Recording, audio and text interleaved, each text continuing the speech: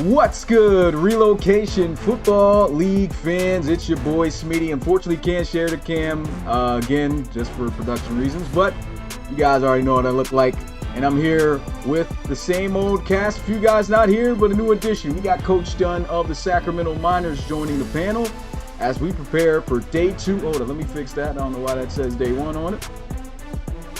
Let's see. Yeah, get that out of there. It's day 2, man. Day 2 of the RFL draft, which means, again, if I get the Cougars off the board here and take that round off real fast. There we go. You see, today's date, we are going 64 more picks today. Rounds 2 and rounds 3 here for day 2 of the RFL draft. Of course, the Chicago Cougars once again first on the board. Before we get into this, let me get the crowd going back again.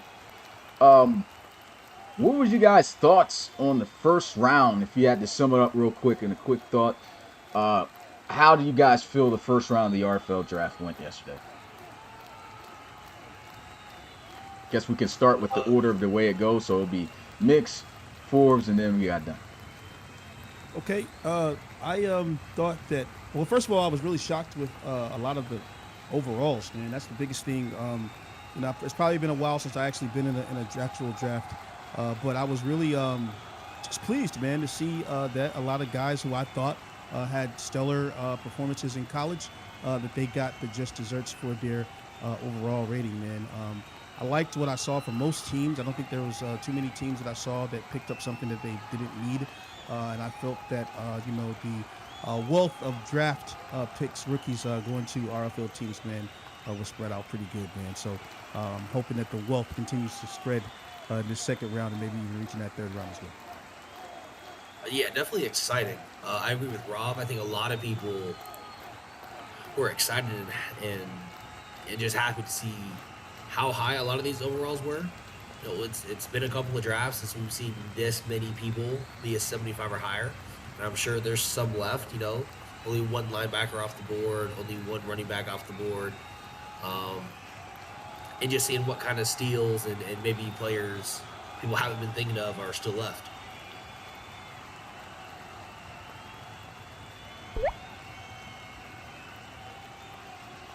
Dunn says he can't hear anything.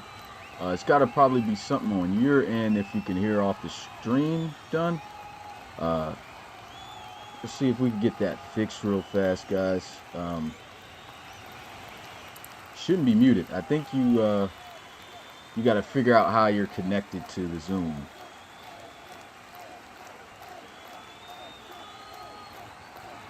It looks like Dunn's trying to figure that out. But while he is trying to figure that out, and hopefully we get that resolved soon, let's go ahead and just get this day 2 started. It's going to be a long day, man. First draft was over 3.5 hours. We know how the day 2 and the day 3 gets, so I'm going to go ahead and get into it. And right now, we have, of course, the Chicago Cougars and Coach Roby on the board. Second round, pick 1.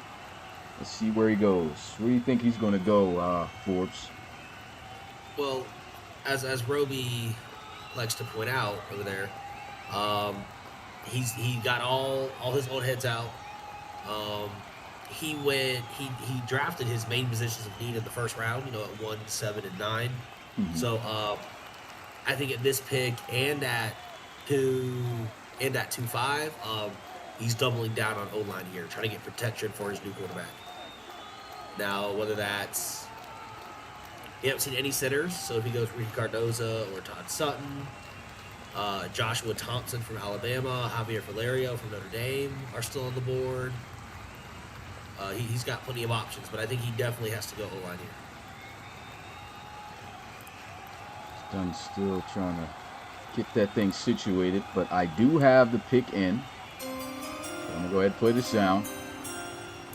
And while I do have that in, I'm going to go ahead and get this ready. So if he's able to probably hop in soon. Let's see.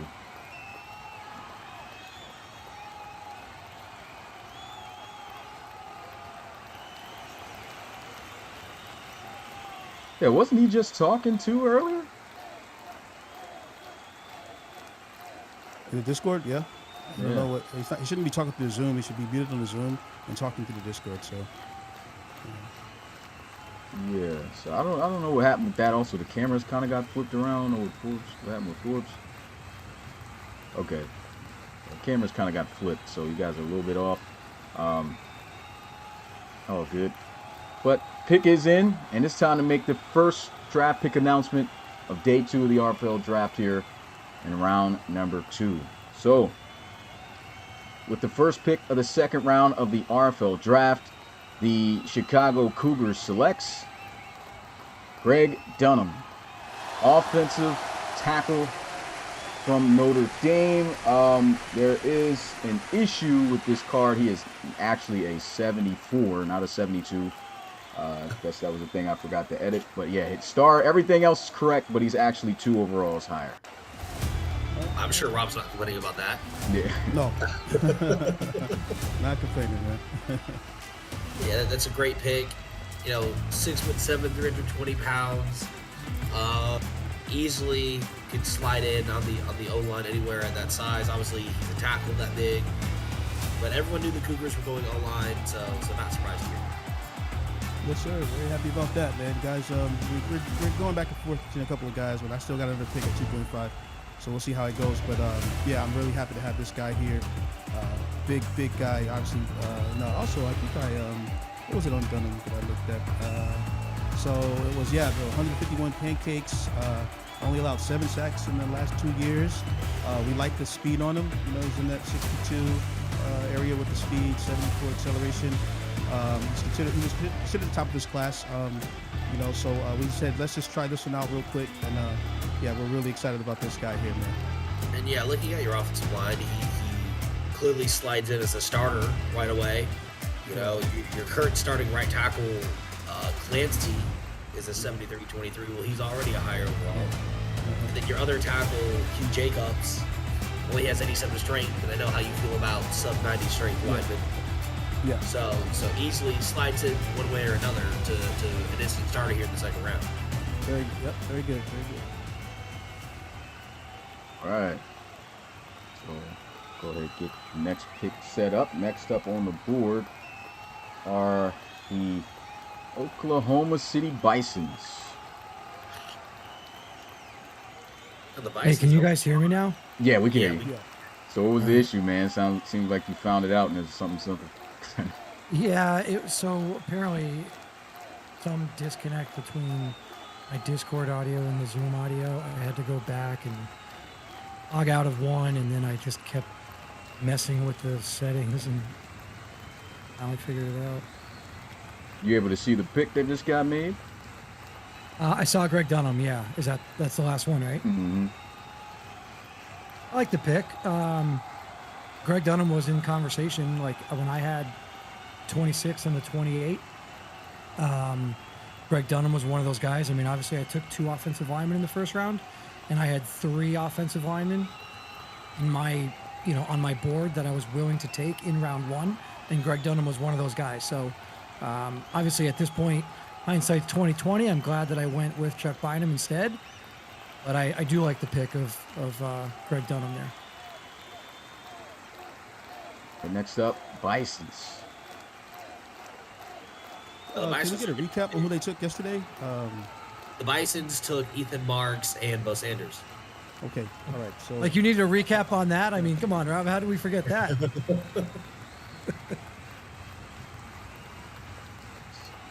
But the Bisons are interesting because they have 3 picks here in the first 8 in the second round. So they pick here at 2, they pick again at 2-6, and then again at 2-8. So they're about to fill a lot of needs here. And I think they also, their O-line's pretty young. They just got an edge rusher. They could go DB here. They do need a corner, even though a lot of corners went off the board yesterday. He had 8 corners in the first round yesterday. Yeah, I think that was a little bit unexpected. I think if you were to look back at round 1 and you were to ask us what the biggest surprise was, I think it's probably that we saw 8 DBs, 8 corners. I think, 10 DBs in total in the first round. So basically a third of the entire first round were DBs. That's a little bit abnormal. And then when you look at the linebacker position, like typically we see 6 or 7 or 8 linebackers maybe go in the first round. And the reality is we kind of only saw one. I guess if you want to call Nick O'Quinn a linebacker, you can. But, you know, one true linebacker in the first round last night. Yeah, I think they can go. They can probably go Vinny Ball or Brandon Cherry here. I'm bad for It also is- the delay. I am there's something going on behind the scenes, so this pick might take a little bit. Kind of got an idea also what I'm about to take, but I have to handle something. So just letting y'all know. But you go ahead. Yeah, I mean, so they pick 2 here, and then they also pick again at 8. So And at 6. a nice. Oh, and at 6. That's right. Forgot that deal with you. So the reality is, I mean, you kind of just go best player available. I think if you're the Bisons, you probably have a lot of positional needs, right? You're kind of building towards the future. Obviously, you got Bo Sanders, you got Ethan Marks. So, you know, if you're looking at whatever position, whoever's the highest ranked on your board, if you're the Bisons, I think you just go there because you got 3 picks in the top 10 here. So you're going to get, I think when this weekend is over, we're going to be talking about the Bisons having had possibly one of the best drafts out of everybody. Yeah, I think it's going to be a combination of their 3 picks between a DB, a lineman, and Ron brought it up yesterday. I wouldn't be surprised if we see a quarterback go for the Bisons here at not at 2-2 here, but at 2-8. Yeah. You We know, only have Tor- one on the roster. And they only have one on Is the this correct? roster. Yeah. Yep, and it's Pick is Torres. in. All right. With the second pick of the second round of the RFL draft, the Oklahoma City Bison selects Javier Valero, offensive guard from Notre Dame, 75 overall star. Remember, there's the offensive lineman I said they could easily take. So not surprised at that. Like, we knew there was only 2 interior linemen and 3 bad. tackles to take yesterday. I'm so mad. I told myself this guy has 73 speed and 77 acceleration, and I was telling myself, you know, wow, bro, that's a lot of speed. You know what I'm saying for this guy. Good pick there, Smitty. Here's the thing, Rob. I'll try to make you feel a little bit better. I'll make you Hey, feel better listen. about it. I'm gonna tell you something, Dan. I don't want to hear any nonsense today, bro. Don't try to take my words, try to make me look stupid, because I'm gonna crash out on the stream if you try it. Okay? Oh, so I don't need you to shit. be my educator today. All right? Thank you very much. That's it. I'm done. That's it.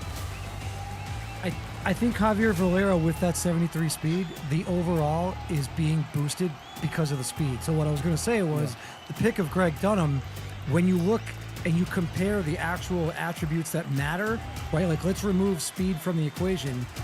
If you compare the attributes that matter, I think you might find Greg Dunham compares favorably against a guy like Javier Valero, but Javier Valero's overall rating is being boosted by the speed.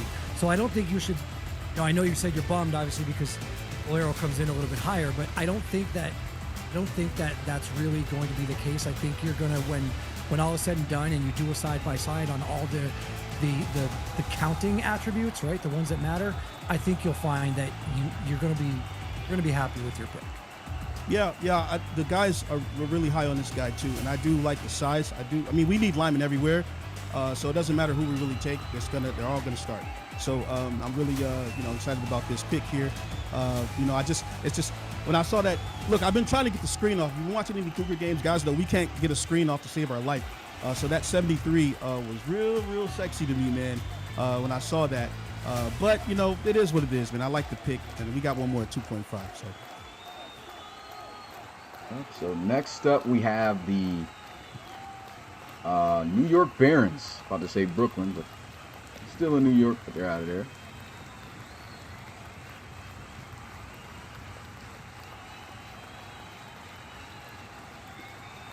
Let's go look at the Barons. Let's see what we got here. Barons. So the Barons took Nick O'Quinn and Charlie Dodson yesterday. I really like Charlie, man. I'm not gonna lie, bro. I know he's not gonna like this, but I was kind of hoping he fell in the draft a bit, man, because I really like that guy, man. I think the Barons really need a D tackle here. There's still only one taken, and Wyatt Harris. So there's still Jamari Logan, Ishmael Ibarra, Joshua Farmer.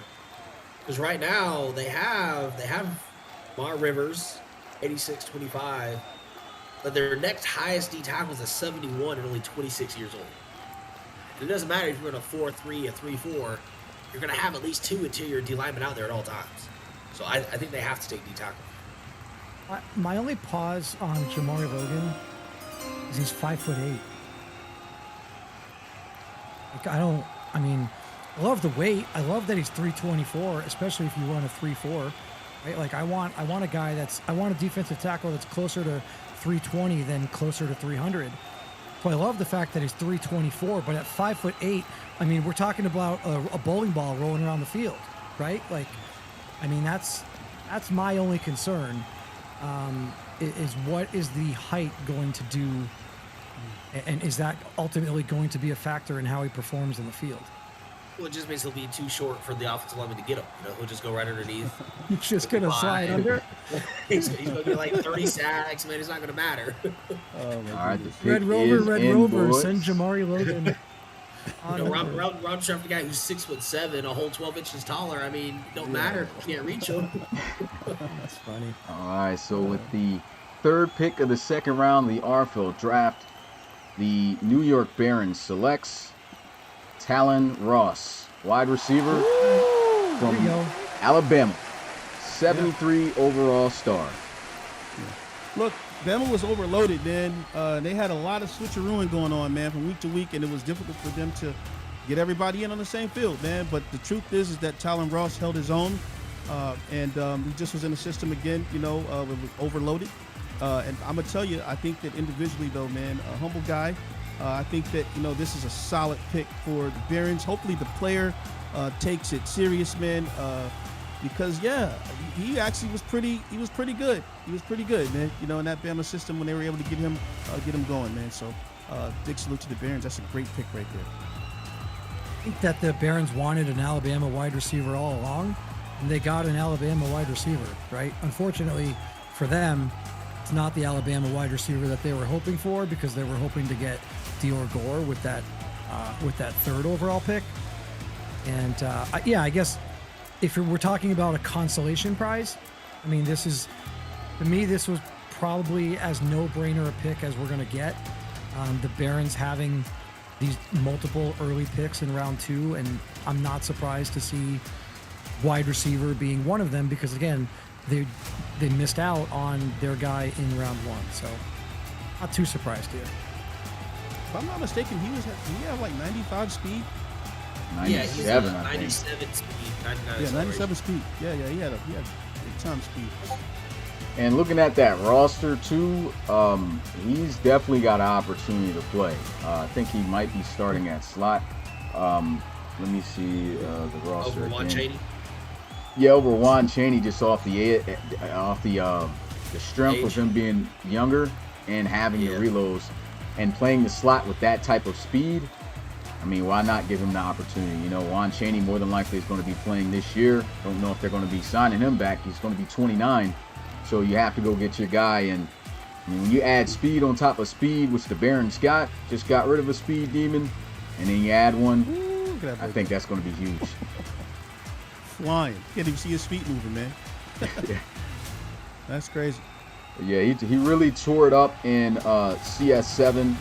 He was a dog, too, at Michigan, too, his first year. But that last year, of course, with Alabama, we knew somebody was going to take a backseat a bit with the transfer of Keyshawn Covington rolling in. And once he came in and he got his opportunity, it had him, I think, just at 500 yards, if that, receiving. But you just saw the talent of this kid. I mean, he still was very special. He showed up in the East-West All-Star game. He's got the talent, and of course the depth just goes to show you what he's capable of doing. And we'll see what he does with the Barons, man. Definitely can turn out to be a top-tier receiver. Yeah, you talk about CS7, and I think an interesting thing to point out is that he had basically 1,500 yards, but more importantly, he led the nation in yards per catch. Right? And so if you're the Barons and you want a deep threat guy, you want a guy to stretch the field, well, there was nobody better in CS7 when it comes to yards per catch. So he had over 10.5 yards per catch there. So, I'm sorry, rack yards. Run after the catch. He was over 10.5, which led the country. So clearly has the ability to catch the ball and then do something after it's in his hand. So I think if you're a Barons fan, you love this pick. Next up, we have the Armadillos for the first time today. What do you guys think Roland's going to be doing with his first pick of the draft? QB. We talking QB, man. Is this the one? We're going to find out, man. I don't know. Maybe he waits a year. Quarterback's too early. Yeah. Maybe he waits. Now listen, I thought the Aviators went quarterback too early. If the Armadillos go quarterback here, I mean, that's equally too early for me, but... Who was he traded away? I feel like he traded away some players. Yeah, traded away Braun. But I know he also likes Justin Blake. Mm-hmm. They need a lot of offensive line help. I know how much Rob would love for him to draft an offensive lineman right in front of him one more time. Oh yeah, I would love for him to do that. Yeah. But yeah, the Armadillos. If Roland's smart, he should take an offensive lineman. You know, they have one player who's above an 80. The next highest, he has 377s. 2 of them are 30 years old.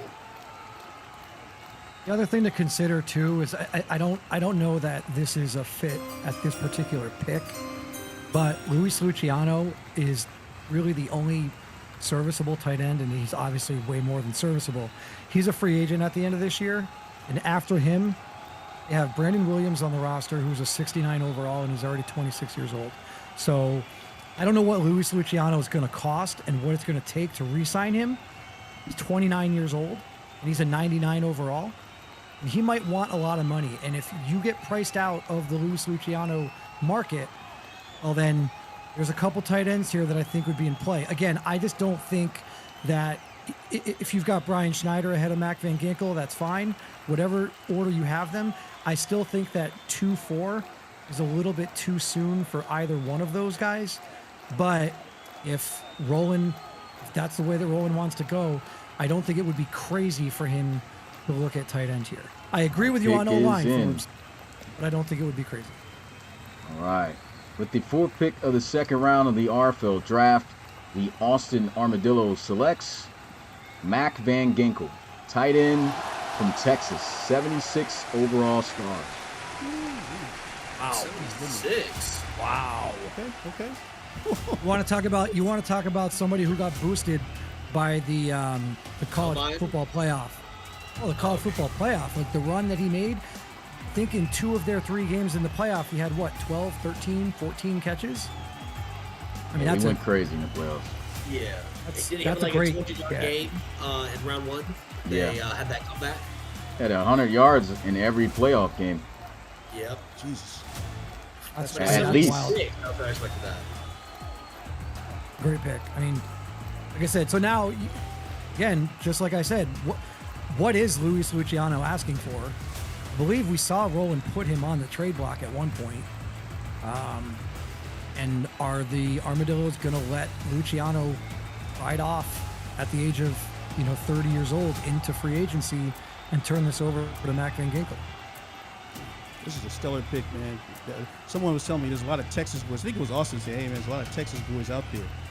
He said, even though he went to Oklahoma, right? He's like, he hate to say it, but yeah. So this is a great pick for the Armadillos.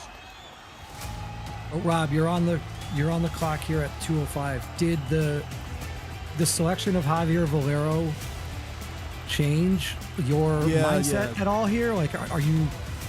No, that definitely was a that definitely was a shock there, but not a shock. I figured Speedy was going to take the line anyway.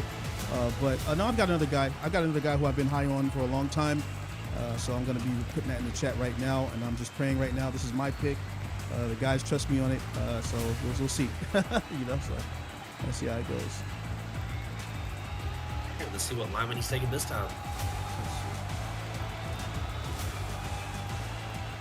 I have a feeling. I wonder if you're thinking the same way that I am. Well, I'll find out here in a minute, but Let's see who's left. Let's see, on Pecan's list, he's got Brett Sloan, Antoine Moore, Joshua Thompson still here, Rico Cardoza. I know, just with my conversations with Rob, he's been really high in the Miami O-line. So maybe we see a Majon Rainey, Control Davis Jr. Go here.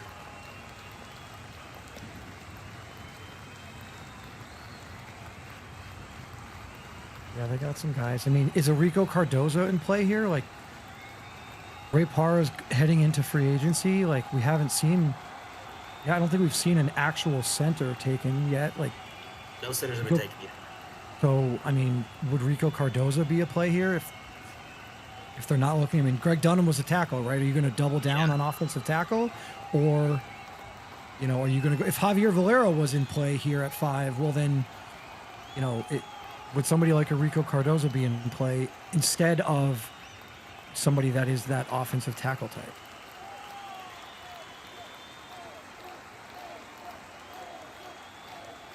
Yeah, I mean, just looking at the Cougars O-line, okay, so they just got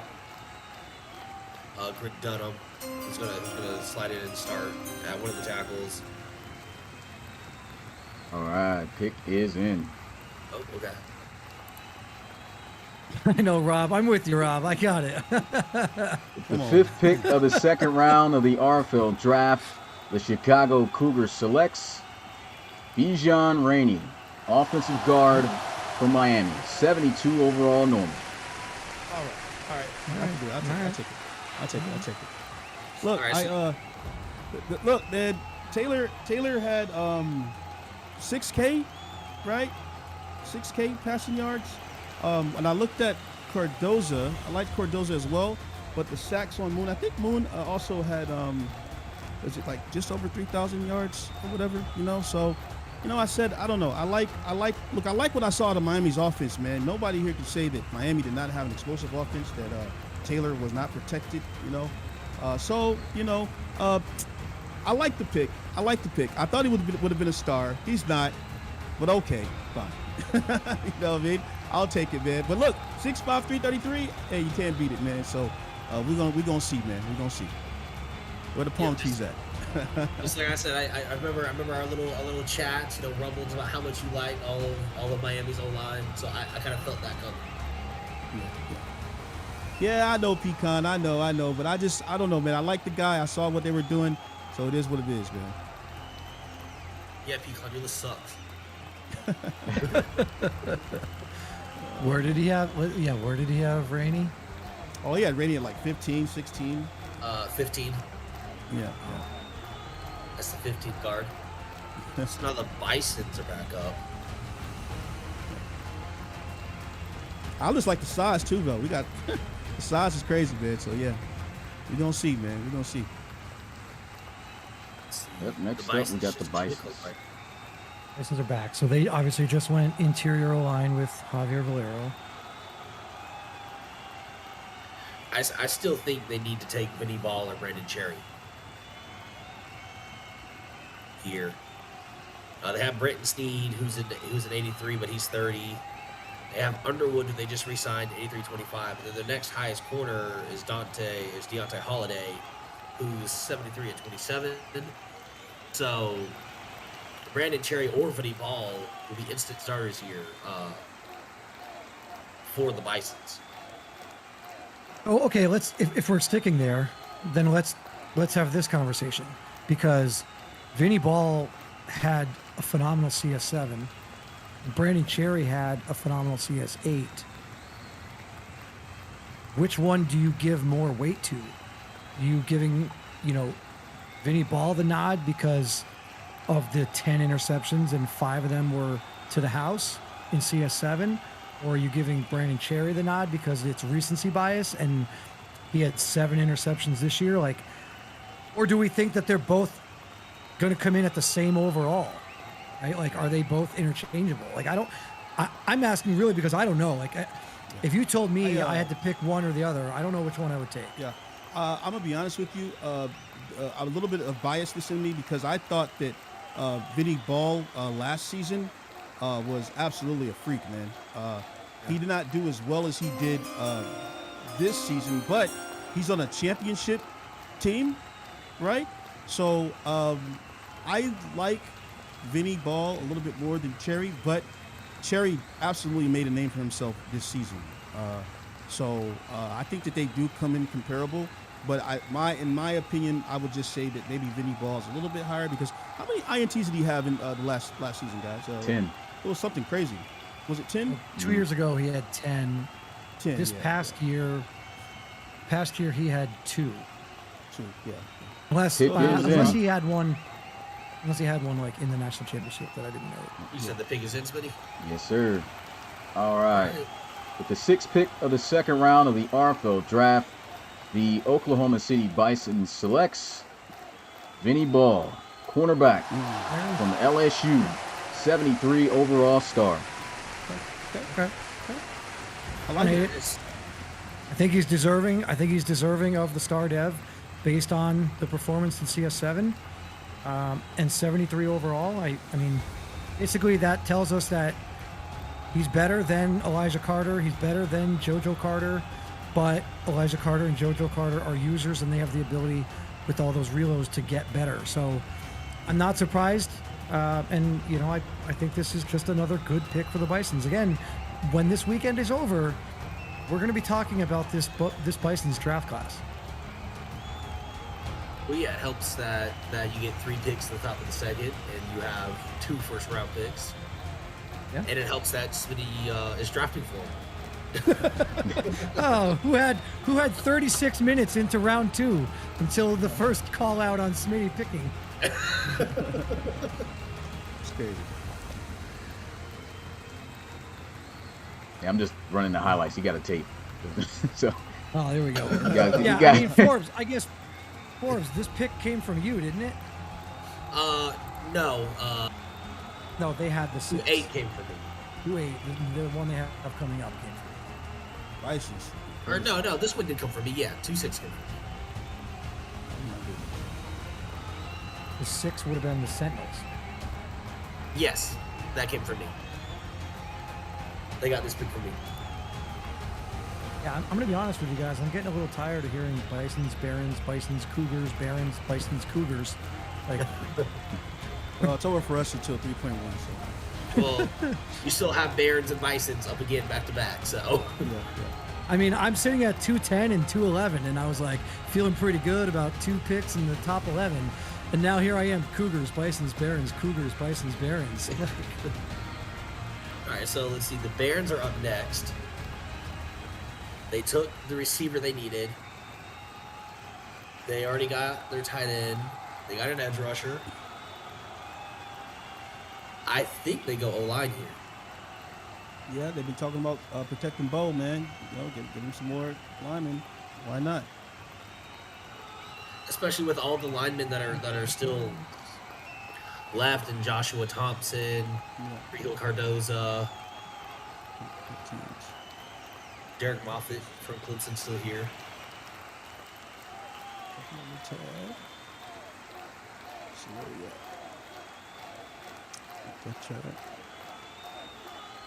They could also go D-tackle. I did bring up D-tackle earlier when they were first picking. I also wouldn't hate the idea if they tried to double down on an edge rusher, right? I mean, we know that they got Ethan Marks, but Kit Morrison and AC Denton are both going to be free agents, right? Or no, I'm sorry, the Bisons got Ethan Marks. Who did the Barons get? Nick O'Quinn. Right, so they got Nick O'Quinn, but they've got 2 guys on the roster at edge right now that are going to be free agents, and I could envision a scenario where they let both of those guys walk.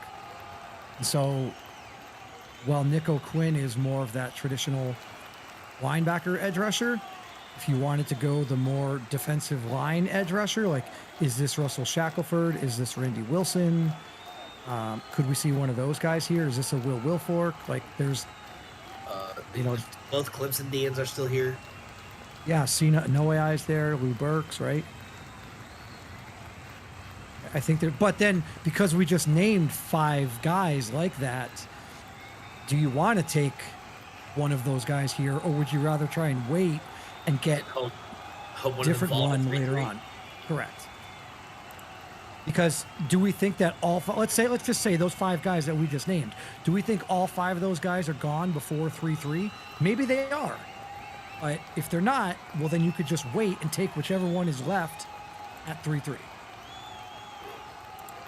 Yeah, I think there's definitely more edge rushers left than there are premium offensive linemen. Sure.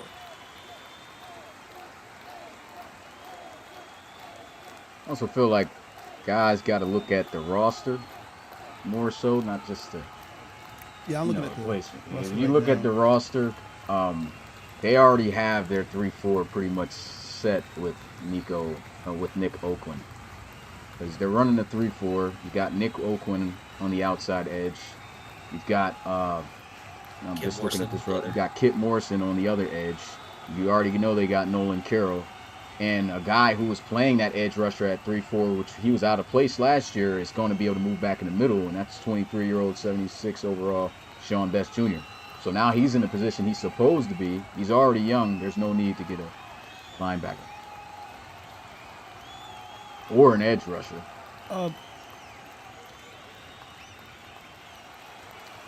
What's up, Rob? No, so Smitty, you don't have the Barons on the screen right now, do you? I do. Oh, because maybe my stream is gone. Okay, now it's here. Okay, all right. They could go quarterback here if Chavis hasn't been active. Jabri's turning 35 on the last year of his deal. I They just could wonder Kick if, like, is in. Oh, All right.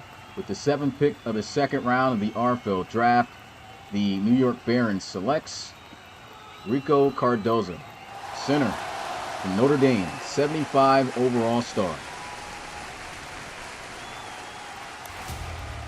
all right, good pick. Malcolm that was- Lawson is their starting center right now, and he's 33 years old. So, you can't fault them for wanting to go that route here. So Smitty, I have a question. So this guy had 90 pancakes, right? But is it because he's the top of his class at center? When it comes to the pancakes, I don't factor that in much because, the game is more of, they're going to just make that happen due to mismatches if they catch a safety and stuff like that. And the numbers are astronomically high compared to really what they should be. So I don't factor that in. It's a lot of other things. Of course, it matters about, sacks, where you rank offensively, where your running back ranks. It's a whole lot to it. I don't want to give away the whole science to it, but if you're looking Yeah, at the overall picture, I saw this guy. Yeah. I saw the 90 pancakes, which is the lowest of the class this year, right? I saw 100. I saw 51 sacks given up to John Moon, and this guy's his center, right? So I thought that this guy was kind of the lower of the top guys. 75. Is he a star? yes. Are you looking at this year too? You got to remember last year he gave up no sacks. This is that's one factor, and Notre Dame was actually better last year offensively. So it's a lot of other factors. Can't explain the whole thing, of course, here, but that's what factored into Gotcha. Indianapolis. I got you.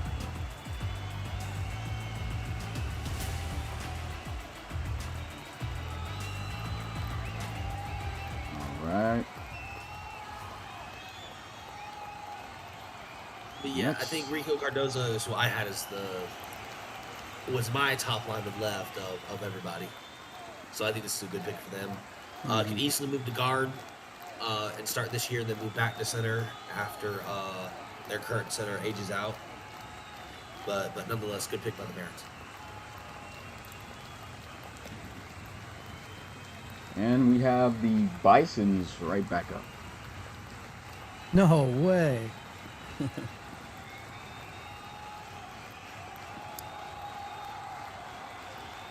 All right, so the Bisons What up here?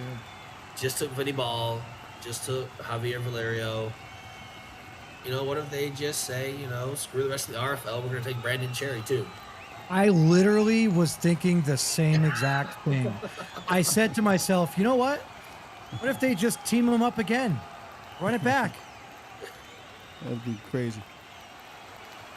You know, yeah, if Snead's aging out this year, after this year anyway, you know, one of them can play this year. As soon as Snead retires or leaves for free agency, the other one just steps in right away next year.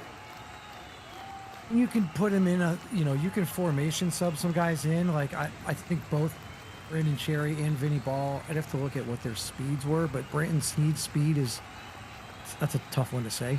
Brandon Snead's speed is an 89. And if you look at what Vinny Ball was a 94, Brandon Cherry was a 98. So if you did double down here, you're talking about, you know, being able to put Brandon Cherry in some positions, formation subs, just to kind of get the quicker guy out there and give Brandon Snead, you know, a couple plays off.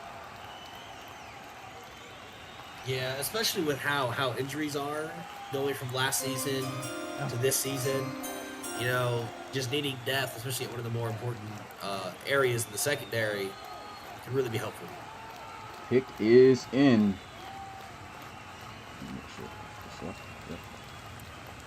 All right.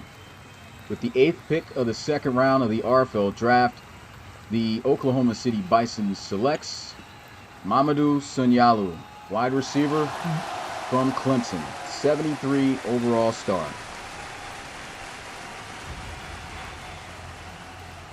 All right, that's not a terrible pick either. He's the 4th receiver off the board.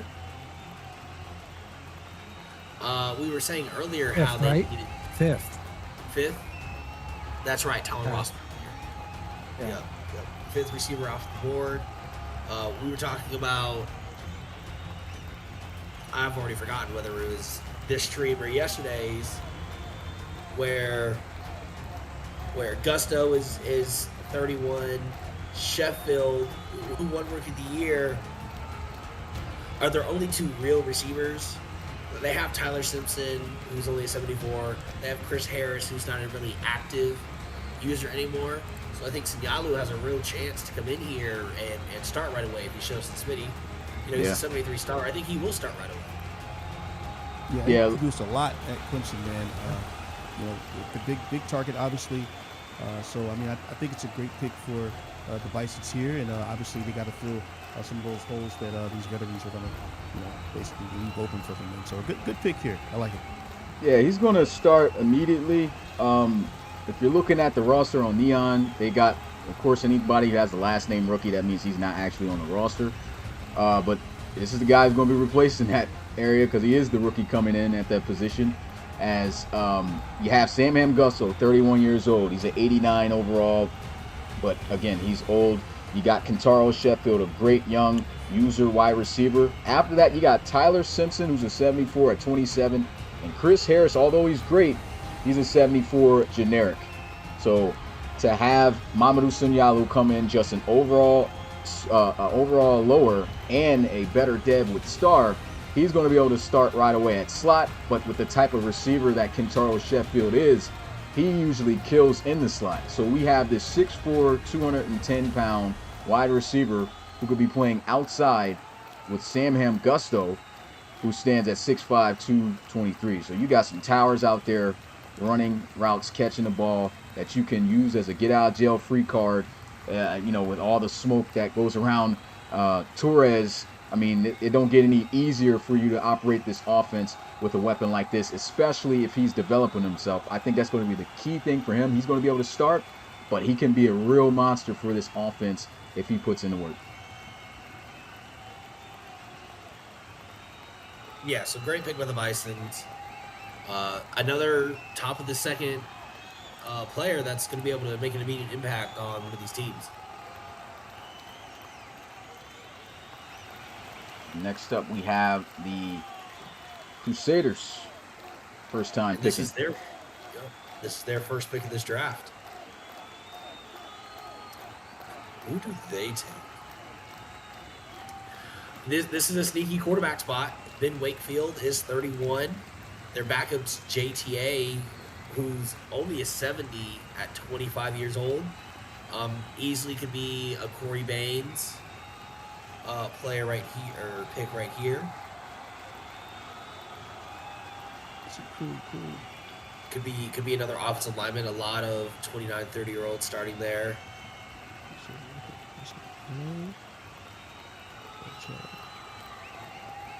I didn't switch over yet. Oh, I see Yeah. Marshall in the backfield. Yeah, looking at this, I think it's quarterback or O-line.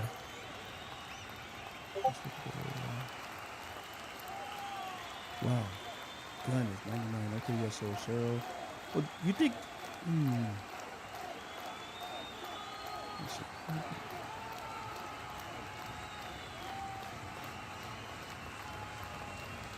Yeah, I like cornerback Forbes. Like Jarrett's corner? 34. Yeah, cornerback. Jarrett's 34 years old. We've got Josiah there. Yeah, 26. Yeah, so yeah, I like cornerback more than I like offensive lineman for them. I feel like Oh, O-line. I didn't see Bobby rookie. I was just looking at the overalls. Yeah. Yeah, I see Yeah, corner's O-line. Yeah.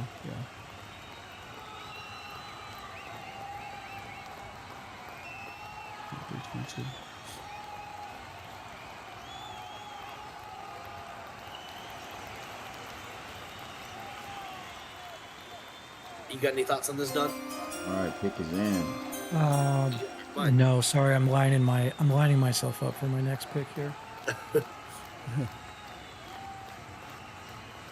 All right, with the 9th pick of the second round of the RFL draft, the Los Angeles Crusaders selects Dallas Steen, center from Oregon, 74 overall, normal. All right, offensive line. Oh, Dallas Stein. Is it Stein? Well, Yeah, Stein. Stein, Yeah. Steen. It's got the E in I think there. that's Stein, guys. Stein. Yeah, I'm going to have to Google Yeah, I that. think that's Stein, guys. Yeah. I guess when you say Weinstein, I think it's Yeah. Stein when it's like that though. We'll Well, figure this it is the out. first Oregon player drafted so far. Yeah. I'm sure we'll see some others go today. You know, Randy Wilson's still on the board. Corey Bates still on the board. Raheem Underwood still on the board.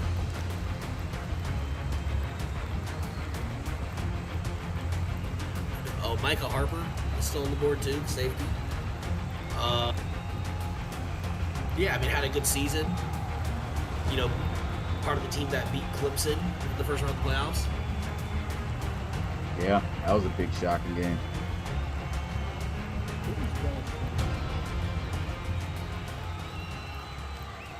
So let's. So next up with That was 2 9. back-to-back picks for 10 and 11 is Coach Dunn with the Miners. I wonder if he's just gonna put them in together. Might as well. I mean, I can if you want, or if you want to talk about them and This is dramatic. guess Dramatic. what's going on. Yeah, I'm That's- trying to get out of the talking more so. I laid out at the guys, so and you can send them both and just have a debate. Yeah.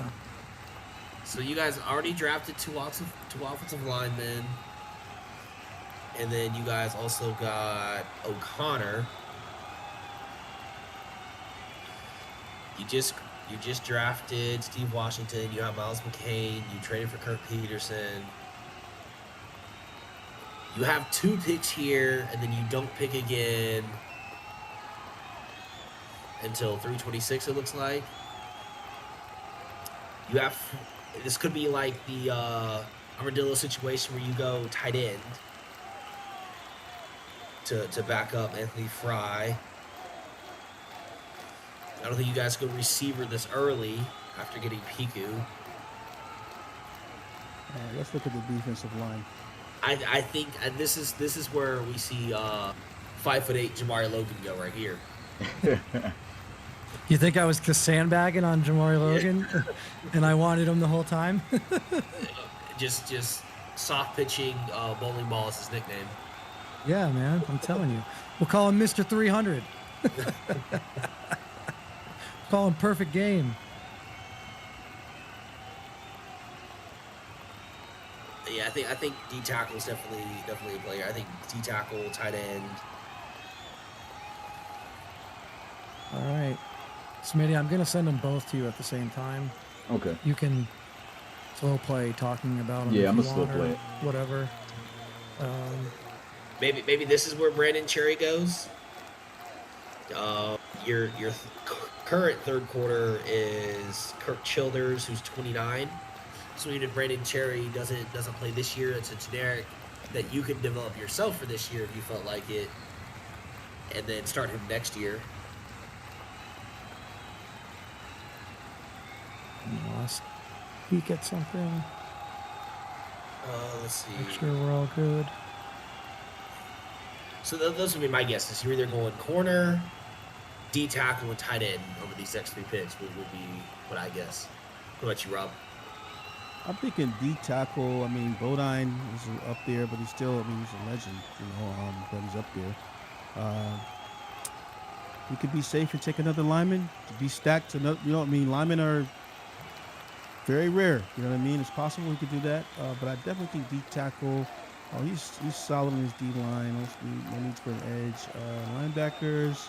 Okay, so you got Burley in there. He's got Jedediah at the mic. He's got Burley, 32 years old. He's got Chad Heath, 28. I do like a linebacker here. I like a linebacker here. Well, I'm just not sure who. Connor in the first.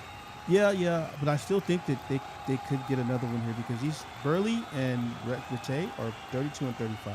So, yeah, I don't know. We'll see. Let's see. Let's see.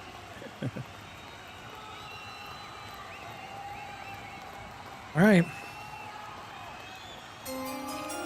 I will tell you, none of you were wrong in terms of thought process with where you were. But I will tell you after this pick here. With the 10th pick of the second round of the RFL draft, the Sacramento Miners selects Will Woolfolk, defensive end from Ohio State, 74 overall star. Great pick. Well, I will say this is who I was hoping would fall to 214, so you sniped me. So why another edge? So here's the thing. I have Antonio Griggs, who's in a walk year, who I'm going to do everything I can to re-sign for as short a term deal as I can because I want him to retire as a member of the Miners. However, it's him and Bain as the edge rushers right now. And Terrell Drake isn't really going to see the field all that much. Antonio Griggs' stamina is, kind of one of those things where he ends up having to take plays off. And it's also the second round here. So this is less about what I'm, someone that I'm going to start right away and more about someone that I feel comfortable developing. If I have to start him, fine. Like if there's an injury, great. I'd love playing him. I'm excited about the pick. I'll be honest with you, the conversation here, it was never really about position. It was always about player. And so for me, the conversation was, do I like Randy Wilson or do I like Will Wilfork or do I like Sina Inoue? And that was really the conversation, was which one of those 3 guys do I like more? And ultimately, after doing a deep dive into Ohio State, what really put me over the edge with Wilfork, yes, he had 23 and a half sacks. Yes, that is second most in the entire country behind his own teammate, Nick O'Quinn. But ultimately for me, I noticed that he wasn't even a full-time player. if you looked at Will Wilfork and you looked at the number of snaps that he saw this year, he only saw 978 snaps, and in 978 snaps he had 23 sacks. Whereas you look at somebody like Randy Wilson, he had over 1,000 snaps and 14 sacks. You look at Sina Inoue, he had 1,062 snaps and 15 and a half sacks. So in a reduced role, because Ohio State's defense was so good, in a reduced role where he wasn't on the field as much as Russell Shackelford, he wasn't on the field as much as a Nick O'Quinn, he still was able to put up 23 and a half sacks. Like, for me, that was ultimately what separated him from Randy Wilson and Sina Inoue, and that's kind of what it was for me. On Hawaii, yeah. On Hawaii. No, yeah. It's like, on I know why. Like, I know why. Okay, what time does the draft start? How many selects do you get? I know why. I know why. Yeah, so that was it for me. I mean, it really was. It was going to be an edge rusher, and it was just a matter of which guy. Forbes, you mentioned tight end. Yeah. It probably would have been tight end it would have been tight end if Charlie Dotson had fallen. As soon as Charlie Dotson went yesterday, I'm not going to take the third or the fourth tight end this early just so that they can be a backup. I'm not going to do it. So yeah, that was ultimately why Wilfork was the choice. And I'm pleasant, I'm surprised. I'm not, surprised. I think at 74 overall star dev, it tells me that I was right in my thought process and right in my thinking, because now I'm obviously curious to see what Sina Inoue and Randy Wilson come in at, because, are they going to have 74 star dev? They might not. So Pick is in for Dunn's second for his back-to-back. With the 11th pick of the second round of the RFL draft, the Sacramento Miners selects Donald Summers, outside linebacker from Utah, 72 overall Norman. Okay. all right. So for me, the thought process here is, I wanted a linebacker that I can rely on to step up in the hole and secure tackle. And when I look at Donald Summers, he led all linebackers in terms of overall tackles. I believe he had like 162 total tackles. He still had 9.5 sacks. He's had an interception in each of the last 2 seasons. And then again, this is another guy that wasn't on the field as much. If you do a side-by-side with Donald Summers and Hassan Bird and I liked Hassan Bird. who was the other one at Utah? Jackson Santana. If you do a side-by-side of those 3 guys, the amount of plays that Hassan Bird and Jackson Santana saw versus Donald Summers was astronomically higher, right? Like, Summers is another one of those guys who put up really good numbers, and he did it in fewer snaps and less playing time. So ultimately for me, after getting Brian O'Connor in round 1, this is kind of the luxury pick. Again, Forbes, to your point earlier about tight end, would I have gone Brian Schneider here? Yeah, I could have. But I just ultimately, this is one of those things where I liked Donald Summers all along. And so, being able to get him here, knowing that I don't pick again until 326. So. All right, so Yeah, next I mean, up, that makes sense. we have the Thunderbirds. Birds, where are they going? What do they even need? Is this their first That's their second. first pick? They got an offensive lineman. Oh, okay.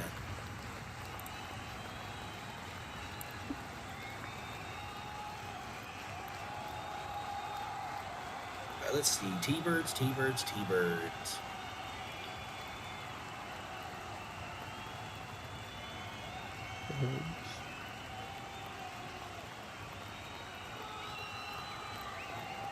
All right.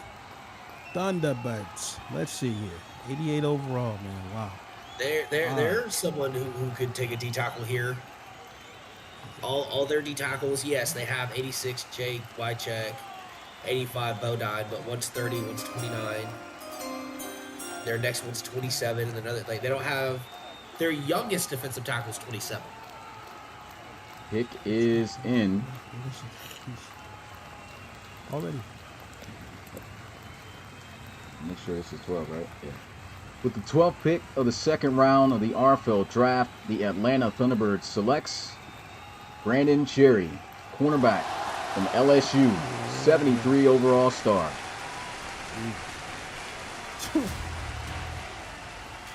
All right. That's crazy, man. Oh, again, we talked about this. Out of there. Identical, right? Like, Yeah. identical to Vinny Ball, 73 overall star, 73 overall star. So we sat here and we talked about which one do you weigh more? Which one is greater? Vinny Ball in CS7 or Brandon Cherry in CS8? And the reality is we just saw it play out. They're the same. And I'm okay with it because Same.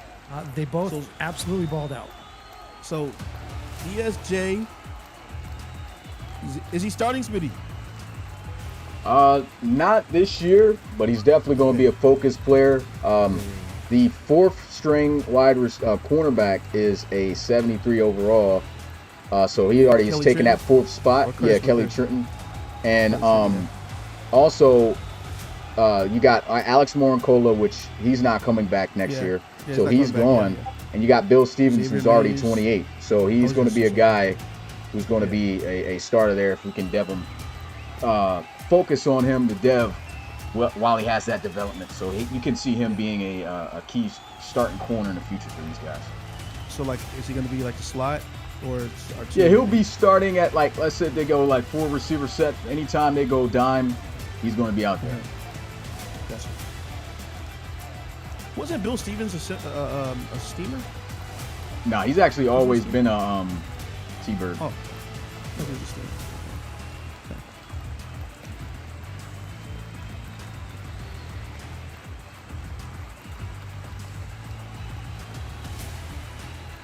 All right. How many corners is that now? That's the top 10 corners already gone in this draft.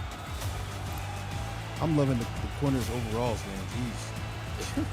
That's crazy. Pulling the 73 at this right now? Second round? Second round. Yes. But still, to Dunn's point, It's a good one. Good one, Joker. Good one, Frankie. Said when he gets an interception, it's going to be called cherry picking. Yeah, that's what I've been saying. Well a great played. My linebacking core is going to be called Fast and the Furious with Brian O'Connor. At least your secondary is not going to be called Jodeci. Crazy. Good.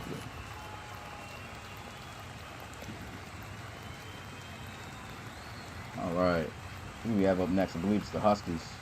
yep, the Huskies are up next. Huskies are up next.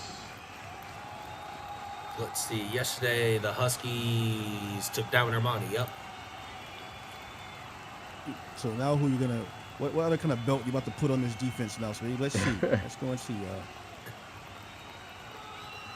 come in here and see who's got Husks. They have a solid O line, but they're all 28 and up. So you know, Which you is can so crazy, bro. Like I'm sorry to interrupt you there, Forbes, but like their O line was like so young. I feel like they were so young, you know. Like and now it's like I guess it's real time, right? So now it's like 5 years later, and this O line is like aging. It's nuts, man. That's Yeah, it's crazy. crazy RFL. Moving along. Yeah, man.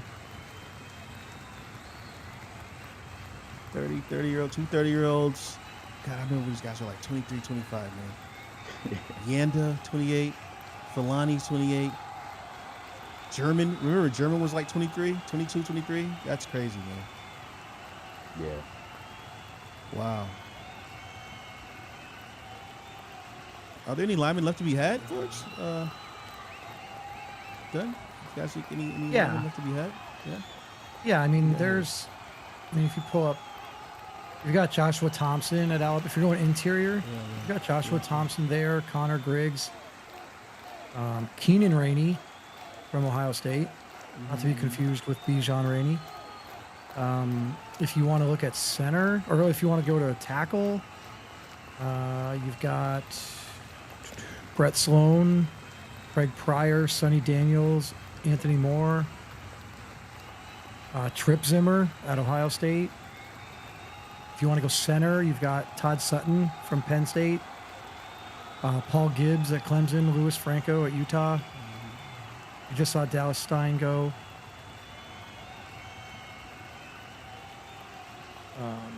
But yeah, if they wanted to get some young help for Calvin Poole, I think there's certainly some guys that would justify being selected right here.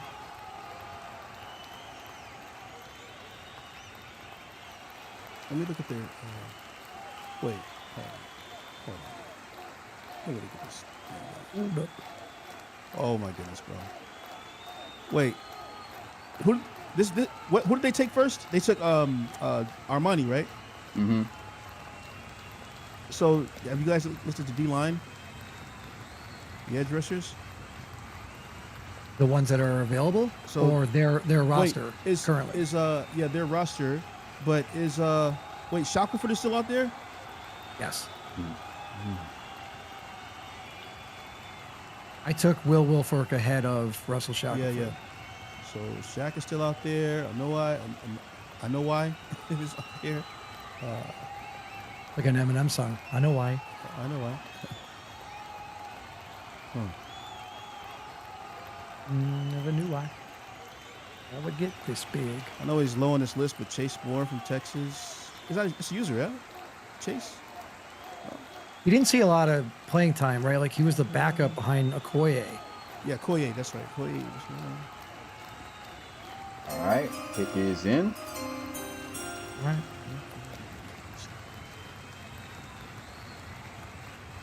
With the 13th pick of the second round of the RFL draft, the Toronto Huskies selects Sina Anuai, I know why. defensive end from Clemson, 75 overall star. Right. Stud.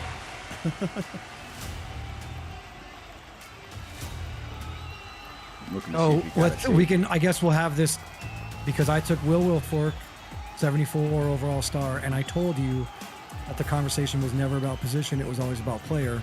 And Sina Anuai was one of the other three players.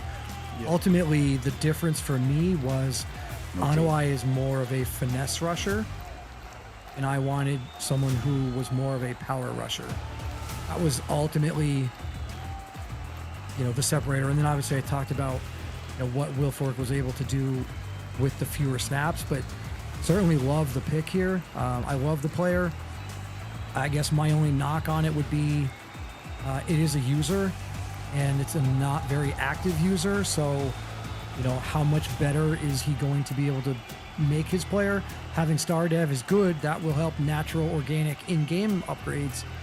But in terms of the user activity and the reload upgrades, I wonder if that's ever going to be present for the Huskies with this player. So, Yeah, the main love the pick. thing Not with surprised. picking him was he played on a 4-4-2 style defense. But with comparison, with him moving to a 3-4 type of defense, he was more of the bigger guy that was left. I mean, 6'5", 285 pounds. You want more of those big defensive, because you're not playing off the edge in that 3-4 like that. Those outside linebackers are. So you need a bigger guy playing in those front three. And he was a big guy, and although you would think finesse moves, that's good on the outside, finesse moves can be very good inside as well. And so if he's got that size, he's got the depth, and I do agree with you, the activity is an issue for this kid, but even without it, pretty sure he's going to still be a very, very big piece for this defense that can get focus trained. And if he decides to put in the work on top of that, this can be a stud for the future for the Huskies. Yeah, I like And the pick I'm there, gonna say guys. right now, Just Diamond, shots if you're to watching right now, two Clemson boys, y'all on the same team. You better get You better get Cena right.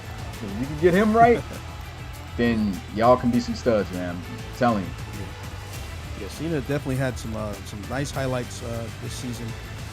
Definitely was somebody who was always in the mix of things, in that around that offensive line quarterback. So, yeah, I like the pick, man. I don't like the pick because it's the Huskies. But yeah, man. Oh, also, the good news for Cena is that he doesn't have to take that hoodie off because he's going to Toronto and it's always cold up there. So he'll be able to keep that hoodie on all game. Oh, he's gonna have to take it off over here. The AP. I know. We just playing. The AP, what do they call it? Accessory police are back. Yeah. By, No hoodies. Jones There's no and Mari, hoodies. So yeah. There's no there's no crop tops and no hoodies in the RFL, son. Like, Let me get a hashtag AP back. We haven't had AP for a long time, sweetie. I'm kind of glad that Jones is back to head that one. It'd be funny. Remember those days, man? Guys will have they'll put their equipment in, Smitty, and Justin will go back and switch that so fast, bro. Yeah. So crazy, man. Mismatching sleeves and everything. It's crazy. I'm just typing in the picks. I forgot to type in Dunn's picks here.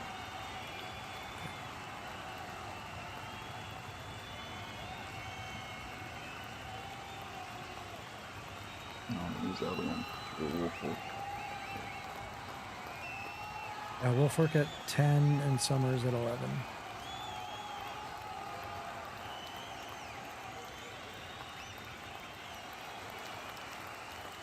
All right, with the Huskies. Now out of the way, it's Diablos, right? It's you, Forbes. Yeah, it's me. Okay. Just want to make sure I didn't have anything off. Yeah, Tayshawn, got to get that rolled up jersey out of here. Got to change that drip. Holla at Jones and Mari, man. Yeah.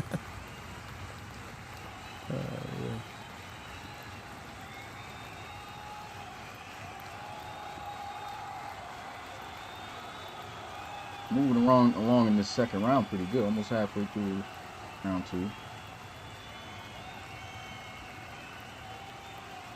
now I need to get these Diablos on the board. She voted worst drip. Wait, Oklahoma or Ohio State, guys? Yeah, Somewhere both of those Pecan dudes shaking his had head. yeah, both of those teams definitely had some terrible drip.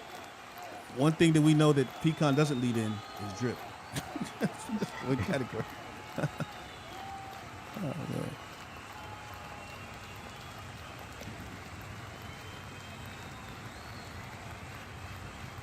All right, so we guys think that Forbes does here with his 14th pick in the second.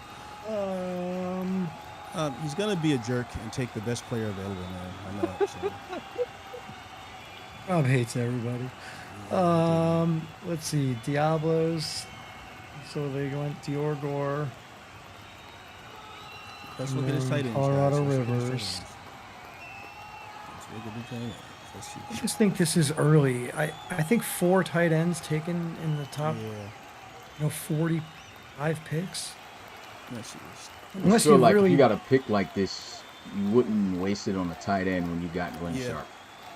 Yeah, I forgot he got Glenn too. If you got a dog somewhere already, You can have two tight ends though, Smitty. you can, but yeah. why waste the second round pick? Yeah. You know, Right. on something you already have talent in.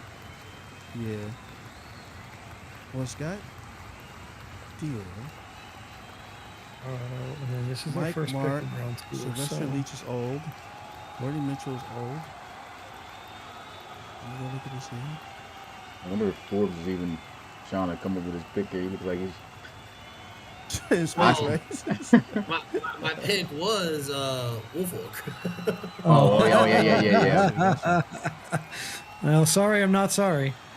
I mean, I think you could go O-line here, right? I mean, if you look at the O-line, they've got Zach Kowalski's 32 years old. Kevin Bruce is 31 years old.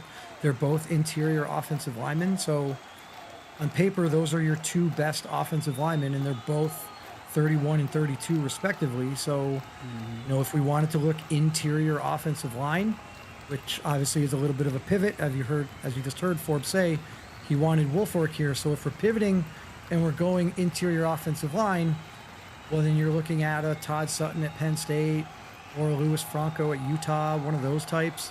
Maybe a Joshua Thompson at Alabama, Connor Griggs at Florida. Zach Tank had a good season running the ball. So, Connor Griggs, like being a part of that front five at Florida, like could that be a good player here? I wouldn't be surprised if it was O-line.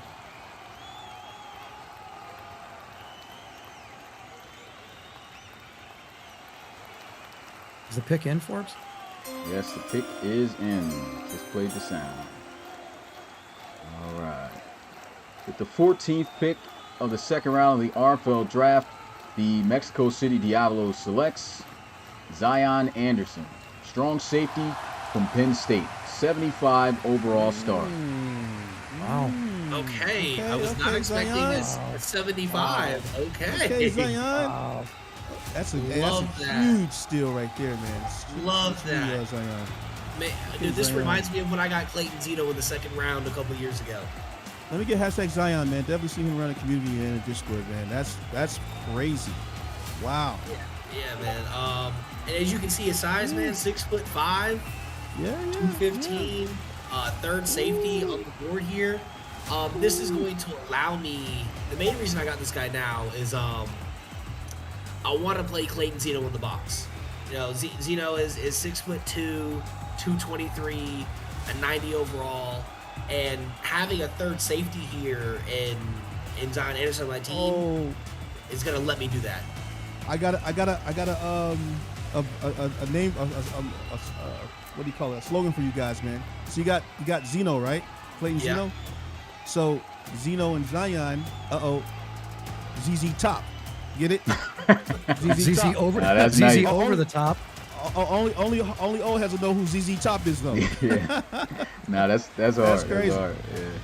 Wow. Hey, we're coming with some crazy names here for these nicknames telling for you. these teams. ZZ Top Wow, is fired up.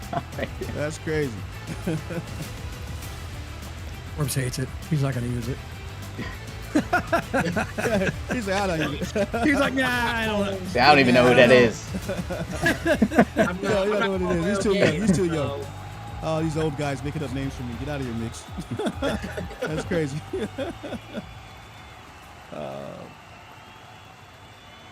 Yeah, guys, just Google ZZ Top, man. You're gonna die laughing at that. Yeah. Especially looking at the guy in his beard. Yeah. Hey, I have to grow up here. Right. ZZ Ed Top. That's crazy, man. Oh man. Next up, we have Coach Bartman and the Bulldogs. And for anyone who doesn't know, I traded up to 214 this morning to jump in front of the Bulldogs for a safety. I saw that, man. I I know. just rolled over and said, you know what, Forbes? Can't say Yeah, it, but I made though. the move today to jump in front, to jump up to this pick, because I know the Bulldogs are one of the few teams that need a safety, and they didn't do it yesterday. So You know, you'd have also gave it think to that him they if you were could- going in. 2 rounds in a She said row. it. I also think that if there was conversation that they were targeting Brian O'Connor in the first round, and they almost took Brian O'Connor at 15, but they ultimately didn't. So if you were having the conversation around Brian O'Connor in round 1, and you ultimately didn't go with a linebacker, well then clearly you want to take a linebacker at some point. If you were discussing taking a linebacker in round 1 and didn't, well then I have to figure that maybe linebacker is an option here. I almost wonder if Donald Summers was on their board. I also wonder if this is where we see Hallie Jacqueline go. I think those are some of the top linebackers there. But I think if I were to pick, my guess here would be Hallie Jacqueline. Yeah, I like Hallie Jacqueline a lot. I kind of can't believe that he's. Is it Hallie still or here. Holly? I don't know. It I looks feel like Hallie. Hallie's more feminine. It was I've never Holly. heard of a named Holly. I've never heard anybody named Haley. I don't know. I said Haley like 3 times Try yesterday. to make it more masculine. I don't know. We can just call him Haley. I said Haley I mean- like 3 times.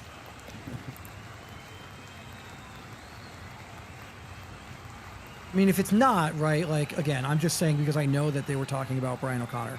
And if it's not and you wanted to go a different route, like a guy like a Montel Wright at Oregon, like that's a little bit of a coverage guy. You know, Brian O'Connor was obviously a coverage guy.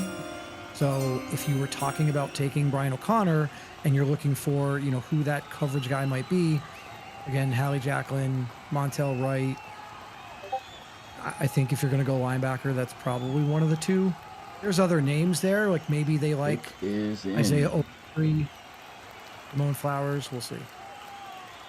With the 15th pick of the second round of the RFL draft, the London Bulldogs selects Anthony Moore, offensive tackle from Texas, 73 overall, Norman. Okay. Good pick there, brother. Okay, I mean, I was looking at him too.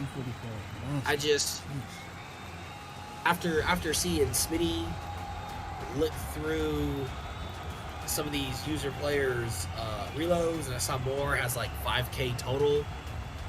As a user coach, if he's that inactive, I'd rather get a generic lineman who's like 1 overall lower, and then just build them up through Patreon or my own reloads. Boy, that's nice. I'm gonna tell you right now, Anthony Moore was my favorite offensive lineman in this entire draft class, and I could have taken him 4 times already, but I didn't because of exactly what you just said. I would rather take Cody Nelson or Greg Dunham or Chuck Bynum because they are generics and I can upgrade those guys on my own. I am mind blown that Anthony Moore is only 73 overall. I am mind blown that he does not have star depth. That Texas O-line ran through him. He was, I mean, I guess, you know, we heard somebody say pancakes aren't the end-all be-all, but he had about 175 of them. Those are going to be high in the game, though. And, you know, And that's his fine, 2 and that's careers, fine, he gave up 10 sacks. That's just one aspect. So, I mean, I'm not going to go through Tackles the give whole up thing. sacks. Tackles Yeah, give but, up you know, sacks. not about to go here. Wait, and was debate it. that 10 sacks in 1 year or 10 sacks in 2 years? It was in 2. He gave up 1. He gave up, I think, 1 this year. So, again, to Forbes' point, a user that has no reloads, and as a coach, I can't do anything about it. Yeah, no reloads. That guy falls on my draft board, and he did. I'm not mad at the pick though from Josh, man. You know, I think that Texas kind of is a sleeper team this year. They didn't start off with a whole bunch of live games, you know. They kind of like got buried under the whole storyline thing. But one thing about Texas though that I could definitely point out is Shady, man. Boy, that guy created a lot of lanes for himself, but also his backer. I mean, his line was phenomenal, man, and allowing him to get those gaps, man. So I'm not afraid of this pick here if I'm Josh, man. I think that's a good pick there, considering where he's picking at, and also he's kind of new to the league and everything. So I think that's a great pick for him right there, man. But boy, that is 6'8", 345. Mm-hmm. Yeah.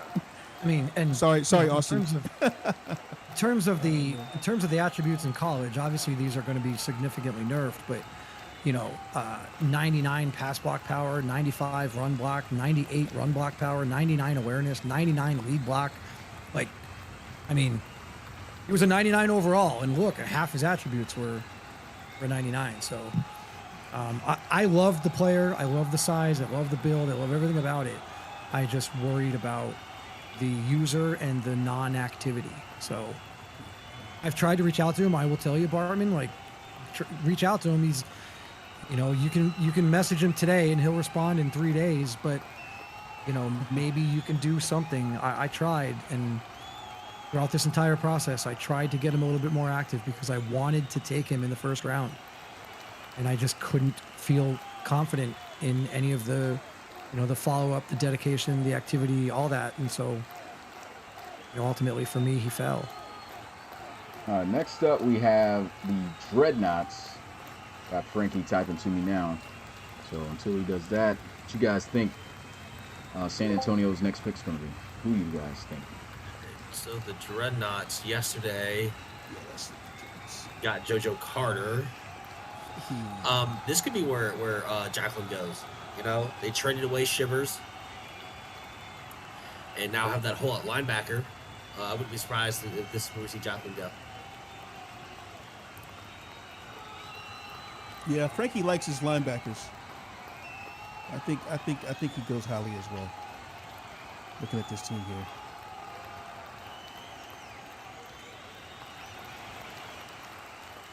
Let's see. Ooh, tight end. Oh wait, tight end. You didn't see tight end though, Forbes. Ooh. You think this is where Schneider goes? Yeah. I think this is where Schneider goes, man. Who's their current tight end? Omeme. Okay. Yeah, I can see that. Yeah. This would be a great spot for Schneider, guys. I'm not gonna lie. Frankie knows I don't like him, but yeah, man. This would be a great spot for him. I'm only playing around, Frankie. But we can have a night fight whenever you're ready, buddy.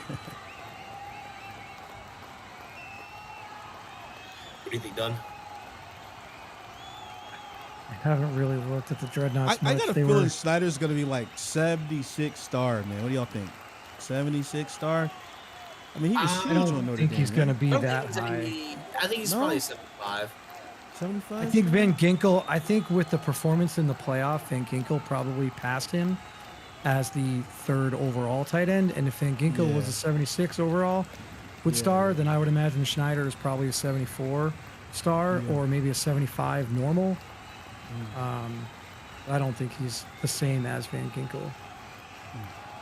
We could be wrong because Van Ginkel went to the Dillos, which was a user coach. It wasn't Smitty who made the pick, so we could be entirely wrong. Yeah. But do you think we have 4 tight ends that are 76 or higher? I don't, but I mean, I just think Snyder Forbes, there's a was he lot not- that I didn't think would happen that's Yeah. already happened today. So was Snyder not that special at Notre Dame, though, guys? Or was he pretty much that offense? he had a bad year. I feel like CS7 was a lot better for him, if memory Well, serves. I just think Notre Dame as a whole wasn't really on Schneider. Sure. Just the team just sort of fell off. Yeah. All right, the pick is in.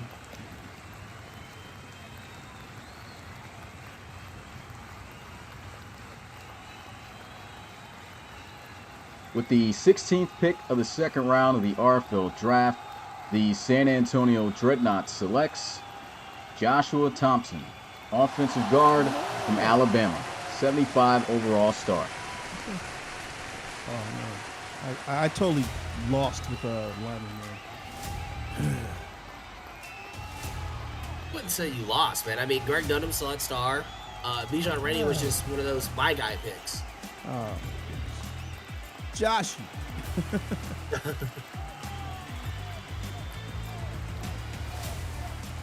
Let me see my notes on this guy. So yeah, definitely a good pick. I kind of forgot that he was still on the board because we had gotten away from O-line for a while. You know, man. When you get in the moment, it's very difficult, bro. When you're in the moment and you got to pick quick, bro. I'll be honest with you though. I did look at this and said 156 pancakes. Jaden only had 19 sacks on the season, right? And I did like this guy's speed and size at 6'5", 225. So this is a good pick here, man.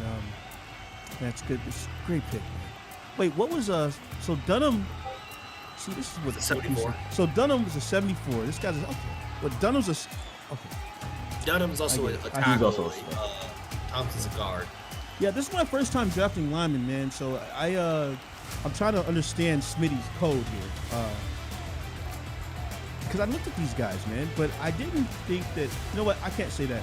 I think what it was is that I thought pancakes meant that, oh, this guy's a mauler, right? So I see Bijan Rennie with 213 pancakes. I see this guy with 156 here, and I'm like, well, it seems like this guy was getting off here, knowing Miami's offense, right? But I can't be mad at what Bama did as well, man. So Yeah, for it's me, a great pick. It's a great pick, man. For me, a lot of it is the sacks allowed, and like I know people are saying like, I think it was during the Anthony Moore conversation, like Anthony Moore gave up 10 sacks in 2 years, and that's not worthy of like start Is ever that- or whatever. Hey, Dunn, I'm sorry to interrupt though. Is that not impressive though that you only give up 10 sacks in 2 years? Well, so It's so not, that's my but you have point. to If look you're at a the center and a overall guard, deal, though. It's not just the sacks. If you're looking at linemen, you have to look at more than just the sacks. That's all I can really say because I don't want to just. Because if I gave the blueprint out, dudes would Yeah, we don't really want to see easily anything. get it. But I'm just saying, but I think it's more than like that. I feel like we're saying linemen, and I You don't think have to that's look fair. at the competition too. You have to look at a lot more than just sacks and pancakes. Pancakes aren't even really a factor, mainly because of the game. Like the game, there's no way anybody's getting 100 and some pancakes in the seat. You know what I mean? So you really can't use it. You know, and when it comes to grading guys. So that's why I have to factor that part out and I have to look so at everything. you're saying that it's unrealistic? The pancakes are unrealistic? 100 and something pancakes. The numbers are. That's fine. And I guess Nobody for will me- ever. For me, it's Yeah. more about I don't. No, I hope, mean as far as the game goes. Yeah, I get Yeah. it. I hope I that don't- when offensive linemen are being graded and judged out during this process, I hope that offensive linemen aren't all looked at the same. Like a center is different than a guard. It's different from a tackle. Yeah, it is. So if a tackle gives up 5 sacks and a center gives up 4, a Yeah. tackle is better than the center. I'm sorry, he just Yeah, is. that's how I look at it too. I look Oh, at the center as the anchor, right? So if a center gives up 10, 15 sacks, I'm feeling like, oh, this guy's not awful. good. But if a Oh, it tackle sucks. That's gives up, awful. 10 sacks or whatever, I'm like, oh well, this guy's, you know what I mean? He's going against the best edge rushers yeah, out there. Like yeah, you're going exactly. to give up. Yeah, right. That's how I see that. Yeah. I There's got- a lot so more to it, pancakes. man. No, I'm no longer getting excited over pancakes then. Yeah, Mitchell I and I wouldn't have- until Mitchell and they I get have that reference. correct where it's like it's not so frequently added up because I can't go off of that number, but it's going to be nowhere near what they're actually doing. You know, so I wouldn't look at that. Because the whole season I was so excited when these guys had pancakes. Even when we were doing our podcast, I was talking about, yo, guys got 150 whatever, pancakes, man. So I wish I had known that we, don't really look on those as realistic as far as the game goes. Yeah, like we'll look like it's. I'm not saying it's not factored, but it's very minimal. Like it's not really going to be a big determinant factor. Yeah. That's true, Euro. They do pancake a lot of DBs. I see that a lot, especially when they're on the blitz Yeah. and everything. So I can see that. Yeah. right, Shady. Only matter after the game. Okay, yeah. Next up, we have the Explorers. All right, they took 2 corners in the first round, so I doubt they go 3. I think this has to be Jack. One thing that Bill wasn't he asking for a linebacker, Smitty, right before he left? Or he was saying something, saying that he was mad that you drafted a linebacker for him. Was that what it was? Yeah, that I drafted before so many, but hey, they came in clutch for Yeah. him now. So I mean, Yeah. So Yeah. looking at this team here, I don't know about linebacker Forbes, but let's just see. Let's see what they're looking like at linebacker. That chart. Okay. All right. So we have Landolt, 32, right? We have Bolden, 76-22. Fletcher, 76-26. Joseph, 74-26. Carruthers, oh yeah. So, oh yeah. So yeah, folks, you might be right. Jacqueline. I see Jacqueline going here. Yeah, I see Jacqueline going here, bro. Wow, their linebackers are kind of poop. Can I say that? yeah. What in the world?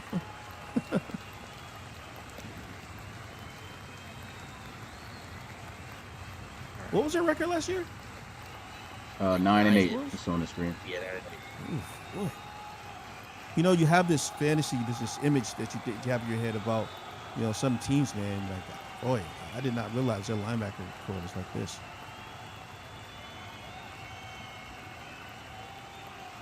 Didn't they trade away one of their best?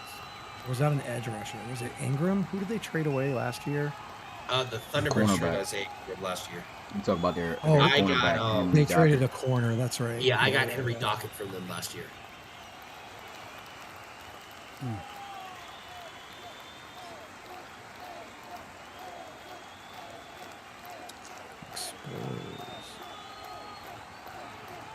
What up, Pat? You know you're here for it. I mean, their O line is aging, so maybe Smitty takes an offensive lineman. Yeah, Grayson Maybe they correct. take a He says, second no, round the fullback. linebacker core is terrible. Goes from 91 with the next highest.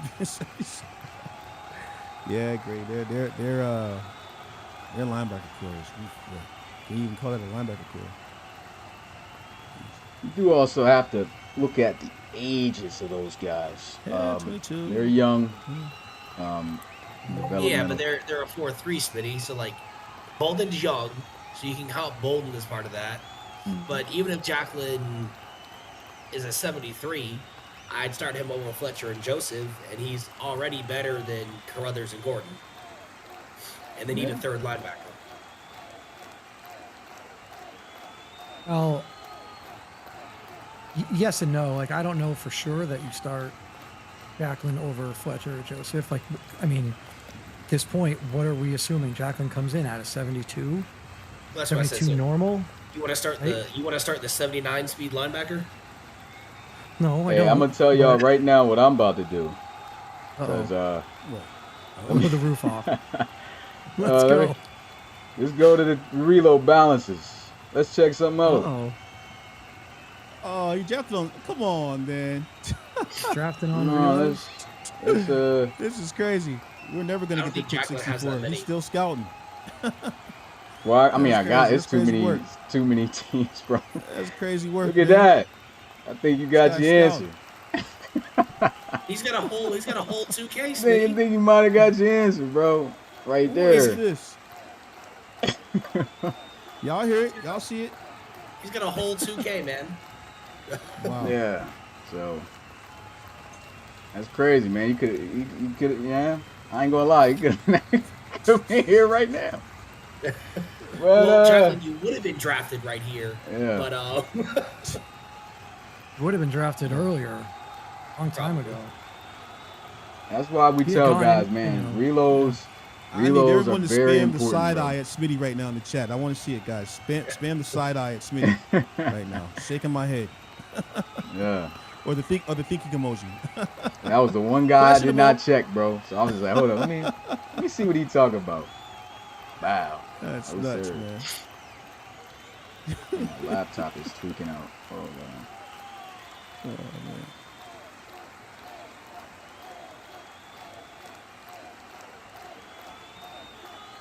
Did I click him already? Yeah, I did. All right. Pick is in. all right.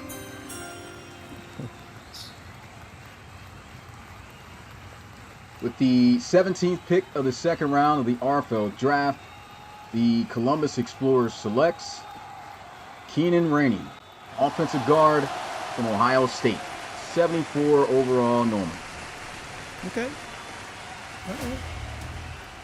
Not Hey, a this bad one's pick. I don't hate it.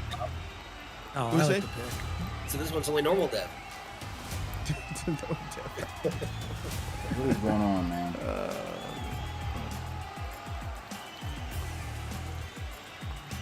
Yeah, so things might get a little slower because my other laptop I'm using to try to keep up with this stuff and look at prospects is literally not working right now. What is going on?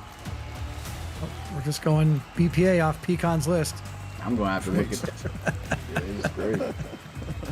Yeah. That's what I would do, sweetie. Go ahead. Yeah, Control I wish F. y'all would like that. Control F, buddy. Sorry about your luck. Look, you're struggling, you know. I can make a quick draft day trade with it. You know what I'm saying? Hey, I could. I'm ready to go, Forbes. I think you and I can figure something out. We're both right here. Smitty's right here. It's crazy. I had to turn my whole thing off. I I'll don't know try what's to going on the with that. Black Knights right now. Don't even worry about it.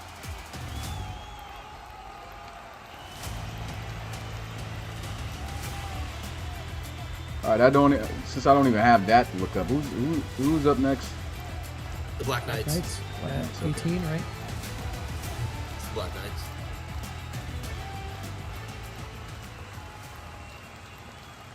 Yeah, this laptop's giving me problems, boy.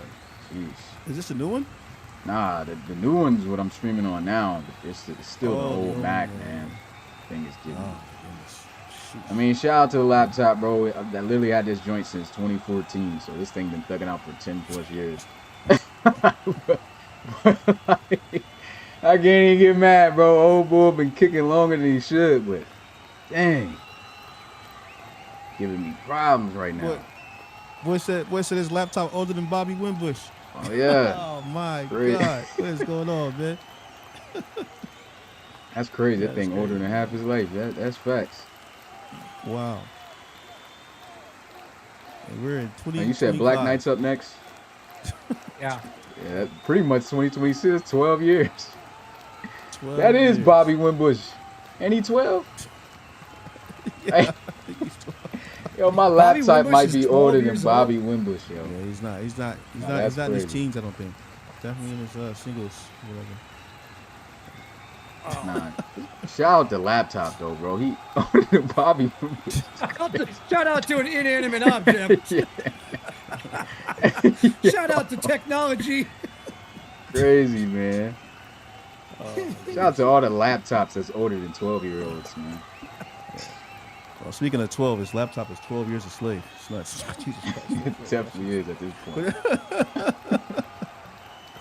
Man, oh, God. Apologies for the time. I'm waiting for this stuff to load back up. I got the computer back on. This thing's If tripping. you have, if I you need have it on like a also to position see that- you guys' picks, man. If you have a position that you are thinking about, I can like read off players if you can't see something. Nah, it's all good. I don't want to do that on no live.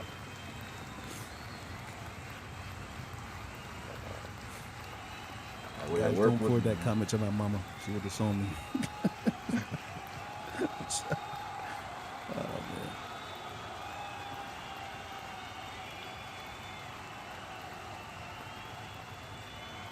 Let me see. Just moving good, man. And technology strikes again.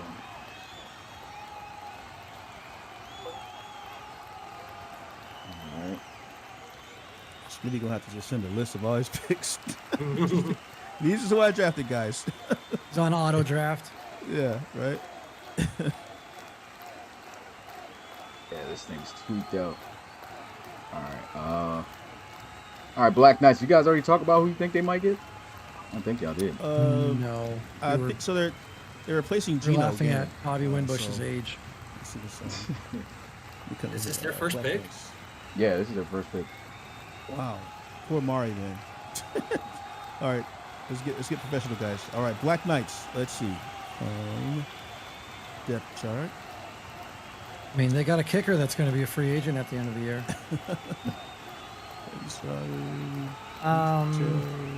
This could be a tight end spot. I think it could be O-line. If you're looking at, I mean, again, if you're looking at guys that are potential free agents, they have 1, 2, 3, 4, 5 offensive linemen that are going to be free agents at the end of the year. Bronson Gray, James Rotkowski, Naquan Bowe, Blake Penn, and then one's a long snapper. He don't count. All those guys are free agents at the end of the year. Now, if you look at the depth chart and see like where those guys actually fall in the depth chart, Blake Penn is their number 1. He's 33 years old, 80. Naquan Bowe, 79 overall. He's 32. James Rotkowski, he's 29. I think this has to be O-line. No, you should look at their secondary. Hold my beer. Secondary says, "Hold my beer." I think they have to go. They have to go offensive line. Secondary slides in. Hold my beer. All right, let's take a look. Secondary's up. I mean, come on, Dalen is Dalen up there. Mitchell. Dalen Yeah, Mitchell. Dalen's up Samuel there. Stubbs is only 27. Cager. Nobody in their secondary is older than 4 of the guys on their offensive line. 33, 32, 29, 29 on the O-line. Yeah, but I mean, you look at Stubbs, who's 5'9". They're starting another safety So one of their safeties 5'9". Their other safety has 85 speed, and their third corner is a 73. What did Stubbs do to you, Forbes? To be short. Jeez.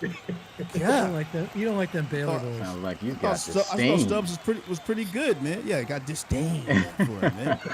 I thought Stubbs has been pretty good, man. He's got great coverage, good power, speed, explosion. I mean, They just get stumped on all the time by all the 6'6" receivers in the league. shout out to Stubbs, man. Loved calling his games in college. Yeah, Dalen, I see you. I didn't know you were 81, bro. I see you.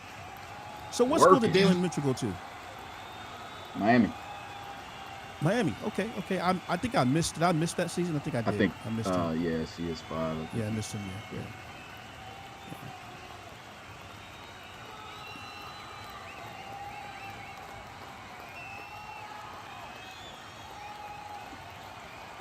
All right, pick is in.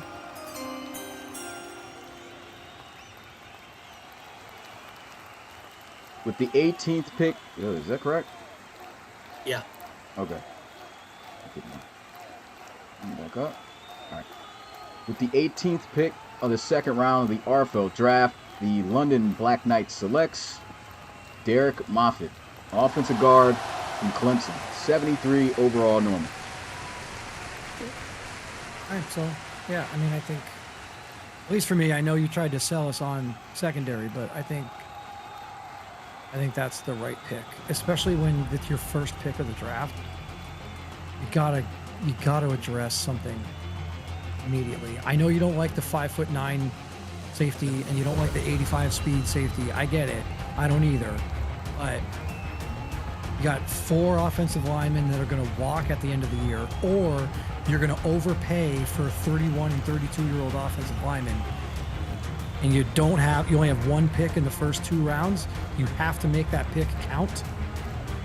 So yeah, I think I'm good with this pick. I like the pick for that. Yeah, that's not more offensive linemen in a row. I get So very here nervous comes the run.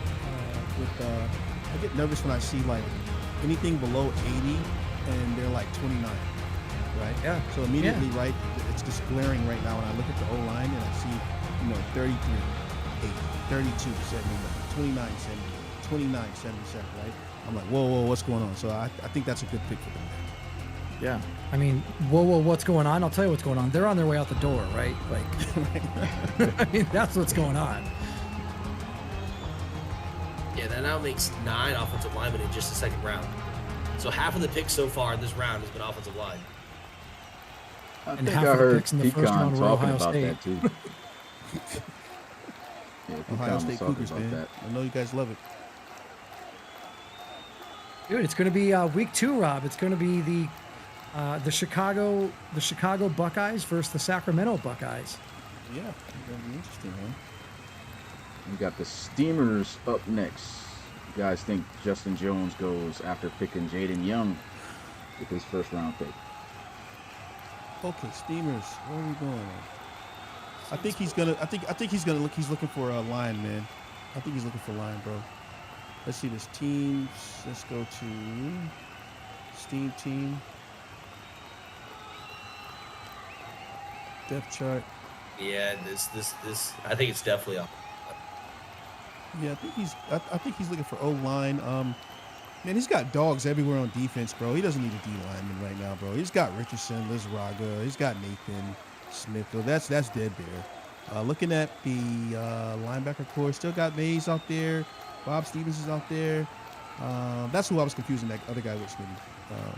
Anyway, well, it gets a little bit suspect, though, when you get to the outside guys. What do you guys think? Gunn, Middleton, Werner, and Leckram. And then I think you could very easily go O-line. I think you could also go... Mays is a guy that they're going to have to re-sign. So, but I think that they'll have money to do so because, again, I believe Wagner is on the last year of his deal, right? Mm-hmm. Yeah. So all the money that you would figure that they're not going to re-sign Wagner, right? They drafted Jaden Young. Wagner's on the final year of his contract. So the Reed Wagoner money is going to come off the books, and that's going to give them money to re-sign players. So even though a guy like Taylor Mays is a free agent, they'll be able to re-sign him because they'll have all that Reed Wagoner money available. Yeah. And then do they need to go linebacker if you know that Taylor Mays is coming back? What are the younger guys that they have at linebacker? Jack Dunn's 30. Bob Stevens is 25 and 85 overall. So, you know, you got two guys that are going to be there. Yeah. You know, and then if you want to give T.D. Leckram a little bit of run because he's young, Mike Werner also a little young. I don't know that you force a linebacker pick here. I see guys saying tight end, but they do have Madrano from Clemson. I don't know if you guys remember him. Roy Madrano. Yeah. Yeah, and Matthew Holford. So, yeah, like they've got 3 tight ends on the roster, and I don't believe any of them are free agents at the end of the year. I believe they're all under contract this year and next year. So if you're drafting a tight end, well, then you got to trade one of those guys, drop him. And I you don't got to think remember that too, makes we got sense. this practice squad stealing, so Right. he has Well, to. He absolutely has to be on the roster, or he's going to be sniped. Trust me. Yeah, right. So Madrano is a guy that'll be practice squad eligible, but you're certainly not going to put him on the practice squad. Correct. Because you're right, somebody will take him. And you could say the same thing with Matthew Holford, right? And then a guy like Eric Reese, he's not going to be practice squad eligible. So Correct. they can't take a tight end here because Yeah. they have to carry Without Reese, losing Holford, something, and basically. Madrano. Right, Yeah. right. Correct. And then again, I just go back to offensive line. You've got, as on paper right now, your starting right tackle is 32 years old, and your starting left guard is 31 years old, Correct. and your backup right guard, or you know whatever, is 31 years old. So it could certainly address a need on the offensive line. Just for the guy fans and members out there, so traditionally we've had practice squad stealing off, which means you could not take anyone's player at all during the season because we were progressing them, developing them. But now we have decided to turn practice squad stealing on. So that means that all of these players that have been getting drafted, they cannot go on practice squad without the chance that they are probably going to be taken by another coach who may need them. So you really should be drafting for starters or for people who are going to be on your team, not just stacking your team with players that you don't need, because that's going to basically allow for other people to go and take players. Now, the thing with that, though, is if you go take a player from someone, then that player has to stay on your roster for the whole year. You cannot take him and trade him or any of that stuff. You see, so, yeah. All right, pick is in.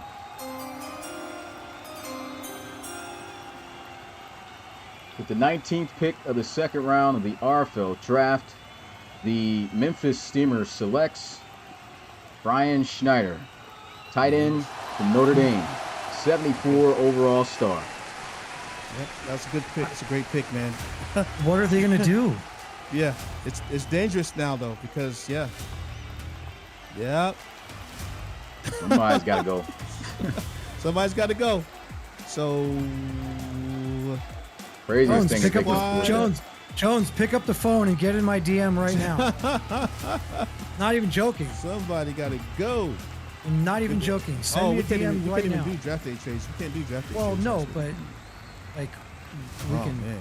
we can Tonight always we start can, the though. conversation. I don't have a tape for him, I don't see. So yeah. But he's been in the college series for a long time. Since CS 5. That is an excellent pick right there. Oh, jeez. Now let me go look at. Wow. That is an excellent pick. Right?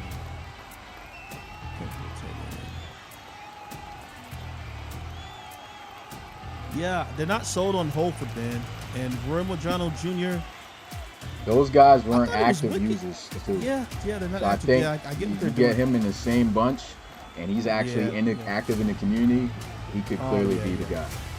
He's already better than these guys anyway. So anyone needing a tight end, yeah.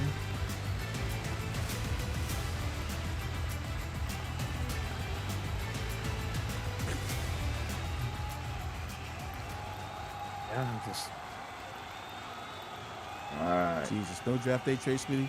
It's crazy. I can't do it. Because I would totally trade the Steelers right now. yeah, me too. Wasn't joking. For I'll be honest, I want Roy Madrano now, right? I don't even care. I'll take Why not? either one. I don't care which one. Give me But we Matthew can't do Holford it. or Roy Oh Madrano. man, this is unfortunate, man. One day we'll get there, I guess. Yeah, it got to be fully staffed for that one. Yeah. I don't want Yeah, CPU I would teams totally missing give out. him 3.1 right now for Madrano, because we were thinking about going tight end anyway. You know? Yeah, can't make that happen, unfortunately. Yeah. Let me see. Who's next? Let's see. The Lumberjacks Lumberjacks. Okay. with their first pick of the draft. No, Yep. guys.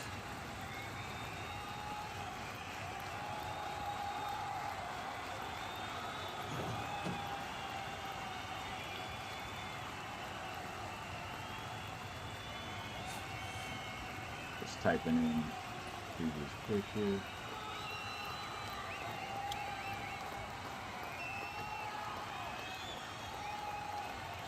No, I know on Dunn's preview, you really want the Lumberjacks to take receiver here.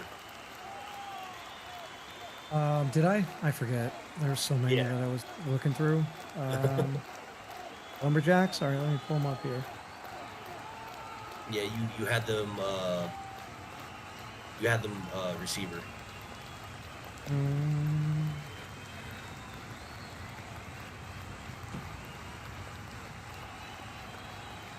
Yeah, I mean, John Johnson's 32 years old. Ray McClellan is 26. Gary Cruz is 28. But I think that's because they're front agents at the end of the year, if I believe. So, I don't know. Drew Blaze is a free agent at the end of the year, but they're going to re-sign him. Yeah, and then the best receivers left on the board are. I don't know why, if I was that dead set on a receiver, I mean, I guess Drew Blaze, you're going to resign him and you hope that he turns into something. Obviously, they just traded for him, right, with you last year. Yeah. So you want him to turn into something, and you're hoping that he turns into that, like, wide receiver one. You got Trey McClelland, who has superstar dev, and he's an 83 overall, and he's only 26 years old, so he's not regressing yet. So if you took a wide receiver, you've got Larry Cruz, he's 28 and 81. So if you took a wide receiver here, he's wide receiver number 4. And I don't know if, I mean, is the 20th pick in the second round too soon to take a guy that is never going to see the field for you? Oh shoot. I mean, now their highest overall D tackle is only 74, so we could see the second D tackle go off the board here. Well, and so that's where, you know, rather than seeing the 5th wide receiver or 6th wide receiver when you don't even really need it all that much. I'm shocked that I was so vehement in them needing a receiver, because looking at it now, I don't know why they would, other than Don Johnson is 32 years old.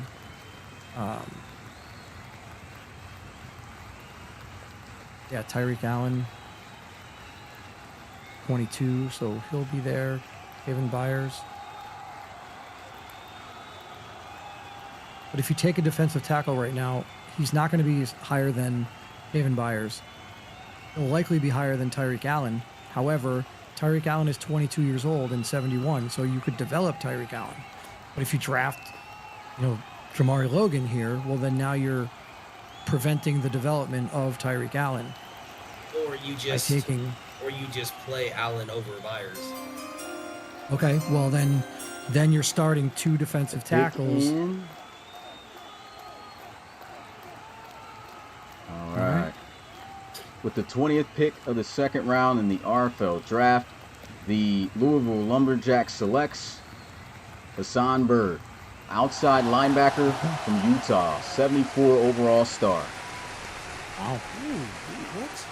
Hold on. Ron Bird, edge rusher. There you go. Jesus Christ.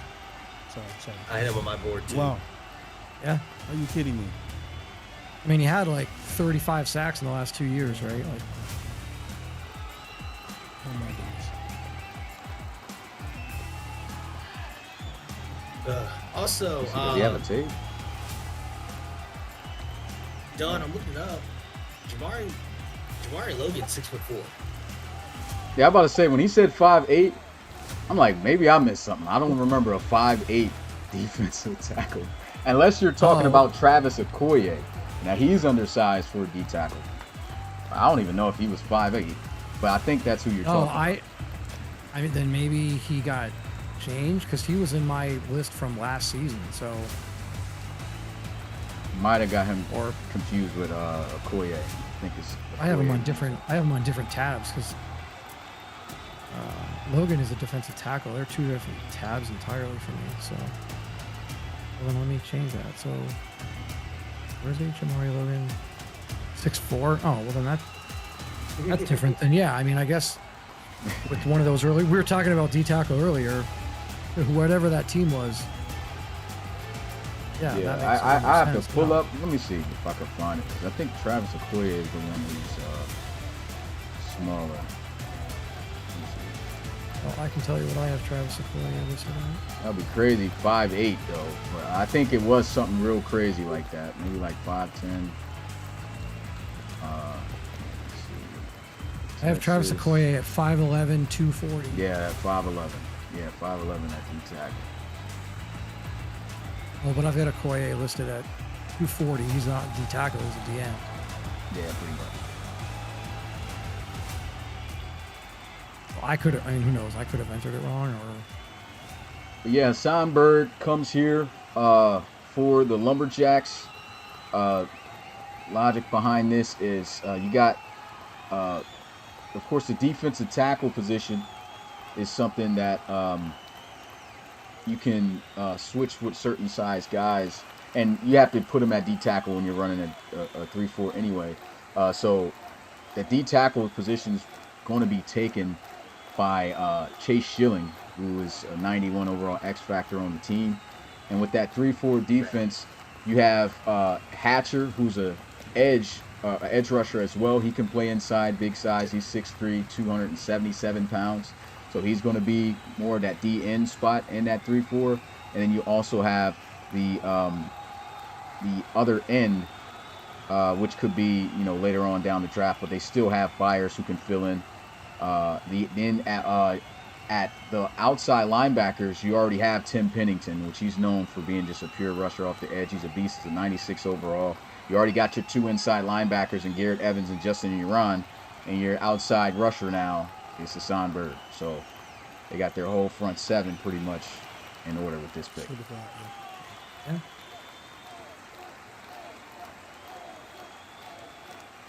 All right, so You can't hate on a guy who had 20 sacks in CS7 and 18 sacks in CS8 going Definitely can. in the middle of the second round. So, Oh, are we breaking up right now? yeah, well, I think it might be done. started. Yeah, done. Or was it Done. I think normal? your internet's, yeah, it's got to be done because nobody else is breaking up. Okay. Yeah, maybe his connection will catch back up. Started. Hey, done. Hey, where did JoJo go again? He went to the Dreadnoughts. Dreadnoughts. Yeah. No, you ain't gonna get. No, you'll be all right over there, bro. You know, you got a good coach, solid core over there, man. You'll be fine. You don't have to get nothing out the mud, man. You good, bro? Are you there? All right, let me get this pick right. Yeah, I don't know what's going on, Dunn. It seems like it was breaking up. Can you say something real quick? Just a little bit? Nah, I can't hear anything. Maybe. Oh, yeah, we can't hear you talking, might, bro. yeah, if you're talking right now, I can't hear you.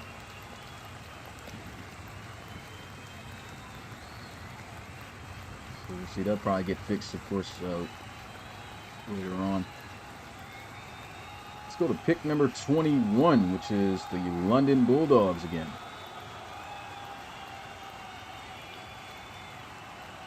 You guys thinking we'll be able Well, to do let's it? see. Let's go to So Dunn's out, Forbes is out. So I'll go to the team here, and we're at the Bulldogs. All right, so Josh, man, cornerback last time, yeah?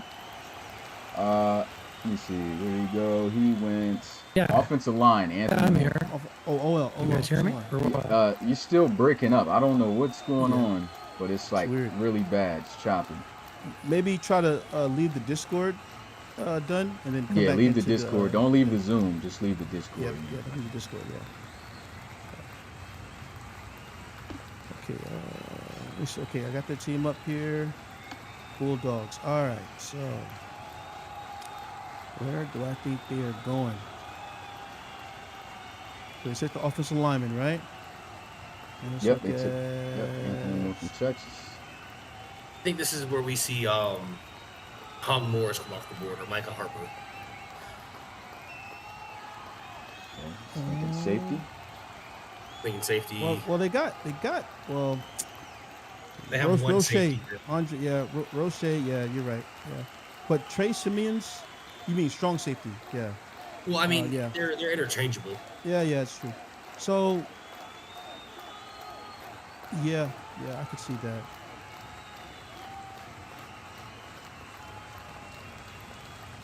It's like, yeah, they have Trey Simeons, but he's like some of the other guys. He's a user who's not active. Yeah. All right, let me go look at the safety list.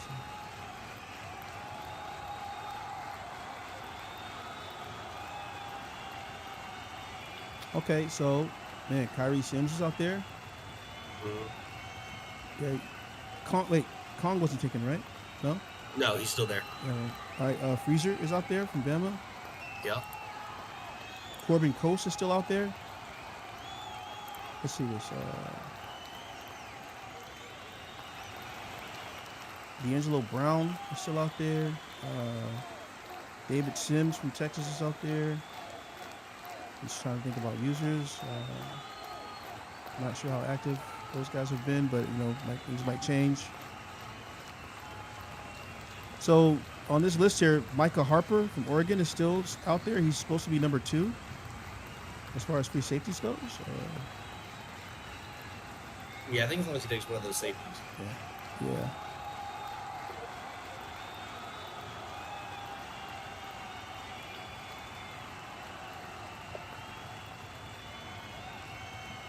Yeah, still nothing yet from Coach Bartman.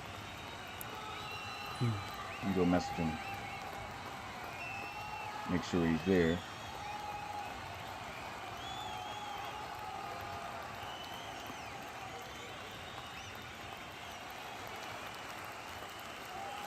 Okay, I see he's typing back, so he's there. Okay.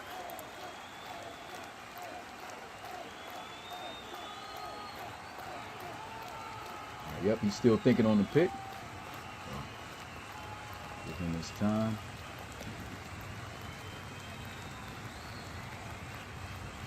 Let's ask the community, man. Who you guys think the Bulldogs taking?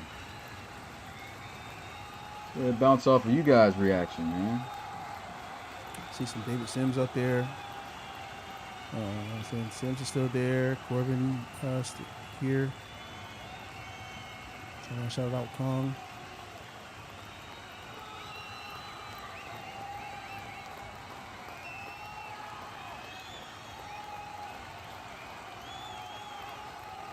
All right, pick is in.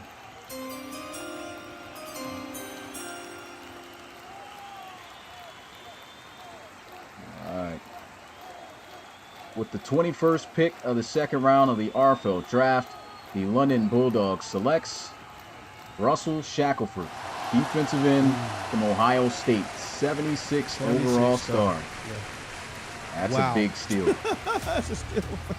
Kind of a sleeper because we kind of forgot he was still there, man. Yeah. That is nuts, bro. Wow. Just really didn't fit a lot of guys' Oh, my defense, goodness. but Yeah. Wow. it's Well, the it's guy good I no one did just think picked was him going up. to get him. Yeah.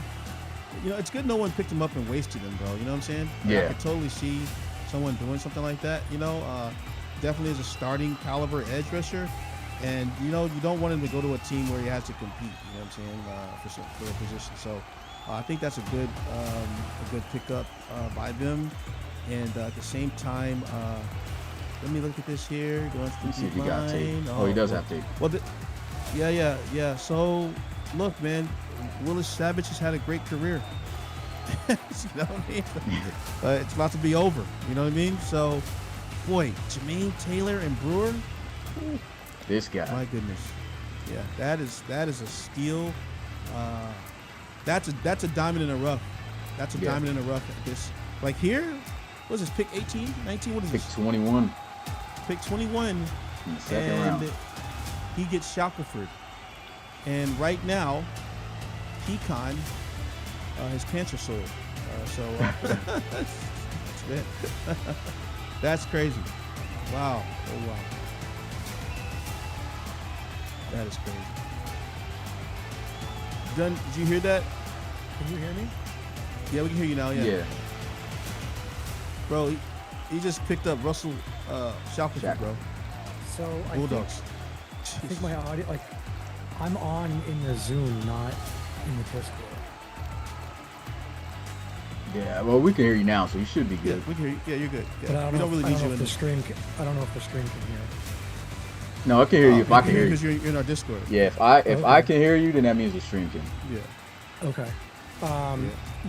So obviously this begs the question to me, why did you take Will Wilfork over Russell Shackelford?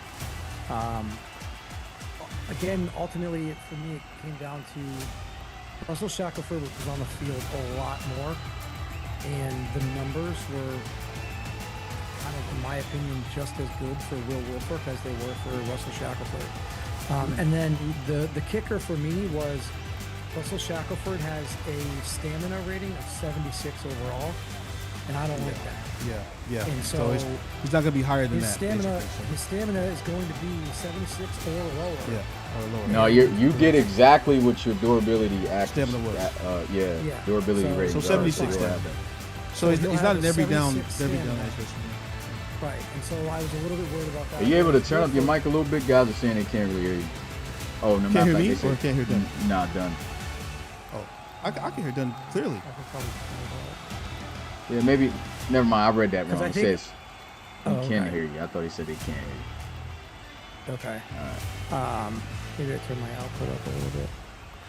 So, yeah, that was ultimately the reason for me. Will Wilfork has an 85 stamina rating versus Russell Shackelford's 76. And I liked the production of Will Wilfork over Russell Shackelford. And it was done in fewer downs played. So I'm a little bit surprised that Shackelford was, again, it's peanuts, right? Like Shackelford is a 76 with star, and Wilfork is a 74 with star. Like it's not that big of a deal, And ultimately, I'm happy with my guy, especially because again, that stamina rating, is. It's a real deal. Like we talk about it quite a bit. I think it's something that not everybody outside of the coaches lounge talks about. Like the community probably doesn't talk about it all that much. But when you have guys that are, 75 overall, like listen, Ethan Marks and Manny Rojas, two of the best edge rushers we've seen in a long time. But they're going to be rookies in the RFL, and they're going to have 70, I think they're like 76 and 78 stamina, or 77, 79. So, again, there's opportunities. Like they may not be seeing 45 or 50 snaps on defense per game with that stamina. So, but great pick for the Bulldogs. I mean, you can't ask for anything more than Crazy. a This 76 pretty much overall the with starters. exact situation that Drew Brewer had. Drew Brewer was a dog, and he had stamina issues. His stamina rating coming out as a rookie, I still remember to this day, was a 70 on the hit. So it was worse than his. And you could tell that affected his game his rookie year. He still was a good player, but once he focused on addressing his stamina and boosted that with his reloads, he became Defensive Player of the Year twice, back to back. But Lineman of the Year. Shackelford is a generic though. Yeah. No, he's a user. So it's Oh, he's a user. Yeah. So if he can get him active and have him follow that same process, Bulldogs are going to be scary, man. Okay. That's a great pickup. You got the Aviators on the board though. Who do you guys think they're going to take? I think they should have taken a quarterback, but that ship already sailed. They go quarterback here? I don't know. No. They took KC in round 1. Oh, that's right. That's right. Yep. That is right. All right, let's go look at the Aviators teams. This is one of the few teams that actually runs a 4-3 defense. Most teams are 3-4 in the RFL.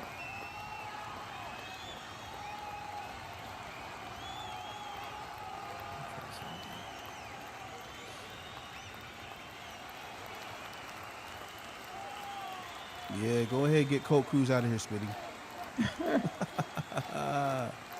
89 speed? Cruise missile ain't missiling no more, huh? Oh no, this is cruise control. I don't know what this is to say. Definitely ain't cruise missile, man. Let me look at this here. Let's see where we at. Let's go to. All right. Wide out for the Aviators, guys. What y'all think? Can you guys hear me again? Yeah, we can hear you. So Khaled Lyman is out there. Corey Polly III is out there. Where are we at? The Aviators? Yep. Oh, Pick Roland is in, though. Boxy is here. Pick is in. Picks in. All right. With the 22nd pick of the second round of the RFL draft, the St. Louis Aviators selects Holly Jacklin, linebacker from Alabama, 73 overall normal. Okay. All right. What y'all think? Mid? I'm messing around. Yeah, I mean, It's all right. I'm kind of whatever, right? Like, I Yeah. think the knock on Jacklin is that he's a user that isn't here. Yeah. And, we had the same conversation with Anthony Moore. We had this conversation with some other guys. The Aviators, I guess I didn't really get a chance to look. I think they were like the next team up on my list that I was trying to get through. But clearly they need a linebacker here, so talent is there. Like, we saw the talent.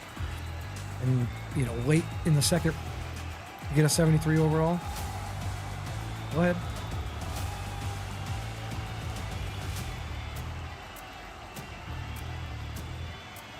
I still got the tape going on. I just found out really had it. But yeah, they desperately needed a linebacker, man. He's bad. Gio out there. Andrew Johnson's getting old.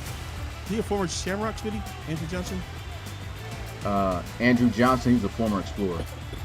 Explorer. Okay. Gio Diggs. Hayden's old. Boy, Hayden's still out there, huh? That's crazy. Yeah, there's a lot of guys that are old on that defense and linebacker. Rip Montez never. Yeah, that's Markel's player, right? Yeah. Rip Montez. Yeah. They definitely needed that guy. I actually had mocked up for him to go here too. That's the only thing from this deep that actually landed. Yeah. They are going to have to put some guys on the practice squad, right? So, I mean, I would imagine a guy like George Romero, he's 22 years old. He's a 71 overall. He might find himself on the practice squad. Benjamin Ruiz, he's 23 years old. He's 70 overall. He might find himself on the practice squad. Like, there's a lot of linebackers on the roster right now. So to add one to the mix, Rip Montez, I don't know. Maybe he's a guy that finds himself on the practice squad. I think that would be a little bit of a shock. I mean, honestly, what are we looking at here? 1, 2, 3, 4, 5, 6, 7, 8. And we got 3 positions they run a 4-3. So typically, if you got backups, that's taking 6. Some of these guys, if we're looking at even Benjamin Ruiz, the dude is 5'8", 206 pounds. Right. You know what I'm saying? So he's a safety. He's a short safety. We're most likely going to look at keeping these guys instead of, especially if they're young, compared to They're just an they're older just guy. supporting cast. You know, I mean, Yeah, I doesn't get matter it. if they You know, fall in. we want to have the best talent on the field, but you know, you got to have supporters, right? Guys get tired, guys get injured. You know, so you know, I get it. Yeah. And this is a guy who honestly can start right away. So Yeah, that's a great pick. let me see what we have. Yeah, who do we have next? Marshalls. So Coach Hodge couldn't join us today, but he did say he'd be available when his pick comes. So while I get that ready, I'll make sure to check in and see, and if he's ready, of course, to start thinking about his pick. Pick 23 of the second round, though.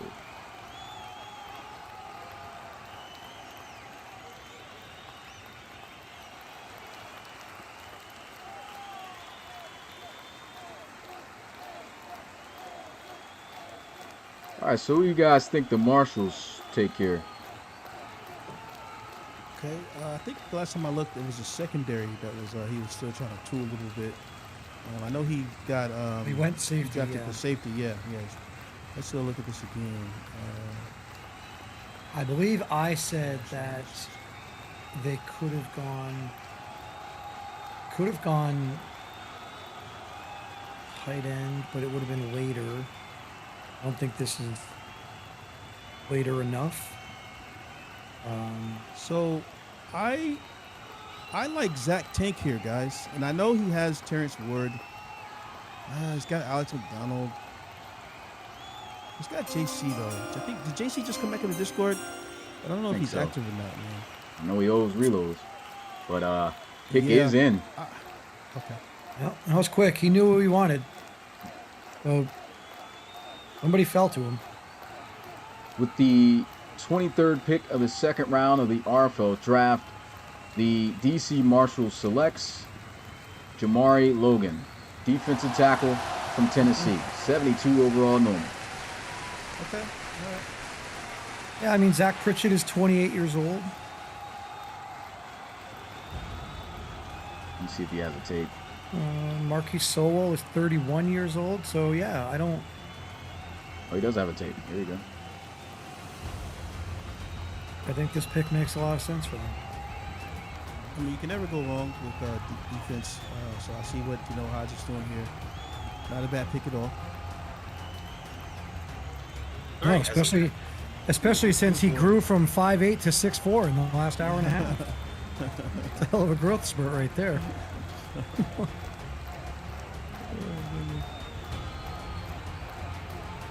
I don't know why the screen sometimes does that. Let me see if I can back out some. Alright, I think all I missed was the Aviators and Marshals, right? Jacqueline and Logan. Yeah. Mm-hmm.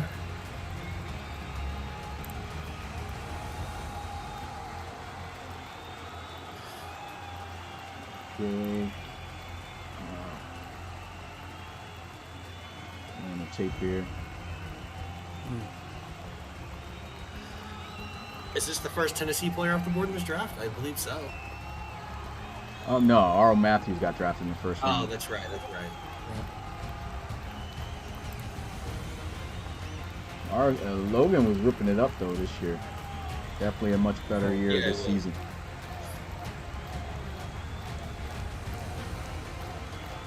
Does he go through a double team on that? Jeez. Yeah, he's wreaking havoc this year.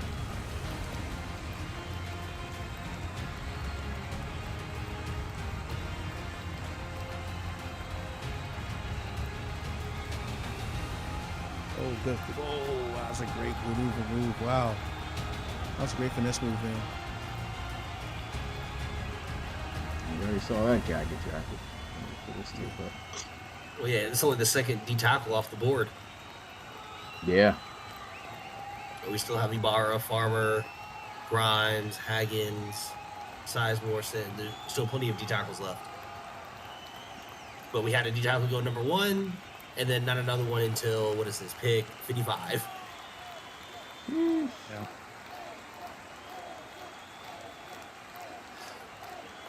So let's see. I think it's the Desperados first pick.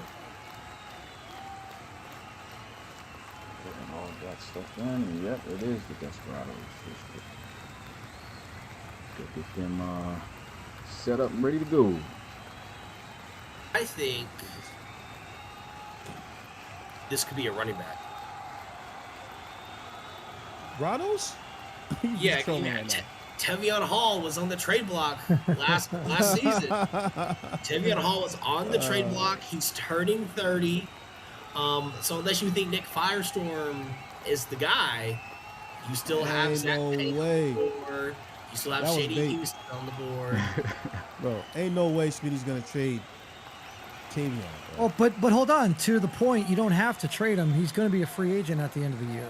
Yeah. So if you're worried about you're worried about how much money he's going to ask for, True. and I mean Forbes is right. You could take a running back here, let him develop for a year under Tavion Hall, and if Tavion Hall is asking for 20 million, whatever astronomical amount he might ask for, then you say thank you for your service and step on up, Zach Tank. Step on up, whoever. Vince Reed, Shady. Reed, like Shady, right? I mean, they're all here. All these guys are just like, yo, Kadeem. So this is crazy. There is a lot of halfbacks here still. Yeah, there's only one running back been taken so far. So they have their choice of running back side of both. Shady would be ridiculous here. I like Zach Tank. I like Vince. Boy. But if we're talking about who looked more like Tavion Hall as a replacement, I think it's Shady Houston.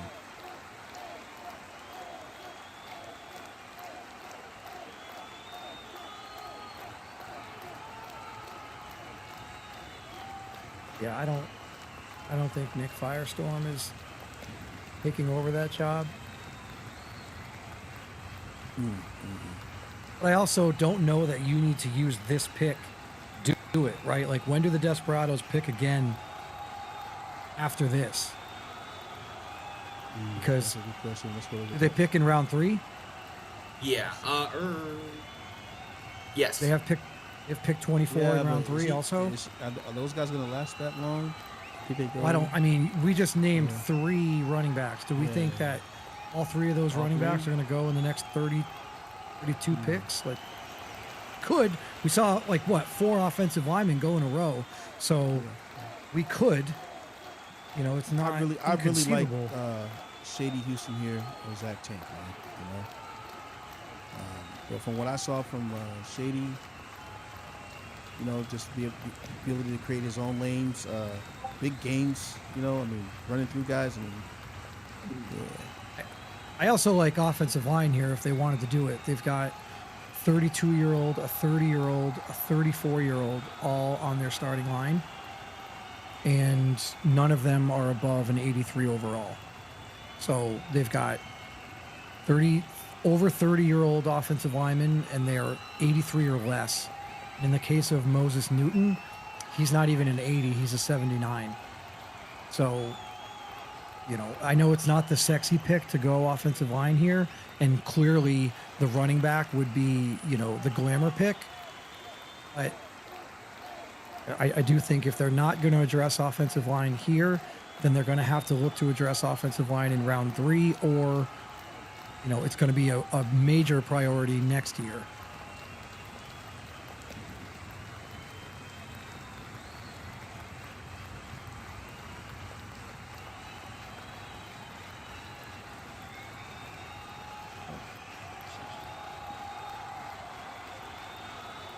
Edge rushers there are good. All right. Thedford. Remember that name? Yeah. I mean, he still balls there. Yeah. I forgot about that name. I haven't. Yeah, he had a great year last year. Pick is in. With the 24th pick of the second round of the RFL draft, the Dallas Desperados selects Raheem Underwood, outside linebacker from Oregon, 74 overall star. Okay, another edge rusher. Well, again, you got to look at, I know the depth chart may look a little crazy when you're looking. Let me see if he's got a tape so I can run that while I'm talking. He's an outside linebacker, edge rusher. Yeah. But I just want to give y'all the setup. Looks like he doesn't have a tape. No tape made for him. So I'll just leave this up here then, and just to talk about the depth chart when you're looking at it. Again, this is a 3-4 defense. In the front, the defensive tackle position, of course, you got Jonathan Gage. The DNs that are playing at that D tackle, inside of those outside linebackers, are Tyler Conley and Keno Thedford, like they played last year. So obviously they're great at that position. And then on the outsides, they really don't have much of an edge rushing presence, because you got two middle linebackers, two inside linebackers, which is going to be Juan Crosby and Vondre Priester, who they picked up out of free agency. He's an aging guy, but their only edge rushing linebackers out there is Keenan Richards, who isn't bad. He's a 73 overall, 22 years old.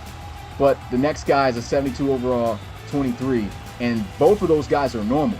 You add Raheem Underwood on the outside as an edge rusher now with Keenan Richards. Now you got, more of a pass rush and a presence there in the front seven. So desperately needed to address that outside linebacker position, and they got it done here. Smitty. That's not how this Madden works. What are you talking about? And if you do a 3-4 scheme in Madden 26, yeah, Keenan Thedford and Tyler Conley are going to be your outside linebackers, and then your interior. Well, you're looking at the position. I'm saying you still have to move them. You have to move them. You have to move them. Like, you have to adjust that rule because obviously DNs in the 3-4 in the game, you can't keep them at edge because they're not going to be the inside edge like they used to be. You know what I'm saying? You said because it sounded like you were going to put, the way you were describing it, you were going to put Underwood at the will. No. So pretty much okay. Conley and Keno have to go to D tackle, but they're playing the D ends. Yeah. So. Okay. I just want to make sure that you understood what you were doing. Yeah. I think you could also leave them at edge if you wanted to go formation sub, and you could change it in the formation sub that way. But yeah, you could just change them in the depth chart to D tackles. In the game, naturally, they take the D tackles and put them there now. So that's why they just have to get changed within the game, and they should be straight. But now they got themselves a nice, young, good developing edge rusher to add to that defense, an area they've struggled in.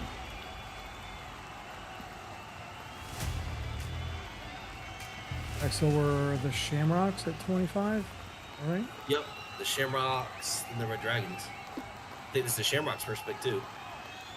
Yeah. Traded their first round pick away, got a linebacker from the Dreadnoughts. Dylan Schwartz.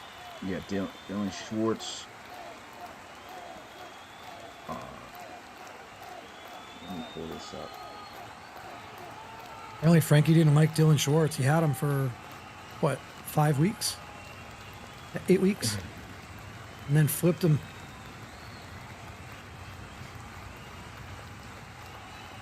I think this is a big offensive line need to either get ready to replace Spencer Schwartz or someone to come in for BJ Christensen.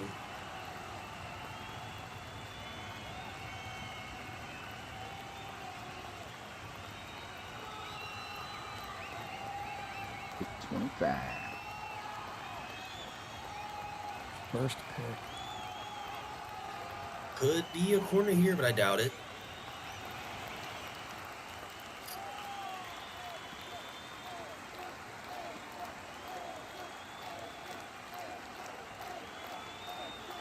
Yeah, you got 3 guys on the offensive line that are free agents at the end of the year. One of them who you don't want to let go into free agency, and DeMarcus DeGrate. However, Marcus DeGrate is 33 years old. Oh, I'm sorry. I thought we were talking about the Red Dragons. We're on the Shamrocks. You got me jumping ahead here.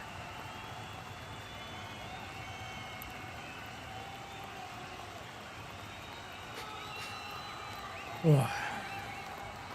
Yeah, for the Shamrocks. I mean, they need a backup tight end. They only have 2 on the roster. One of them's a 69. And Ivanovsky is a free agent at the end of the year, which you're obviously going to want to resign. Now they'd be taking the 5th tight end off the board, whoever that may be. And who is that? And who is that? Because I think we all agree the top 4 tight ends were clear cut. You have I Randy think Stewart. I think it's a Deion crapshoot Holmgren. at this point. Yeah. Or dart throws, right? Like you have no idea. I don't think any one of us has any confidence whatsoever in who the 5th best tight end is actually going to be. Yeah.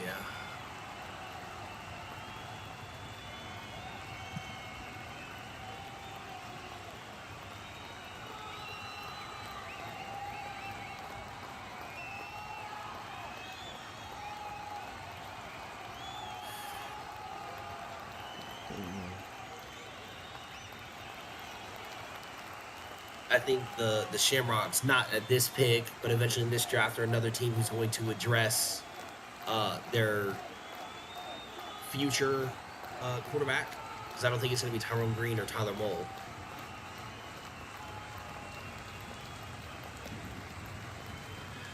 But you still have guys like, oh, go ahead. I don't hate if you spend some time developing Tyler Mole. Well, you I'd rather can't. have Tyler Mole over Tyrone He's a Green, but former user. You can't like page job or anything. oh, Tyler Mole's a user. Oh, Former user, so inactive guy. right. He's in the same draft class. He's a free agent at the end of this year. He should be in the same draft class as like Reed, CP, all them. If you want, I would imagine they'll probably try to re-sign him. If you spend a lot of time as a focus player, you know, if that's the way you want to go. But the alternative is yes, like you said, at some point address the quarterback. But if you're going to do that here, well, then you're going to put somebody on the practice squad. You're not going to carry 4 quarterbacks. So if you're going to take one in this draft class, you know, what are you going to do with Tyrone Green? What are you going to do with Tyler Mole? Are you going to put Tyler Mole in on the practice squad? Because, I mean, somebody might take him. And they still have their cap penalty showing here. Has that been removed? No, they need to cut it. I don't think they have a lot though. Yeah, most CPU teams don't.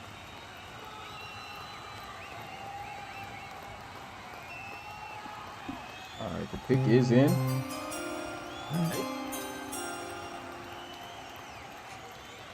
With the 25th pick of the 2nd round of the RFL draft, the Boston Shamrocks selects Grant Morris, offensive guard from Texas, 72 overall normal.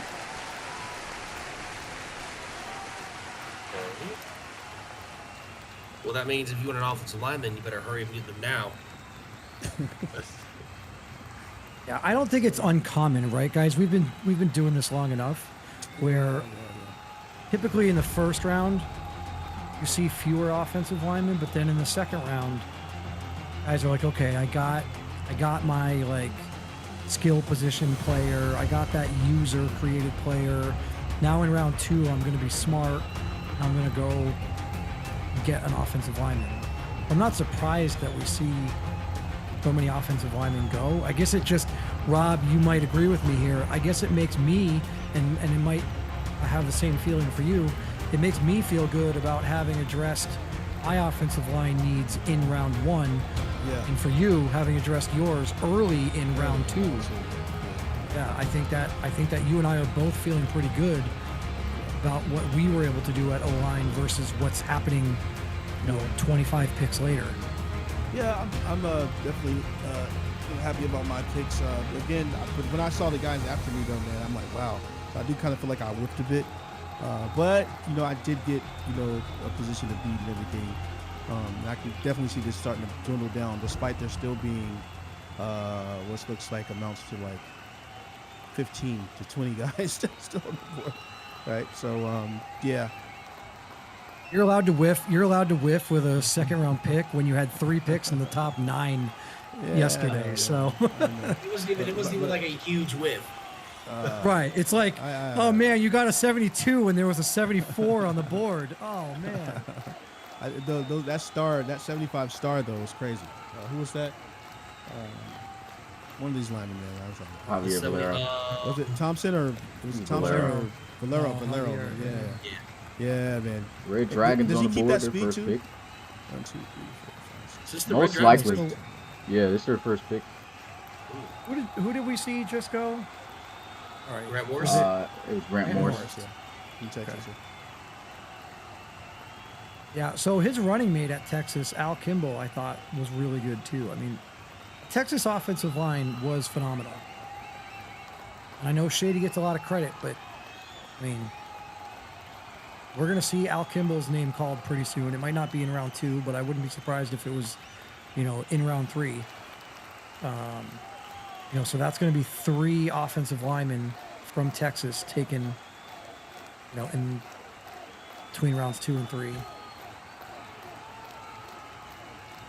So I think the Red Dragons wanted to address offensive line, and then 10 went before them in this round. Because like you were saying before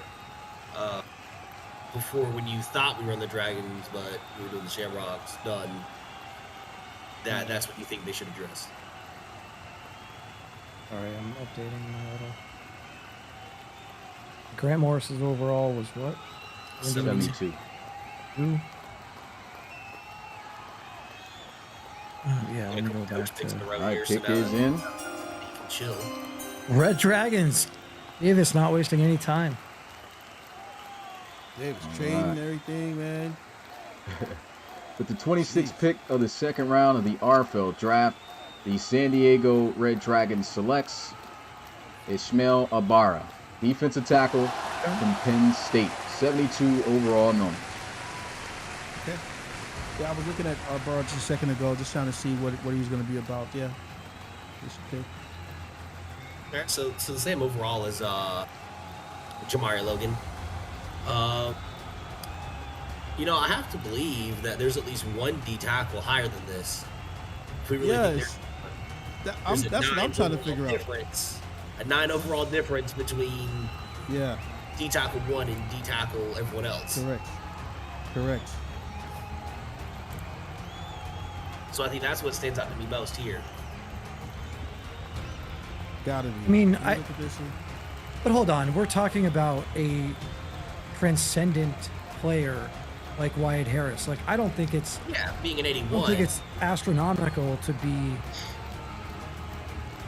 that far different. Like, I mean, Yeah, but you don't for think there's being honest, a 74 or 75 somewhere?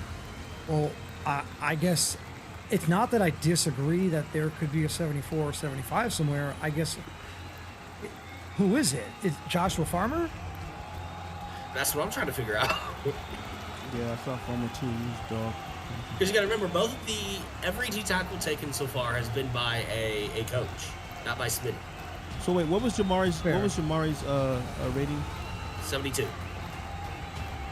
Here, look, this Nah, might be an Barr's unpopular. 72. This might be an unpopular opinion, but I don't even think Ishmael Ibarra is necessarily the best defensive tackle on his own team. Yep. So, I mean, now, I don't know what Mark Grimes is going to look like. And I don't think that if we're making a case for a 74 or 75 defensive tackle still being available out there, I don't think that is Mark Grimes. I think chances are that person would be Joshua Farmer. But if Ibarra is a 72, I wouldn't be surprised if Mark Grimes was, right there with him, maybe a 71. But I really liked Mark Grimes as well.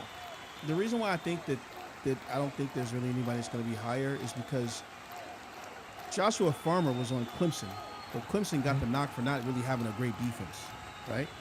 So if Wyatt is 81, Logan comes in at 72, Ibarra is 72. There's no way Farmer is higher than those guys. So I feel like, I don't know, Forbes. I don't think there's any more 75s in there. Maybe not. That's just what got to me thinking. If D Yeah, tackle one is 81, yeah. All right, who do we have up next? It is. Oh, yeah, the got Armadillo. one.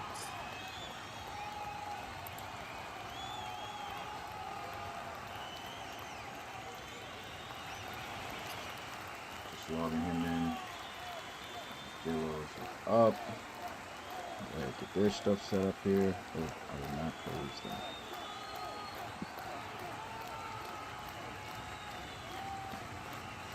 Yeah, I'm very I curious. will about say Connor. there are a couple players that I'm genuinely shocked are still available.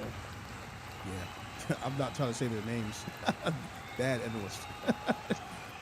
I mean, I don't pick until 326, so I don't mind saying their name. No, there's a few guys there are some guys here, bro, that had their names called mean, quite a bit. I mean, I'll just tell you this: there's a pick right guy. after- I pick right after this, so go ahead and say all the names you want. Okay, so there's a guy that I almost took at 210. He's still available. I And think that's that's I think that's what I'm taking next. You're breaking assuming- back up, done. Well, assuming Roland doesn't snipe me here, I think that might be who I'm taking.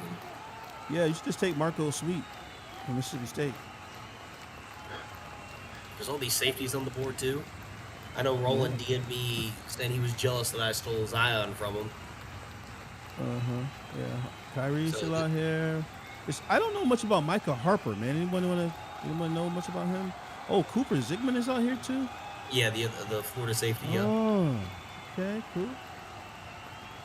Kerryon Thompson from Tennessee is out here. I mean, is this Toon, where Roland goes and okay. gets the quarterback?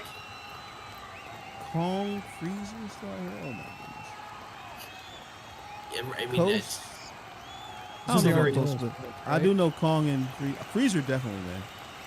Freezer was a monster, bro. Oh my God.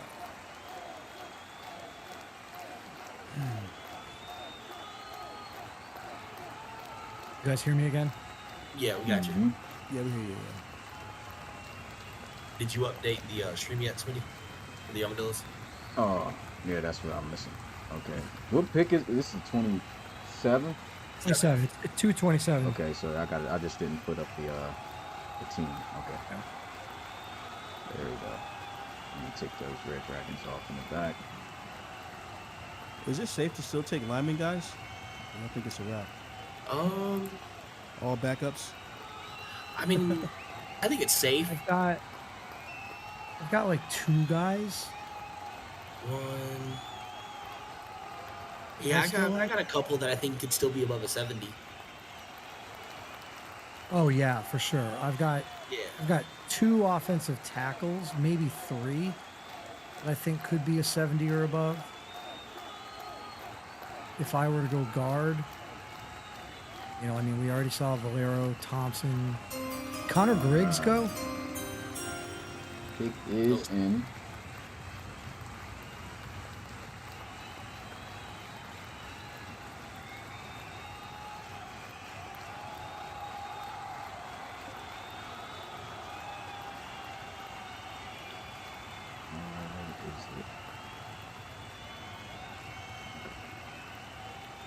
All right, with the 27th pick of the second round of the RFL draft, the Austin Armadillo selects Randy Wilson, defensive end from Oregon, 73 normal.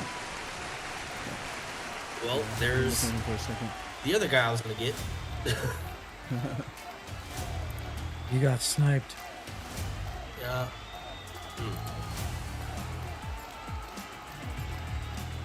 Let's see, does he have a tape? Yeah, he does. Let's go ahead and turn that on.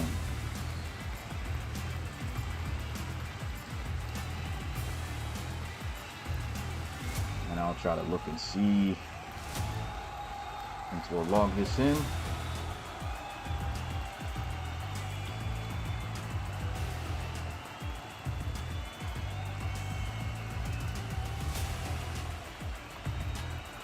And we got the Diablos up next. What you guys think about the pick? Again, I thought about taking Randy Wilson at 210, so I feel really good about having not taken him. I'm a little surprised. I guess the 73 overall I'm fine with. I think I'm a little surprised that he doesn't have a development trait, only because you look at the last 2 years, he was in the top 5 for defensive lineman of the year 2 years in a row. So, you know, if he had star dev, I think it would have been warranted. He doesn't, so that makes me feel really good about having taken Will Wilfork and getting a higher overall player and getting the star dev. So, again, the idea that I almost took this guy at 210. Yeah, I remember seeing he was a candidate for the Nielsen Award, or he won the Nielsen Award. Well, he won this year. He won Edge Rusher of the Year award. He won the award, and he was third, I believe, in. Yeah, I think there was Lineman of the something Year wrong award. with the stats, because when you looked at those stats too, everyone this Well, yeah, this EA the gonna one thing EA. where we were like, how did he win that? You know, so just to bring that part up, we did not think he was gonna. We assumed somebody else was gonna win it, but they overlooked a couple guys that really should have won that award. But also last year he was, I think, 5th. Right, so he proved that 2 years in a row. I watched a little tape on him, and I think one of the things that I noticed was I felt like he struggled on certain occasions, and you know, ultimately, I think this overall is reflective of that. So, All right, so next up, yeah, Diablos. You go get their stuff set up.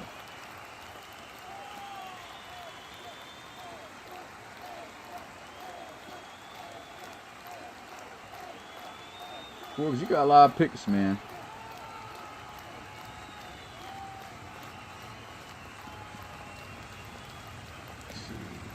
Yeah. Not enough though.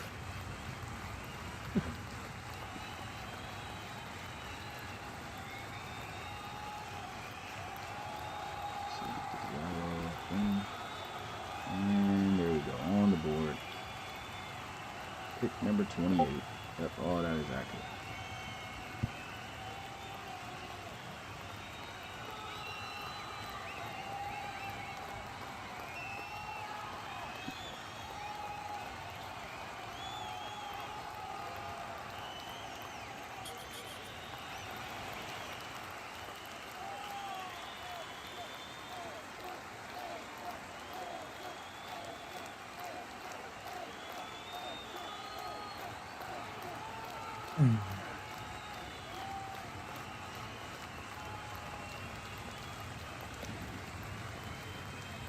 yeah, Connor Griggs is still available. I think we could start. I think just like we did in round 2, I think we could start to see a run on more offensive linemen in round 3.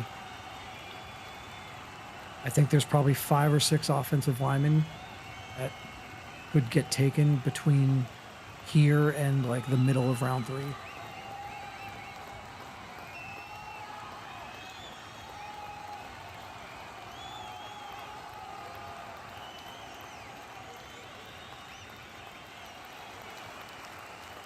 Or just not making any phone calls, so it's got to be a generic, right? Was just sitting there like, Jesus, almost fine. Man, You're supposed to have had a mock, man. sunset. What are you doing, man? Who, me? Yeah, you're supposed to have Yeah, had is a the mock. pick in? What's he doing? I need you to No. sort by overall. And start It's a picking. lot more complicated. than Sort. This stuff is, yeah, it gets crazy. I'd have a Pro Bowl caliber team if I had the overalls. All right, Sorts. man. It's Sorts. harder than you think, bro. Especially with, like, y'all take something that I'm not anticipating. You gotta switch that board up, man. I got the whole team needs and everything right here for each team. I still am like, dang. I bet you don't have this. Look, guys, I bet he doesn't have this. So do you have like all the quarterbacks in one tab, all the halfbacks Yes. in another tab. So you can't just sort by overall? But you have to know, you can't just take a dude off of that. It has to fit the team. You have to know the person's going to be able to develop. Like, you still have the same way that y'all think about stuff. I still have to do that before I pick somebody. You know these guys. You're the one making the ratings, so you know who they are. I know who they are, Am I but wrong? the player behind them, you still got to think about it. You still got to think about I it. got you. I said there's a lot of guys overall wise that I would have picked, but then it was just like, man, this guy don't fit this team. I'm not trying to have him over here struggling, you know what I mean? Not fitting. So you gotta think about all that. And I don't like taking users that I know that are good, that can start somewhere, and put them in a situation where they probably, even if they're grinding, would probably not be able to play. You know what I'm saying? So, or wait way too long. Or they get bullied by Q and ESJ. You know, I get it. Put them on the birds. You guys should start bullying guys, man. Yeah, that boy Forbes thinking, boy. Hey, what He you did doing, get man? You sniped pick again.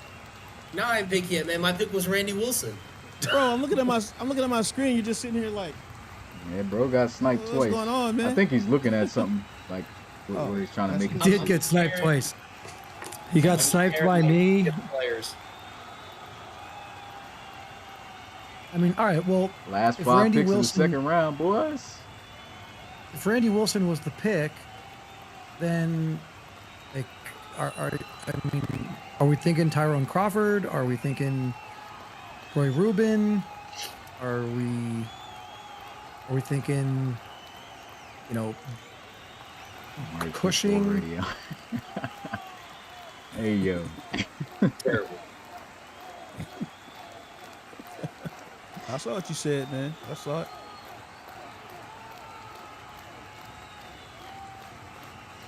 Guess we're gonna while we're waiting, let's turn the attention to the chat, man. What you guys thinking so far? The picks, players. What you guys thinking about the players that you guys were acquired to the team, man? Liking who you got? Smitty, you mind if I just take a bite of my sandwich real quick? Yeah, go ahead, man. Go That's ahead, good. I'll be right back. Yeah. Just kind of hungry, guys. Just probably want to starving block out the here. camera so that way you don't. Yeah, I'll be right back. I'll be right back. guys. I'll Want be my right man out here munching his I'll sandwich. pass out. back. I got that beady, Smith. I got to eat. Yeah. I'll be right back. Man, that'd be crazy if bro pulled out the ham and cheese sandwich and I mean, on the stream. it's a and bummer start that we munching can't make. down. It's a bummer that we can't make trades on draft day because I would trade Forbes this pick right now. And I'd probably be trading out of it.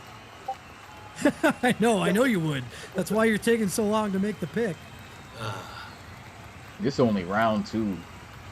I mean, I have 326 and my round 3 next year that I would give you for this pick right now.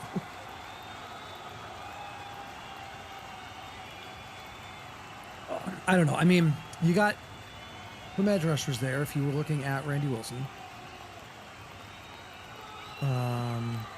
Pick is in. Here we go. We got it. I think I'm about to be highly disappointed. Oh, no. You want Joshua Farmer? We'll see. With the 28th pick of the second round of the RFL draft, the Mexico City Diablos selects Duke Cushion, outside linebacker from Clemson, 73 star. Oh, whoa. Oh, Dude, you can't be disappointed at that at all. I'm extremely excited. Took an hour and a half to make what's probably the most obvious best pick you could have possibly made. I mean, I wasn't expecting Star. He ends up being Yeah, better I than will Randy. say this calls into question Randy Wilson, right? Like, what did who did Randy Wilson piss off? Because I mean that's a great pick. Great pick to No get. pick, no highlight. And now Duke Cushing is a generic, right? Yes, he is. Oh, there you Oh, go. well, I know where, so for anyone who doesn't know, your boy Forbes over here, they're putting a lot of work behind the scenes. They got a nice payout of 140K reloads this last Yeah. week. Duke Cushing is about to get all 140K reloads throughout this season to replace Marvin Woolfolk. Well, he can't. Yeah, he can. We can't. You can't. Coaches can't Patreon this reload upgrade the same guy over and over and over. You can do it in the same upgrade period as regular players, so I can do it every 4 weeks. Yeah, you can only Patreon one guy, but you can't Patreon and dump reload on that guy in the same week. You have to choose a different player. But you also said that if we are using our coach reloads on a player, that we can't. If we coach reload that player in the first period, that we can't also coach reload the same player in the second period. Yeah. It's got to be the same distance that it would for a player, but you can spin week to week, but it can't be on the same player until 4 weeks, like Forbes is saying. Yeah, so every 4 weeks I can upgrade Duke Cushing. Yeah. Oh, but you could upgrade other players every week. Yeah, every week so like, you can upgrade a player if you got the reload. I just can't do it again for another 4. Yeah. But like, it's pretty much just like how it's the same upgrade period, just like it is for a player. You got to do for the generic with reloads.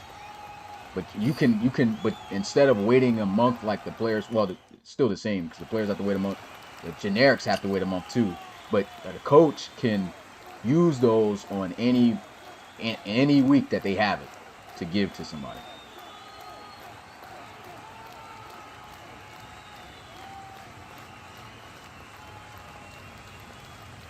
All right, so where are we at? We're on pick 29. Let me type this into that deep cushion.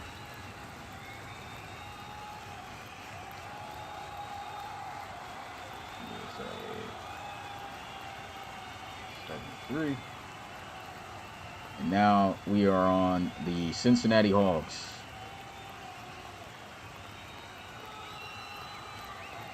And is this their first pick, or did they have one? Their second pick. They picked up TSJ, Trayvon Simpson Jr. from Clemson. Oh, that's right.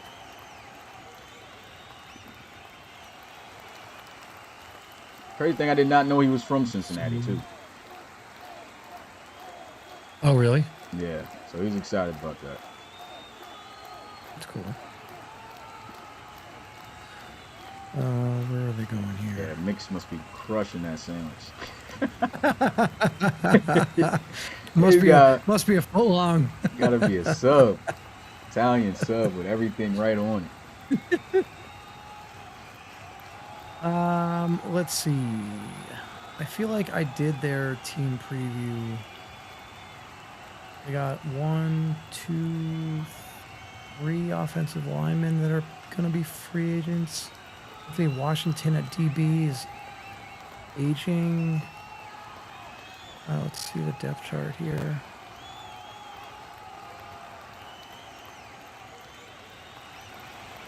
Yeah, I mean, Fernando Rudolph is 31 years old, but he's still an 83.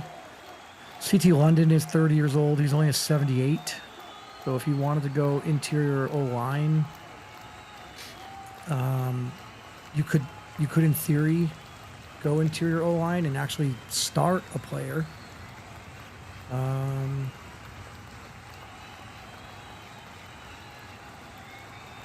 Yeah, I don't.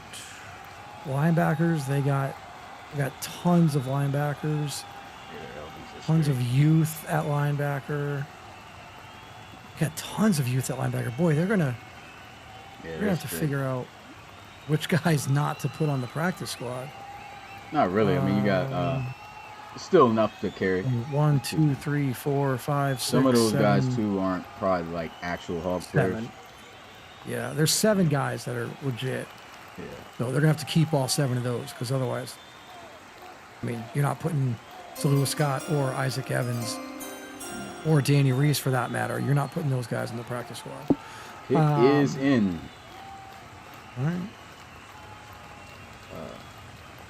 With the 29th pick of the first round, with the 29th pick of the second round of the RFL draft, the Cincinnati Hogs selects Kong Morris, strong safety from Florida, 75 overall star.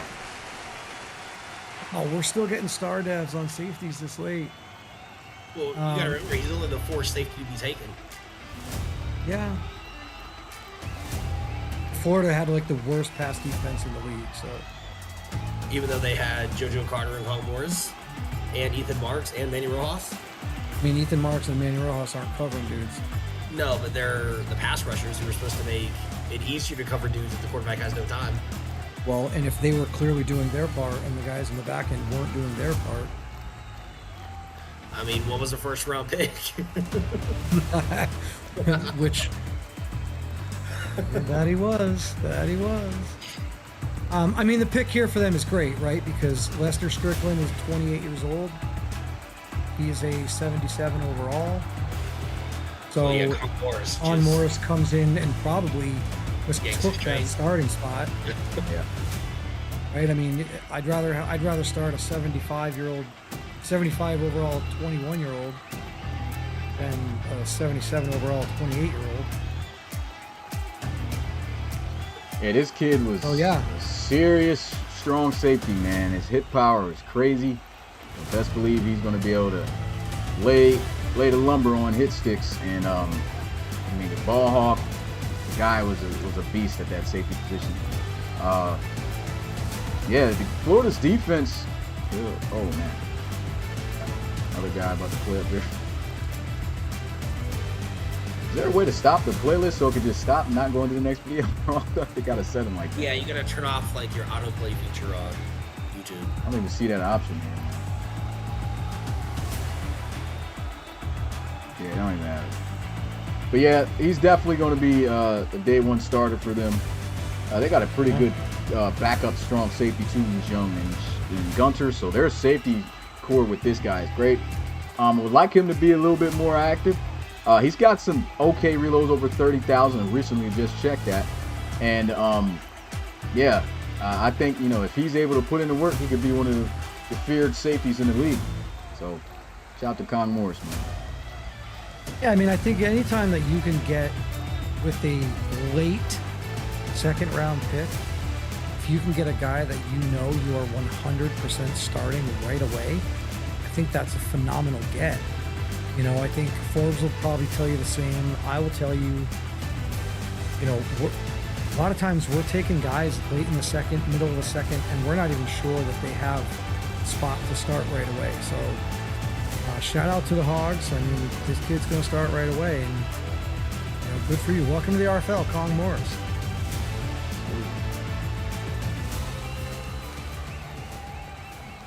Was it a foot long, Rob, or what? Oh, he's back. I'm back, man. I'm back, man. You gotta let us know what the sandwich was, man. What was it? Yeah, was it meatball? What are we doing here? Chicken breast sandwich, man, with tomato and lettuce and some mayonnaise on that thing, man. It's a little honey Dijon. Okay.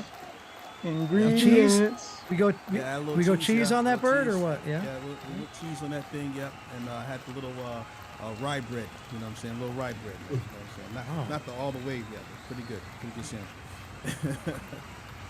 Rye bread. Yes, sir. So you missed Kong Morris going 61st overall to the Hogs. I think that's someone he was wanting to get at 3-1. What was the overall? 75. 75. Oh, Rob, go back. Go eat the other half of your sandwich. Smitty, here we go. You always sniping, bro. I hate that, bro. I hate that because he should not be this low. He should not. This low? He's a 75 overall. No, like this. I'm sorry. Low in the draft. This late? The draft. This late. Yeah, this late. Yeah. He should not be this late. Oh my god. Austin and Huncho, back to the drawing board. Jack, back to the drawing board, guys. Okay. So I walked by, I saw Cushing. What was Cushing's overall? He was a 73 star. Forbes, man. The rich keep getting richer. Oh, man. This is nuts, man. Yeah, it's only the second round, man. You got 4 more picks left. Well, 3. Yeah. No, I've got Making 4. good time. Oh, you mean we have 4 more picks in this draft? In this in this round. Okay. Snowhawks on the clock. What do you guys think they take it? Anything they want. A wide receiver. Not so Peacock not a goes down. linebacker. Wide receiver. I think this is where they get their quarterback of the future. Peacon's been saying all along that they just don't think, or at least he doesn't want Jaden Romanelli to be the guy. So I think with basically every quarterback other than the top 3 left, this is where they can do that. Well, Jaden Romanelli is not going to be the guy because he's a free agent at the end of the year, and you're not going to re-sign him because he's probably going to want decent money, and you're not going to give decent money to a backup quarterback when Gidley is still under contract through next year. So, sorry, Jaden Romanelli, but you're going to be a free agent at the end of the year, and I guess to that point, they could go quarterback here because you want your backup quarterback to be cheap. You don't want to be spending $5, $6, $8, $10 million, D'Anthony Young, on a backup quarterback. But, I just don't know who's the guy, who's the quarterback that you like here. Yeah, this is where you kind of get into the crapshoot of is it Corey Baines, is it Danny Johnson, is it C.J. Johnson, Right.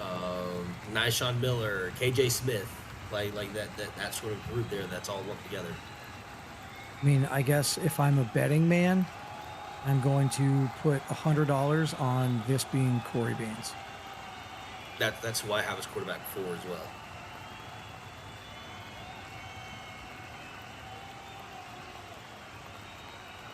Any takers? Anybody want to bet me? Well, I just told you I agree with you. I mean, like in the chat. Smitty, you're not allowed to bet. You're making the pick. Rob's still eating his sandwich. And Smitty's checking reload balances. Sitting there thinking about Yeah, he is. Yeah. Smitty's low balance number leader 235 on the leaderboard. How many does he Guys, have? I think there may be a quarterback taking at this pick. Ain't no way. I'm gonna tell you right now, there's 100% a quarterback. I promise you. You guys like a kid. Yeah, that was kind of crazy in the chat this morning, man. But we do got to realize that Yeah, C.J. A Johnson lot does of have anxiety. 150K. a lot of anxiety, guys. You guys have been spending however long trying to get to this status here, right? So, guys Pick tend is to in. kind of talk. I think I know who the pick is. With Yeah, the we all know 30th the pick of the second round in the RFL draft, the Portland Snowhawks selects Danny Johnson, quarterback from Tennessee, 70 overall normal. All right, yep. When he went to go check reload balances, and he saw that Danny many Johnson had 50K more reloads than 50K Corey more. Baines. That made the difference. Hey, he's got that patch on. Viva Las Vegas. So he's very happy to be the next Snowhawk. Excuse me, that's crazy. Let me see if he got a tape. I thought he had a tape. Man, oh man. Guess not. Nope.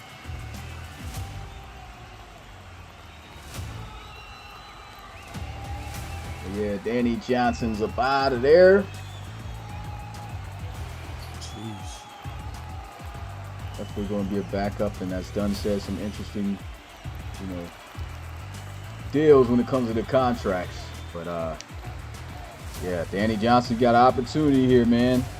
Grind. I mean, He he's can got lose 2 it too. years to get as high as he can. Yeah.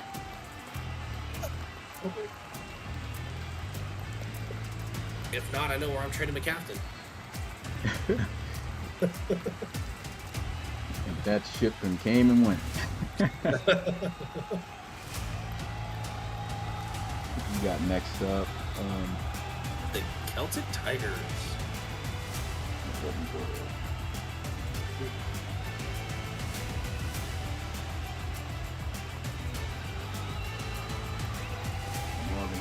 Now.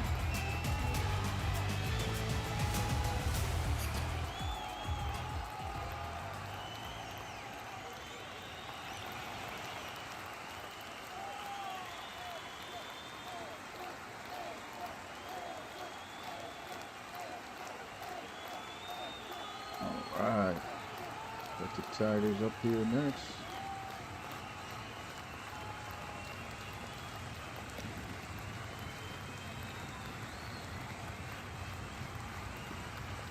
Let's see, who did they go in the first round? In the first round, they took Tyrese Evans. We could see a D tackle go here. Or no, this is another team that Smitty still has to adjust. Harvey Stevens should be going to D tackle. So maybe not. The linebackers are fine. I don't see how this team is an 82 overall. Yeah, it's pretty bad, bro. Like, I mean, it feels like they don't have a lot of holes, but I think it's just because they're young in all the places they're low overalls.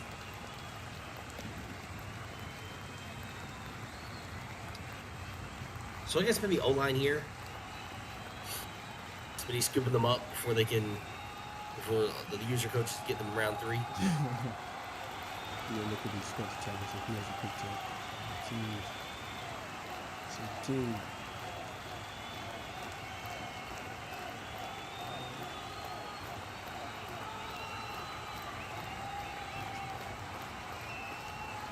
Okay, CT. This is their first pick, guys? Or second No, they took a outside linebacker in round 1. pick? Who was that? 37. 3 sevens. Defense.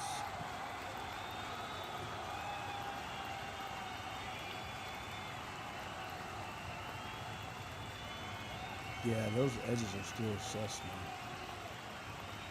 Yes. Harvey Stevens, 6-star. Katana, 72. Shoot, with the way you guys been pulling out defenders, man, I'm like, man, maybe we should be on defense. Maybe there's still some guys out there. What y'all think? You know? I mean, there's definitely some safeties left. Oh my, Forbes. Listen, you're the one who asked. I just answered the question. Forbes, if I could strangle you right now, Mhm. I would. Oh, Forbes. Yeah, go ahead, Smitty. Draft 2 safeties right now. No, look, he's got Yeah, he's got this rookie safety right here that he's about to draft. He's got DeMarie Williams. He's got Brian Reed. Like, none of those guys are going to come in see what higher. he does, guys. He robs. He robs all the teams of their picks, and then he helps Smitty. See, it's nuts, man. That's how they do, man. Wow. Smitty, man, if you do this, bro, I don't know, bro. Oh, we know Remember, who guys, Rob wants. this is the guy coming from Oh. having 3 top 10 picks, talking about Smitty robbing him of picks. Yeah, right. Guys, we need everything we can get, man. You got an 81 overall.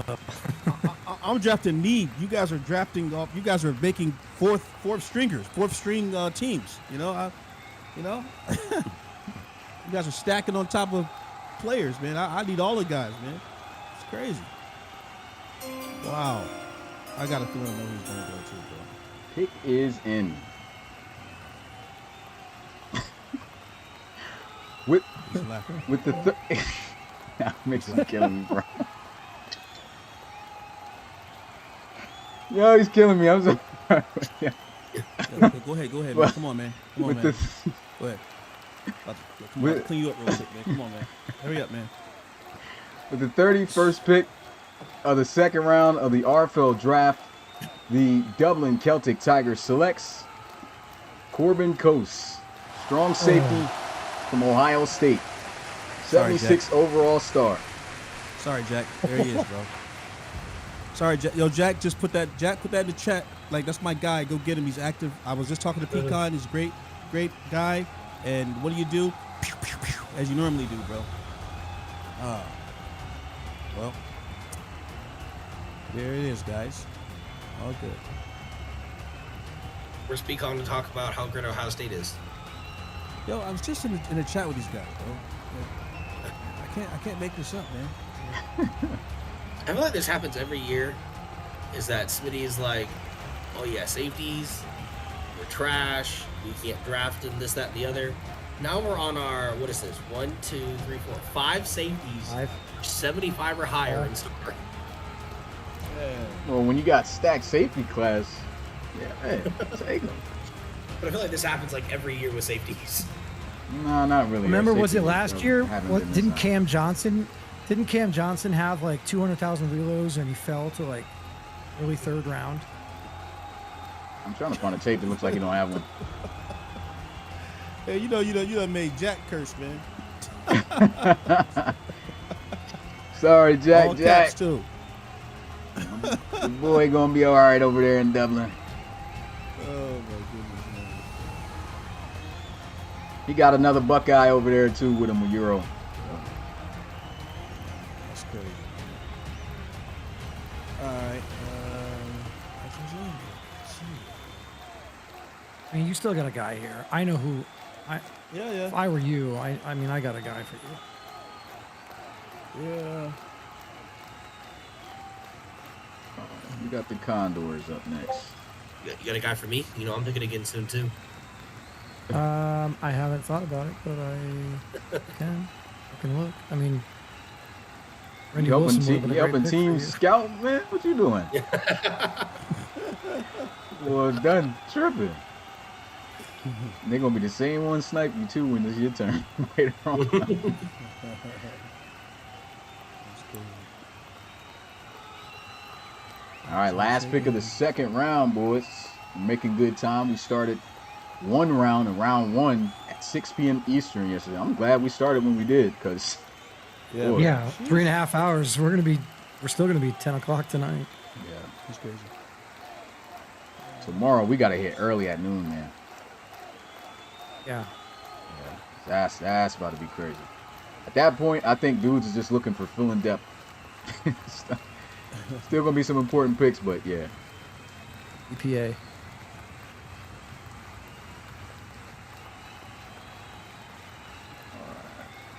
All right. So I haven't looked too much at the Condors.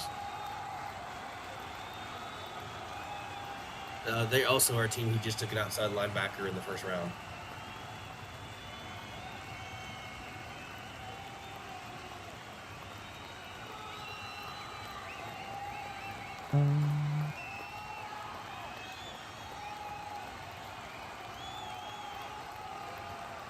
I mean, here's a hot take for you.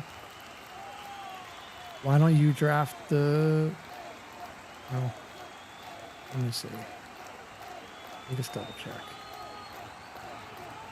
Where I see that? Oh, never mind. Never mind.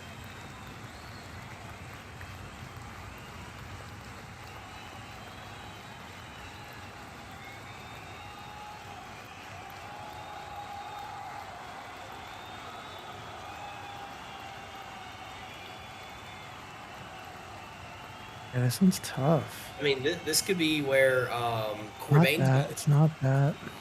Well, that's what I was gonna say, but you have John Bales to take over, and why would you let him? He's also a former user.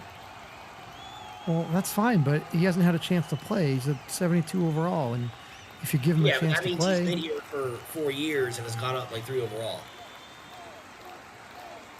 but again, if you give him a chance to play, he'll go up 4 or 5 overall in one season. Yeah, but you could get Corbane's who's a 70 now and could be a 75 at the end of the season with his, if he stays active and has his reloads and all this, that, and the other.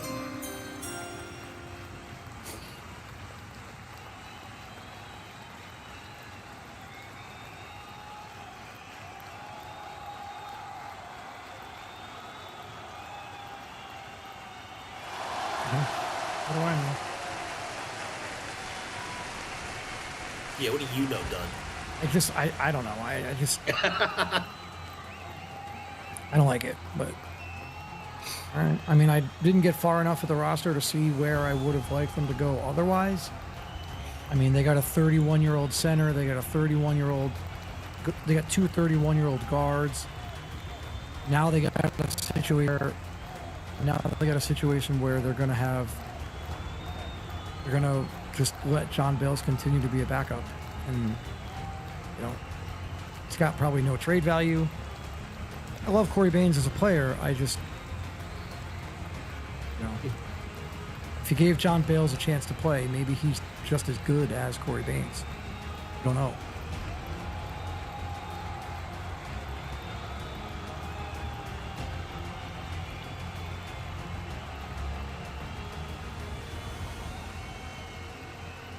But yeah, but I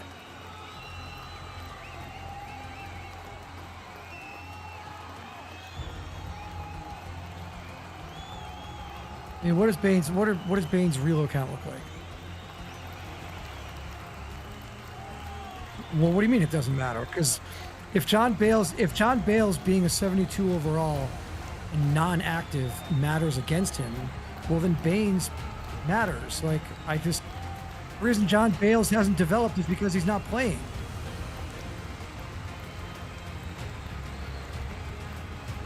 Well, but I'm saying he also isn't developing because he's not playing. So now you're going to carry 3 quarterbacks in the Condors. McCoy's going to ride off next year. So this year you're going to carry 3 quarterbacks. This year that team's going to carry 3 quarterbacks. Well, okay. Then I guess my point would be whenever the John Bales pick was an absolute waste, right? Like, okay, but then you have a 72 overall young quarterback, and you're going to get absolutely nothing in return. I guess that's where I would have. Hey, Smitty,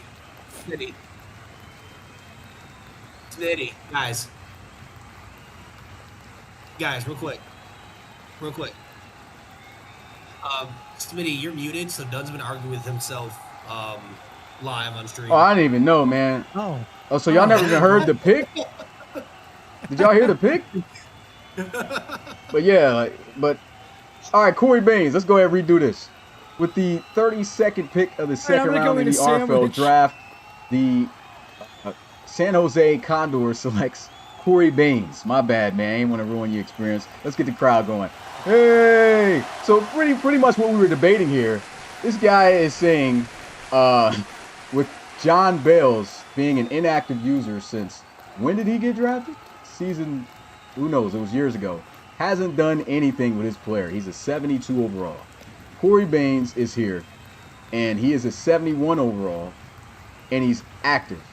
So he may not be the most active guy, but he is already in a position where he's going to be starting for the Condors very soon. Not this year, but more than likely next year.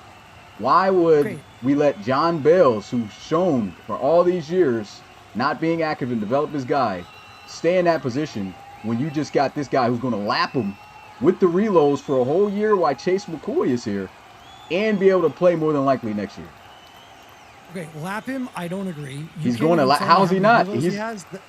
How's he not? Tell me how he's not going to lap him. Somebody dude's got like 30. Dude's got like 30 to 40 something K. He's active enough. John Bales is not active at all. So where are you thinking that he's going to even be close? Because the point is, you never let John Bales see the field. Why would I if he's not active and we had Chase McCoy all these years? What do you mean? I'm not going to let him see the field. I'm going to let Corey Baines see the field. Okay, that's fine. Then you just picks are being wasted. Like the Condors just absolutely whiffed a couple years ago on John Bales. Like, why? It was a whiff because of him. For 3 years and let him go. Are you guys hearing this? Dude, if you're a 23 overall ain't no way. 23-year-old quarterback that was 72, I don't care about users. He's a backup, bro. He's a backup that's not active.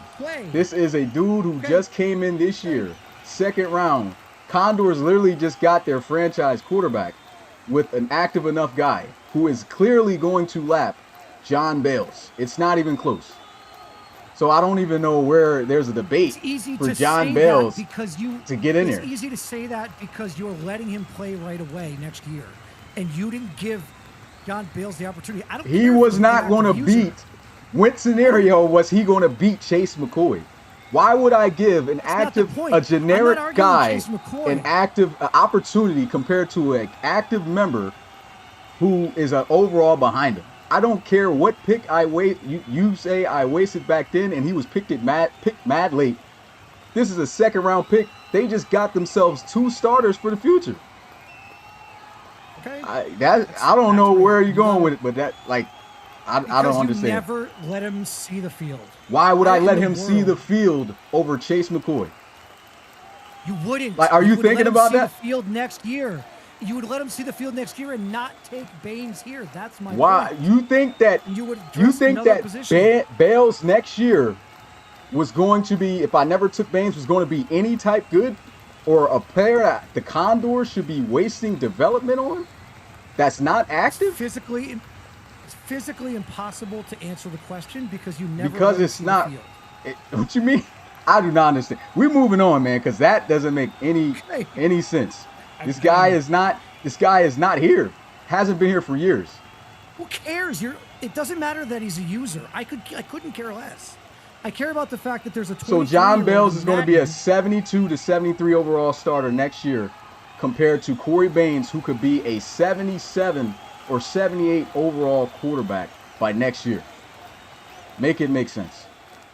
I mean, if you're getting Corey Baines to a 78 overall with 30,000 reloads, He's then, an active. okay. If he knows he's going to play, and he's getting focus trained on, he's way better of an option than John Bales, and he's the future. Again, but you're focus training him, and I would argue that you've. Never mind. Let's move on. Yeah, I'm not going circular with this, man, because I don't definitely do not see them. I do not see how you don't get that. Two. Yeah, that's the end of round 2. I don't know what's going on there, but that ain't it. Going on to round 3, 32 more picks, man. And we are ahead of schedule, 25 more minutes earlier than when we were supposed to start yesterday. And so you know what that means. That means Chicago Cougars back on the board. Hey, we set the pick for you already. Oh, you did? Yeah. Yeah, I'm not getting any more debates on that, man, but I just didn't understand it. Kind of a little different kind of a pick for us here, Smitty, you know, but got a plan. I got a plan, man. You know, so yeah, got us a plan. Let me see. Okay, I got you up there. Oh, I still got the comments on there.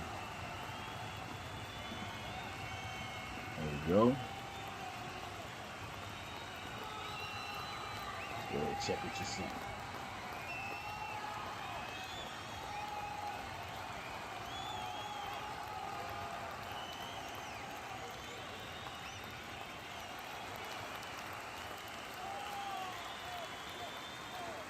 All right. Oh, what's going on here? Oh, it's the wrong. I have to delete that. Pick is wrong. Copy that. And paste for a new round.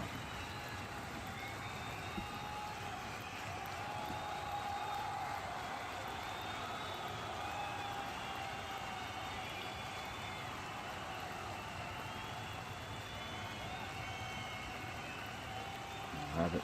Yeah. All right. Time to announce the pick. With the first pick of the 3rd round of the RFL draft, the Chicago Cougars selects Shady Houston, running back from Texas, 75 overall star. Let's go. Let's go. Let's go.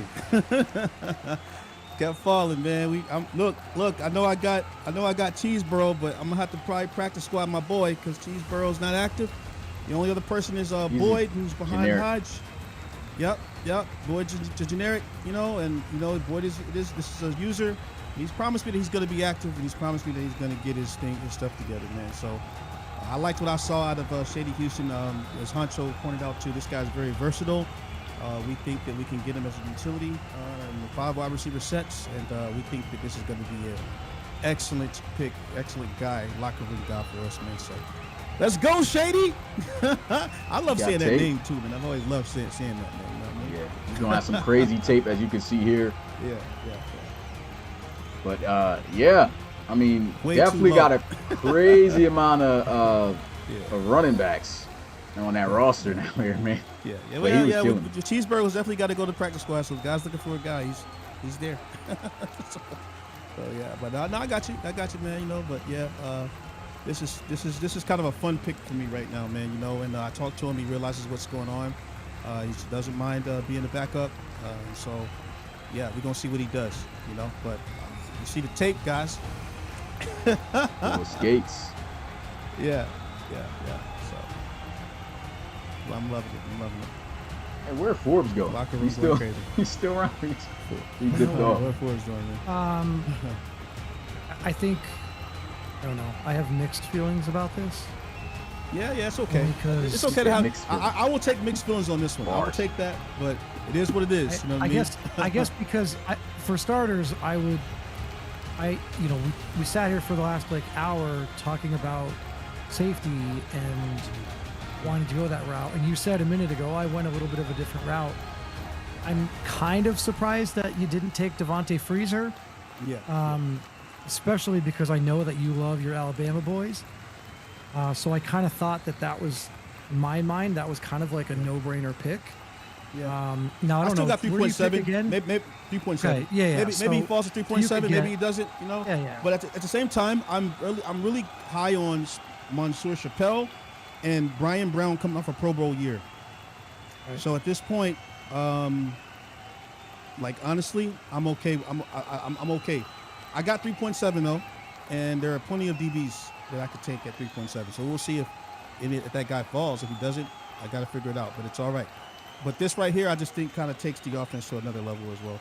So it is what it is. There it Yeah, is. it's gonna be something to watch, man. Shady Yeah. Houston and I- Darnell Hodge. Yeesh. I think what it definitely means is that sometime between now and week 8 of season 11, there are going to be teams picking up the phone trying to acquire Darnell Hodge because he's going to be a free agent at the end of season 11. And there's no way that, in my opinion, there's no way that you're going to re-sign Darnell Hodge if you just drafted Shady Houston, because then think when that? Shady Houston becomes a free agent, you're not going to be able to afford. You're not going to be able to afford 2 running backs. at Yeah, hey, 15 we'll million a get year. we'll get there. We'll get there when we get there, buddy. All right. I'm not just gonna telling you. go ahead and think about that right now. We'll get there when we get there. And one of the things also too about the position, which I mean, Like there's not Running no back, backs in though. the whole league. running back is that one position though that is cheap, and so I think running backs are definitely affordable. If we're talking about other positions, I definitely get what you're saying, but for the running back, even like top tier backs at max, and they got to be like darn near elite, making what 10 to 15, if that. I don't see them getting that. Yes. Well, I mean, at 86 star dev, and by the time he's a free agent, 88 star dev, and probably Darnell Hodge, I think he's going to ask for. Yeah, but you know, 15 even million. even the elite backs in the RFL, they don't ask for a lot. I think if any team wants to True, keep they their don't. running back, they can easily do that. And so I do Well- feel that you can definitely afford 2 running backs because they're just so cheap. You know, you can really keep an elite back on any team. Regardless, he was Hey, not just- going to go start anywhere. That he's in the 3rd round. No one picked him up. He landed on the Cougars, man. Hey, and he's going to play because first of all, Now- Cheesebro's out of here, and Ashlyn Boyd. He honestly, if he works hard, he could take over Ashlyn Boyd. You know, I like the idea of having a user. You know what I'm saying? So we'll see how that goes. So I'm not going to keep harping on it, man. Pick is in. Okay, so we got I assume that you had Tigers. him as your running back number 2, right? Cool. Boyd? Obviously. No. Shady Houston. Like you, on the draft board, on your draft board, I assume No, that you had no, Shady not Houston. at all. No, you're assuming. Know what to say about assuming? What do you, then who did No. you have ahead of him? Nobody. I wasn't Wait a going minute. halfback at all. I just made it on a whim just now because he's still at No, but that- 3.1. He should be higher. So what? Hold So on, what? hold on. You just said Shady Houston was not your number 2 rated running back on your board, which means you passed I don't up listen. on your Listen, number 2 no. rated running back? Listen to understand. Do not listen to respond. That's what I you just did said. not have any running backs on my board at all. I was not going running back. There's no sheet with running It's backs at all. cranky in the late hours of the RFL draft. boys. What does he not understand? Why would I? There's no. They were not there. You didn't rank any of them. You didn't No, rank running backs at all. But then you no, because I know who they are. Done. I know who they are. I know who they are, bro. I know all the running backs. There's only 5 that I would like. So I don't need to put them in on paper. It's wasting my time.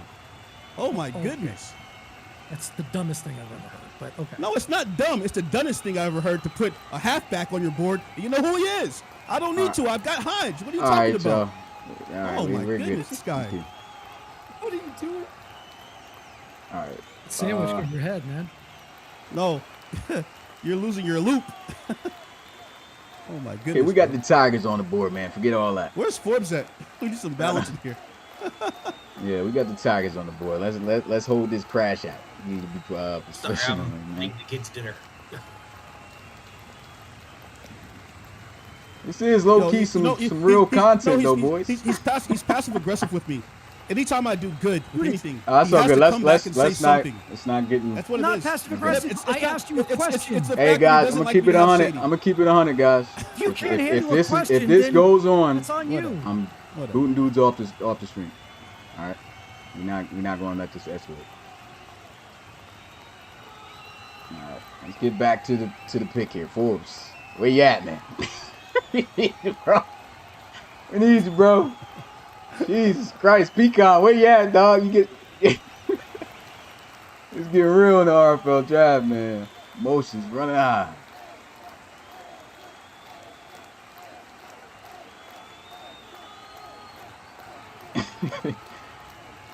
I still ain't even get to see dive into this joint yet.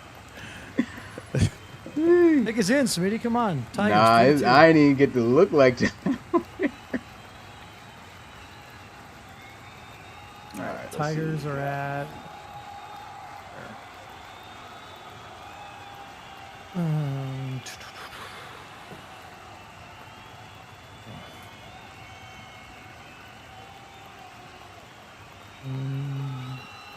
Oh, I think I had them pegged for a DB. All right.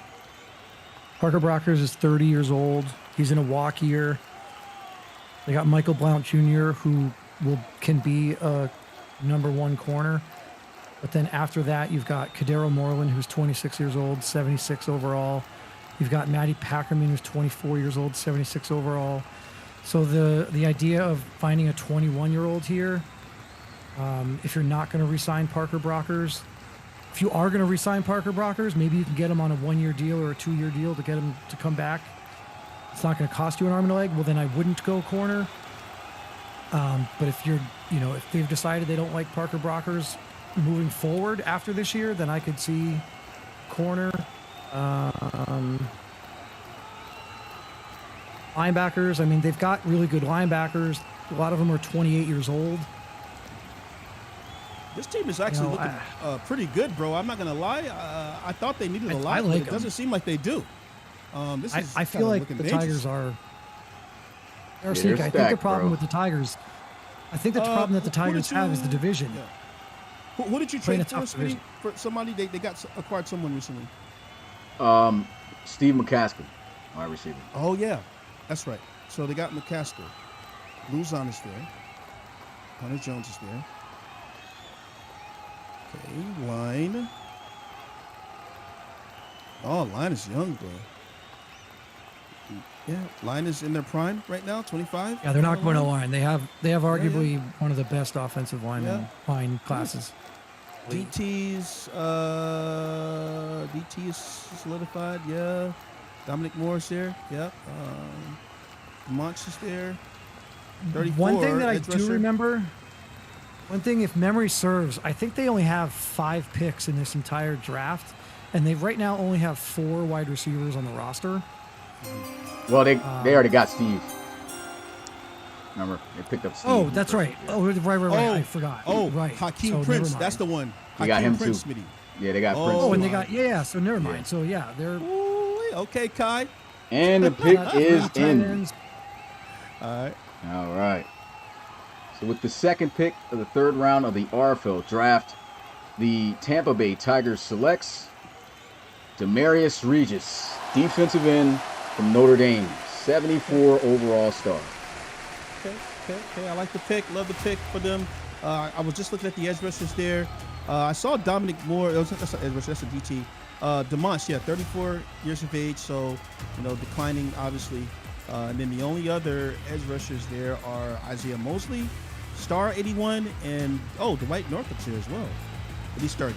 So yeah, I think this puts this guy in a good spot into the mix here. Sure. Yeah. Do you have star dev? No I tape. missed that. Yeah, he got started. Yeah, start that. Yeah. Yeah, it's star dev. Yeah, I think Demarius Regis is a really good pick.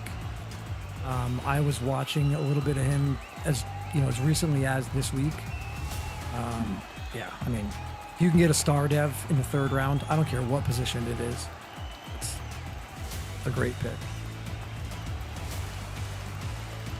I'm just logging it in, guys. What's up, guys? Okay. What's going on, man? Everything's He's good. on 3-3. Had to make the kids dinner real quick. Yeah, well, I had to use a knife as well. Hey, Dull knife. there you go. Butter knife. Yeah, exactly. All right, so again, no tape, so got nothing there. I think we're about done with the tape, man. So that's over with. Unless it's a user from here on out, I'm not going to show the tape. Next up, we have the Barons.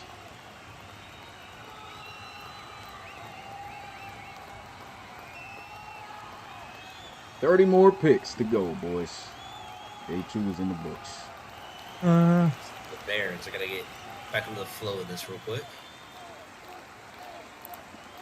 They got Talon Ross, Rico Cardoza. Charlie Dotson, Nico Quinn. Yeah, I mean,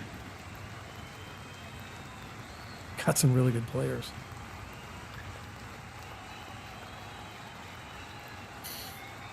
Let's see. Rob picks again in like 5 picks. How can we mess him up this time?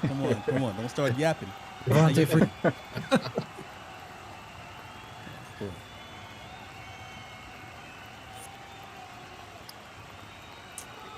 It's about to be a crazy season, boys. Well, All I'm I saying. can't wait. It's about to be crazy, man. But you This is gotta what they love can- it though, man. You know. Yeah. They could definitely go coverage linebacker here.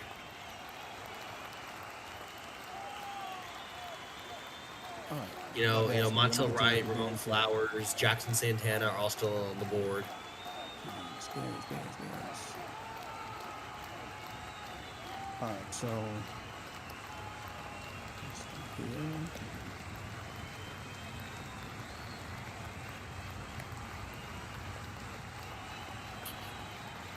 Hey, go get Nana. No, we gotta save Nyshawn for a special somebody later. Gotta save that shot. Go get Nana, man. Get rid of these guys, man. I'm sorry, man, but Chavis, Falk, and Kiata, get them out of there, sweetie. Go get Nana. He's gonna work hard for you, man.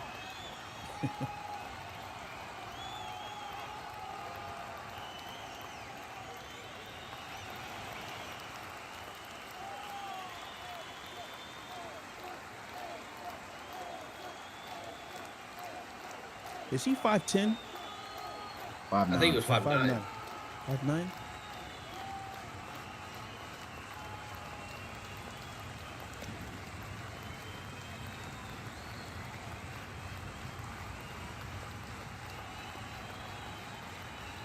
Yeah, Smitty's quiet right now, bro. Yeah, I'm just trying to just look at this depth chart and just Yeah. really figure out where Trying I'm to going find to go. Nana. A lot of room for Nana's bags, man.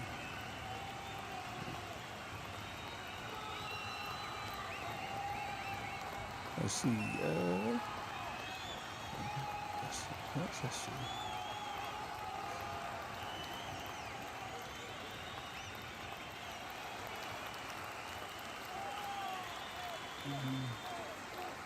Let's look at the wide receiver core again. Let's see what we got.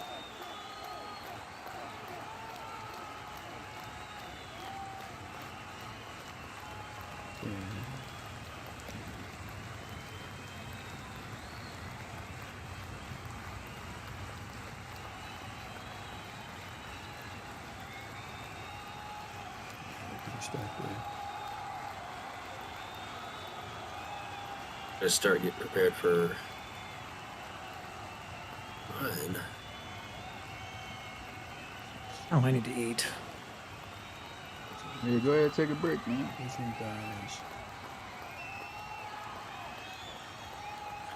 Yeah, I'll be back in a minute. All right.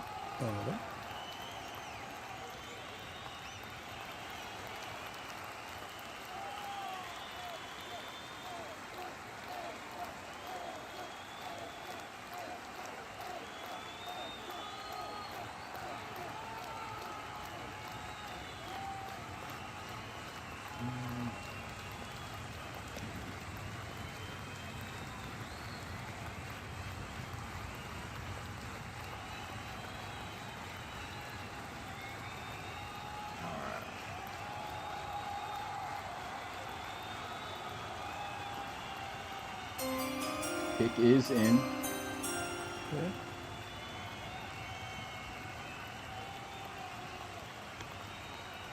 With the third pick of the third round of the RFL draft, the New York Barons selects Sean McDowell, offensive guard from Utah, 71 overall normal. Okay. Okay, so we knew there were Still still one some O linemen that were above a 70. Nice.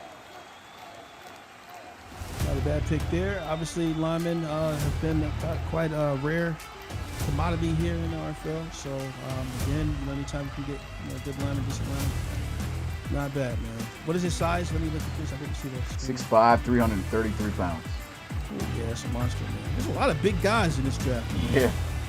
Jeez. They were generated that way, too. Man. Yeah. That's a good pickup there for him, man. Not bad at all. I'm curious to see how this injury thing is going to go, Smitty. Yeah. You know, and how that's going to affect, seeing those backups and stuff like that. So it's kind of good to know that a lot of teams are, building their depth as well because starters they take a hit, with those injuries and stuff.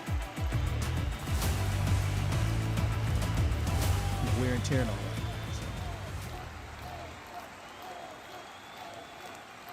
So. All right. Next up are the Gunners. They picked up Xavier Savage in round 1. Didn't have a pick in round 2.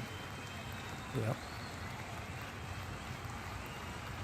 The Gunners are a team that has a lot of holes too. We know they're starting. It's Tion? Yes. Tyon Tion or Tion? Tyon. Smitty said Tyon. yes. I ain't really paid attention. Yeah, Like I heard him, but I thought he was like saying, "Is it Tyon?" Like I'm like, So he's starting. So obviously no quarterback there. They're definitely a team that could use O-line. Definitely a team that could go D-line. Oh, I think covers limit. Dombrowski's down to an 80. So they have Tyler Cage and they have Shaden Wilson, but they're missing that third coverage guy.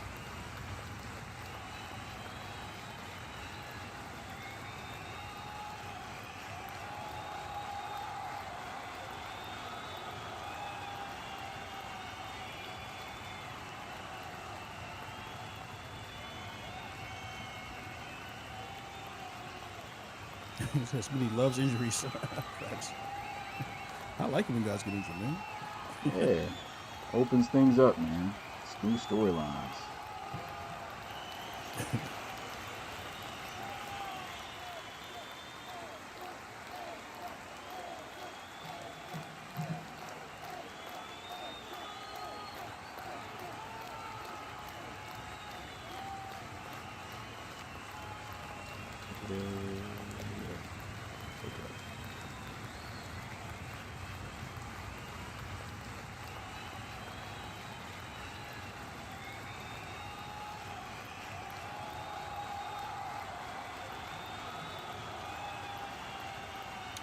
Hey, Hodge, if you're out there, man, go ahead and send me that Detroit Lions playbook.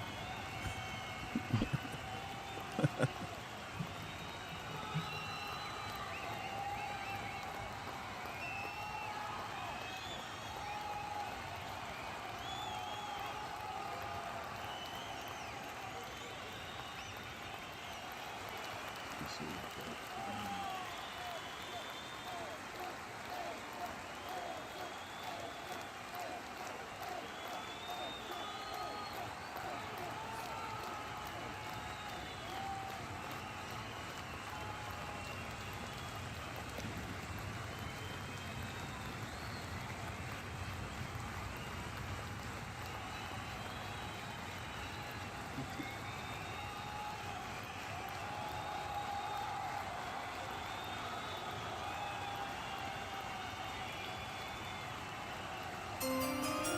All right.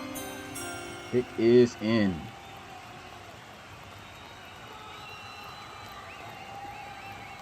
With the fourth pick of the third round of the RFL draft, the Baltimore Gunners selects Edward Schuler, middle linebacker from Penn State, 71 overall star. Okay, that's what I thought. We'd start seeing some more coverage backers go off the board. I feel like What's his rating? 70. 71. But he's star. Star there. So what made him get star but not Jacqueline? Well, Jacqueline, he had okay years. Like, he wasn't a bad linebacker, but he was never really a standout. And Edward, that one year he got to play, his season was phenomenal. Very impactful in the playoffs, too. Helped win Penn State their first conference championship. If you watch the film on this dude, he could have been a much higher overall than this had he played more than 1 year, but that's the reason why he was able to do that. Okay, so Jacqueline got the overall because, he's been there a couple of years. Yeah. But, okay, that makes sense.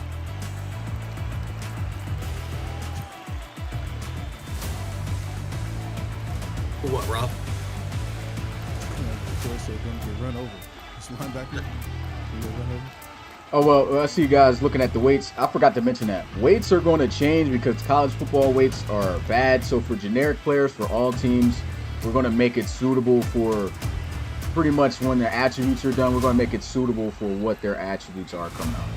So that's how we're going to go with that. Don't look at this weight and think that that's what they're going to be. That's going to change.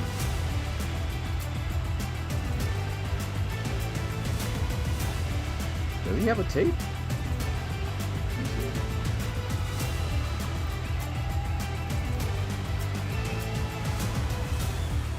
No, he doesn't. Yeah, we're not doing tapes anyway at this point. They needed themselves another inside linebacker, man. You guys already talked about Dombrowski. You already got Tyler Cage there, who's the captain, the enforcer over the middle. Mm-hmm. He's definitely going to step in and be that next guy. So, big addition there, and then we're moving on to pick number 5 of round 3, and that belongs to the Pioneers. Pioneers, the Nears. All right, let's go look at the Pioneers now, man. Teams. And going to the Nears. All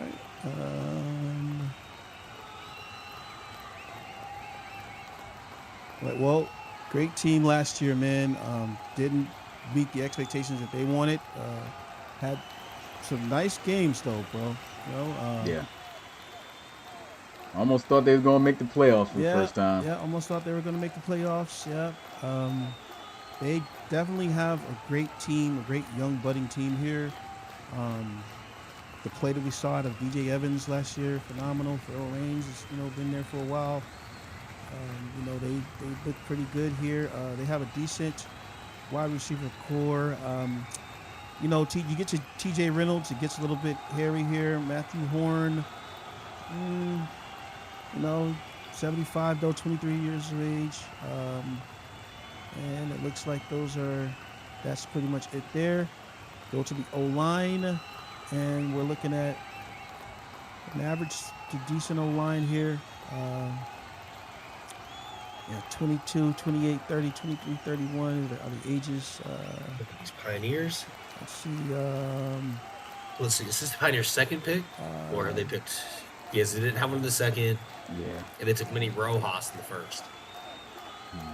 D-line. Oh, D-line has Charles Raymond on there.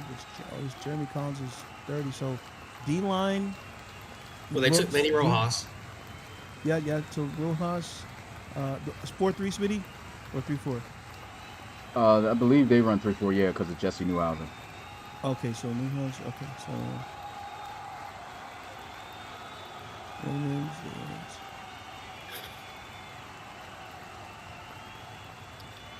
35. I think that D line take a look at the D line. I think the D line might need a little bit of attention, a little extra attention. Even though they've already taken Manny Rojas, you think they do it again? Just take the next best edge. Maybe, yeah. Because I mean, if we go and Raymond's look, 30, yeah. I mean, Troy Rubin still on the board, Tyrone Crawford, Leon Winfield, Lou Burks from Clemson is still on the board. Yeah. So there are still some pretty good DNs left. Yeah. So it'll be interesting to see what they do.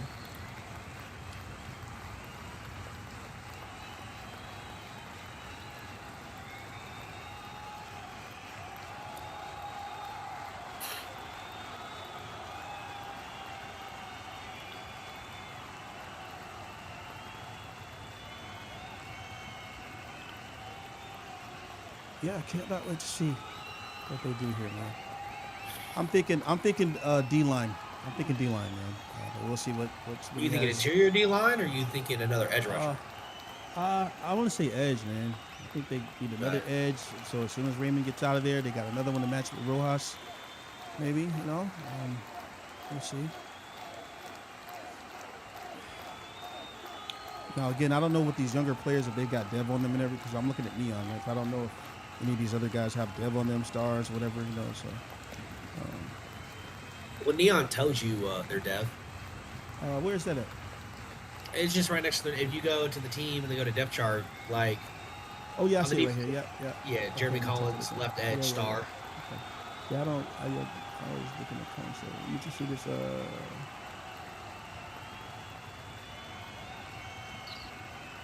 I had jumped ahead for a second.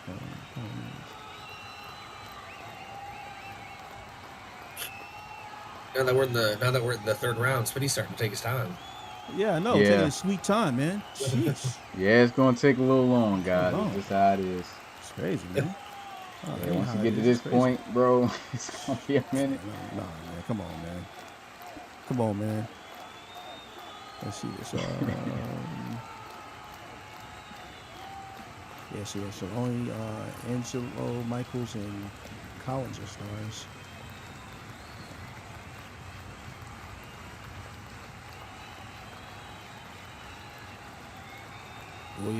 Way in the haystack right now, man. Well, let me DM some prospects here. Yeah. All right, pick is in. Oh, Yeah, I have to do some thinking on this one.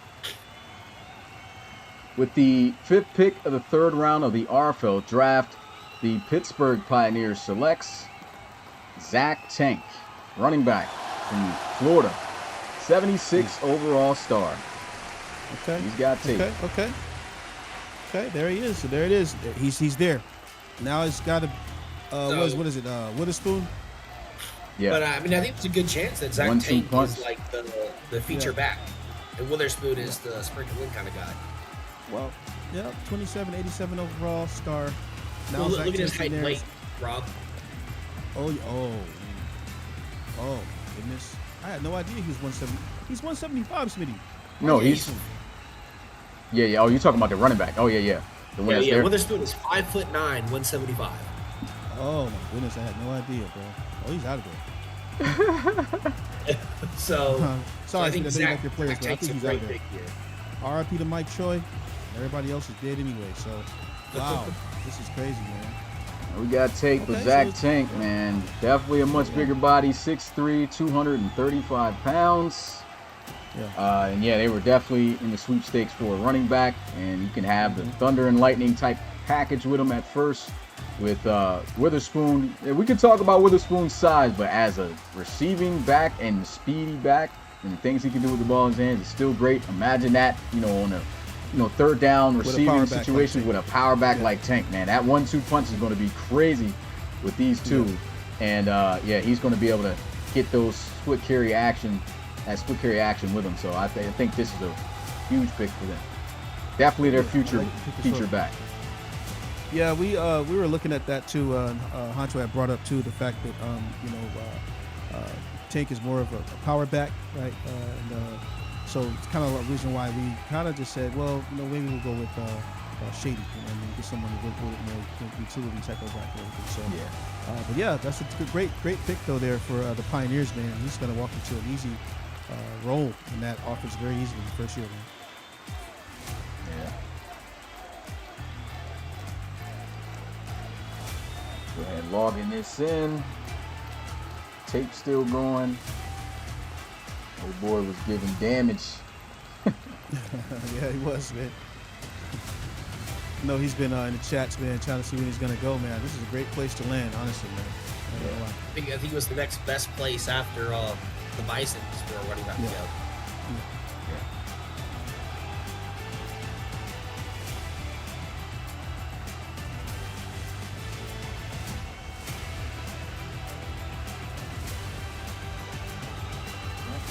Zach Tank in. And next up we have the Orlando Sentinels. So, it's the same person who made the round 1 pick making this pick too? I do not know.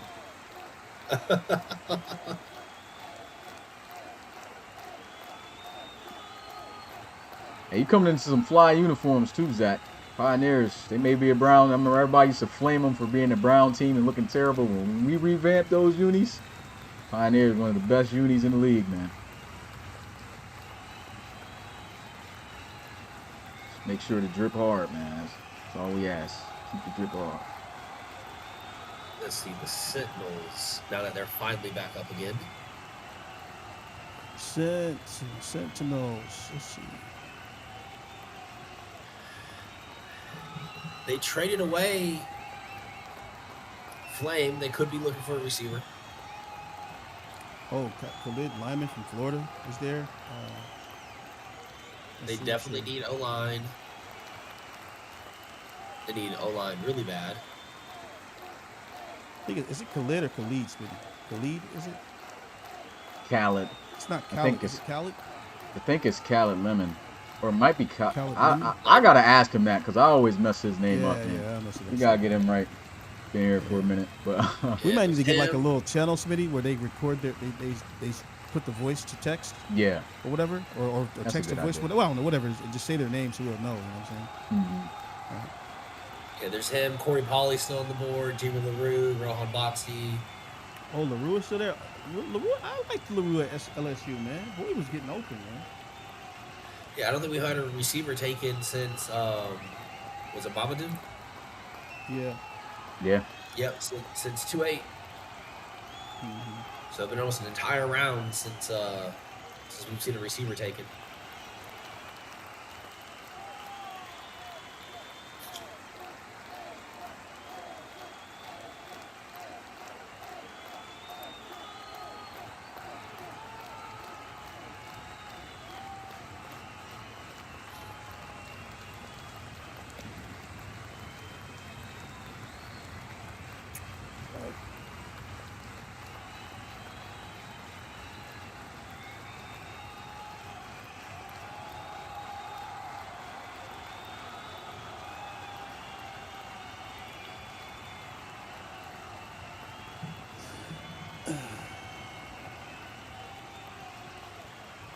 Chat, what do y'all think the Sentinels do right now? If anyone from the Sentinels is even watching. I like Khaled, man. I like Khaled for them, bro. He's been sitting there on the board for a second. They did. Polly's there too. Can't forget about him. I did like LaRue though, bro. I liked him at LSU. I just felt like every time I watched those games or called those games, whatever it was, like I was seeing his name, you know. So I don't know, man. Now this Cyrus Smith Jr. guy, does he have reloads? He's a generic. And then there's Scarberry. Oh, he's a generic. What about Scarberry? Is he generic? He's a user. User? Does he have reloads? I haven't checked. Gregory. I don't think so, Yeah. though. I have not really seen him active at all. Okay. Yeah, just looking down here. Now if I go to... All right, pick is I don't in. know, man. Okay. All right. With the 6th pick of the 3rd round of the RFL draft, the Orlando Sentinels selects Travis Okoye, defensive end from Texas, 68 overall, normal. That's another. I think. I thought Koye was gonna be better than that though, Speedy. I was wrong, I guess. Yeah. He I think his he teammate had too that- many guys on that team to really jump him over other guys. So I can't really say too much on that. But and then the year before that, remember, he was injured. I know it's unfortunate, but he didn't play. So technically, he only had a year, and everyone else on the defense was stacking. And of course, he's undersized at 5'11", 240 pounds. He was actually playing D tackle, and so he switched him to the DN. So like, yeah, it's a lot of factors that was working against him. Okay. Yeah, 5'11". I thought he was better than that, man, but I could be wrong. Hey, you know, can't get them all. Does he have tape? Don't get me wrong, for a shot, I mean, he was doing pretty good for when he was on, you know, when he had the opportunities. It's just, you know, there's a lot of other dudes that was on that defense that were just getting there first and making the noise. He just really wasn't that consistent factor. Yeah, I got you. Oh, guess who's back? Hey, man. What you eat, man? Okay. I saw glad you- I'm Rob's glad you're back. grilled chicken sandwich, and I raised him a turkey on wheat Turkey on wheat. I'm just glad you're back, man. with I'm glad cheese, you're with back, bro. cheese as well. No, I can sense the sarcasm. What kind of cheese? Swiss cheese? No. I went straight American. Oh, you're nasty. You eat that Kraft too. You look like an old Kraft eater. Kraft. Horse head. Horse head. Okay. All right. Horse head. I'm so glad you're here for my pick, though. I know, just in time. I wouldn't miss this for the world, man. I know you wouldn't, man. I waited until after the 76 overall running back went, after you took the 75 overall running back. I didn't want to come back on that one, so Yeah, of course. I figured yeah, I'd yeah. wait a little. Yeah. The 76 power back. So yeah. Yeah, there you go. But, Yeah, I think well, the problem with the Koye, I can't wait to fulfill your. the dream. problem with the Koye, you're gonna get Devontae Freezer, because if you don't, then I'm gonna have to leave it in. Chess, not Yeah, checkers. I think Chess, Travis not checkers. Okoye it's all about his size. I think you guys hit it all on the head. It's 5'11" guy on the D line is a little too small for most of our liking. So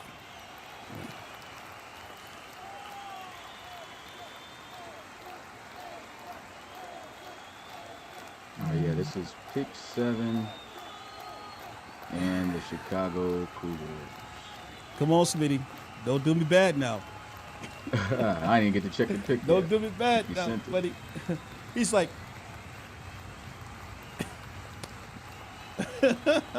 Normal. Man.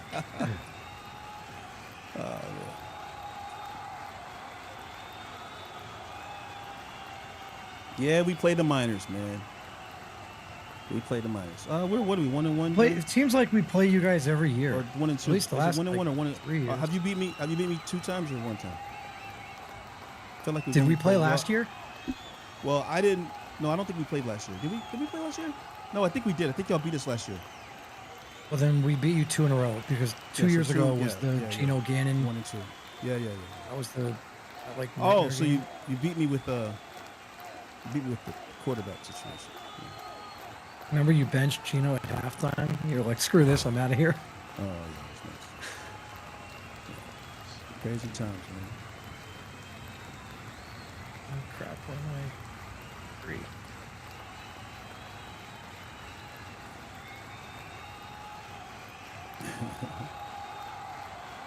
McCall is now with the Okay. Elks, man. So big salute to him. I'm trying to I might have to recreate the card. Recreate the card. Yeah, he's not even listed. I don't know what happened to the card. I'm gonna keep looking for it though. I don't know what happened. All right. Play was just too good. Good. Yeah, I cannot find it. Well, I might have to Never announce gets it old. without the. oh no! Don't Oh, do you me wanna? like Yeah, that. I ain't gonna do them. I ain't gonna. All right, let me try to. Don't do me like I might have to that. create it, bro. So let me actually We gonna do wait. that behind We the gonna scenes. wait, man. So done. you need a picture Did for you it? have any mayonnaise on that sandwich? No? I did. I had a little mayonnaise on that Let me guy. see. I might gotta, cause CP. I know he created the card. So I'm trying to. There's no CP, way, bro. Like, load it now. Give it to him now, CP. Stevie made the card so that I know what sort of teams it's from. So let me go look. Yeah. Okay, so let's see. yeah, I don't know where that thing went, man. It's not showing that it's here at all. So I gotta So re-download CP it. made the card. That means that Rob obviously drafted Matty King after taking shit at Houston. Yeah, of course. I want to wishbone. Let me see where. All right, yeah. Let me go on Discord because I gotta. But he emailed me that. Yeah. Yeah, this might take a lot to create, bro. So I don't want to. Oh, he's So not home. unfortunately, I'm not gonna have a card for you.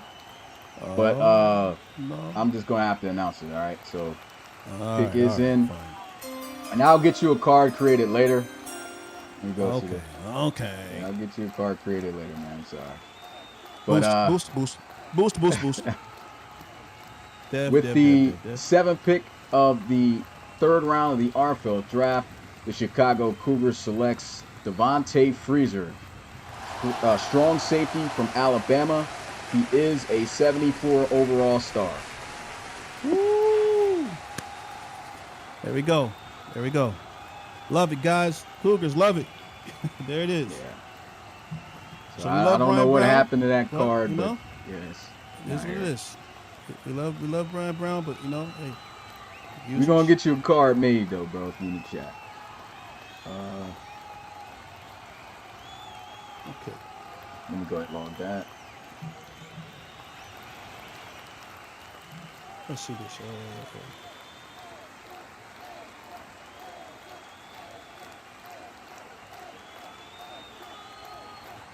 We got the Diablos yeah. up next. Jack Sky says we 8 stars, and I agree. This is why I wrote one of my special star shirt today, man. Stars. You right, buddy? That's what you say. Here we go, Diablos. Pick 8. So, Smitty, you no longer have to call Cougars until 6.1 and 7.1. Thank God. I said, thank God. Yeah. Yeah. A lot of y'all teams eating up the picks. Yeah. Tomorrow, I'm going to go visit my parents in the morning time. Are y'all started at 2 p.m.? 12. 12? Okay, so I might be. Can I come on late to Yeah, that that's fine. at all? Yeah, that's All right, fine. yeah, I'll come on late. I might be like a couple hours late, but you guys should still be going. I don't think you guys will get to 6.1, 7.1. So, and I'll join in, with you guys. That's not gonna mess up the thing, or can you like put a placeholder for me or something on the video? You said On the what? setup? So can you like put a placeholder for me on the video setup for tomorrow? That you don't mess I up would just anything have when I to come edit on it. It's all right. I can edit it during the live. Just let me know you're Okay, coming so on. to I'll crash just- anything. Yeah, it shouldn't. Okay. It shouldn't. Okay. Uh, What's good, Cam? that should be easy. What's to you fix. cammed up? Yeah. So we do have the Diablos on. I see some guys trying to send me draft tape. Unfortunately, guys, if it wasn't placed in Pecan's playlist, then I couldn't play it. So I'm sorry about that. Yeah, don't want to click a link and then it sends me somewhere else, and then it's not even in the frame, so I can't take new links. Yep. We're on Forbes, right? At 3-8. Yep. Yes, sir. What's Forbes cooking up now? Rob, you have any ideas what you looked yeah, at this team? Let's go look at Diablos. Dunn, can you refresh me on? I know he took Gore, but who are the other players? He's taking a lot of players, bro. So He took Zion Anderson yes. with 214. Yep. Then he took Dior Gore, and then he took Colorado Rivers. I think those are Okay. 3 picks, right? So, Was there another one? let's see. I feel like he's had a ton of picks though. Yes. Jeez. He's only picked. He only got 9 total, but it's just all so early. So Yeah, it's He's only just a picked. cluster. yeah. He's only picked 3 times. He picked Dior Gore, then he picked Colorado Rivers, Okay. and then he picked Zion Anderson. So he's got No, these he middle picked rounds then. Duke That's what's Cushion about. too.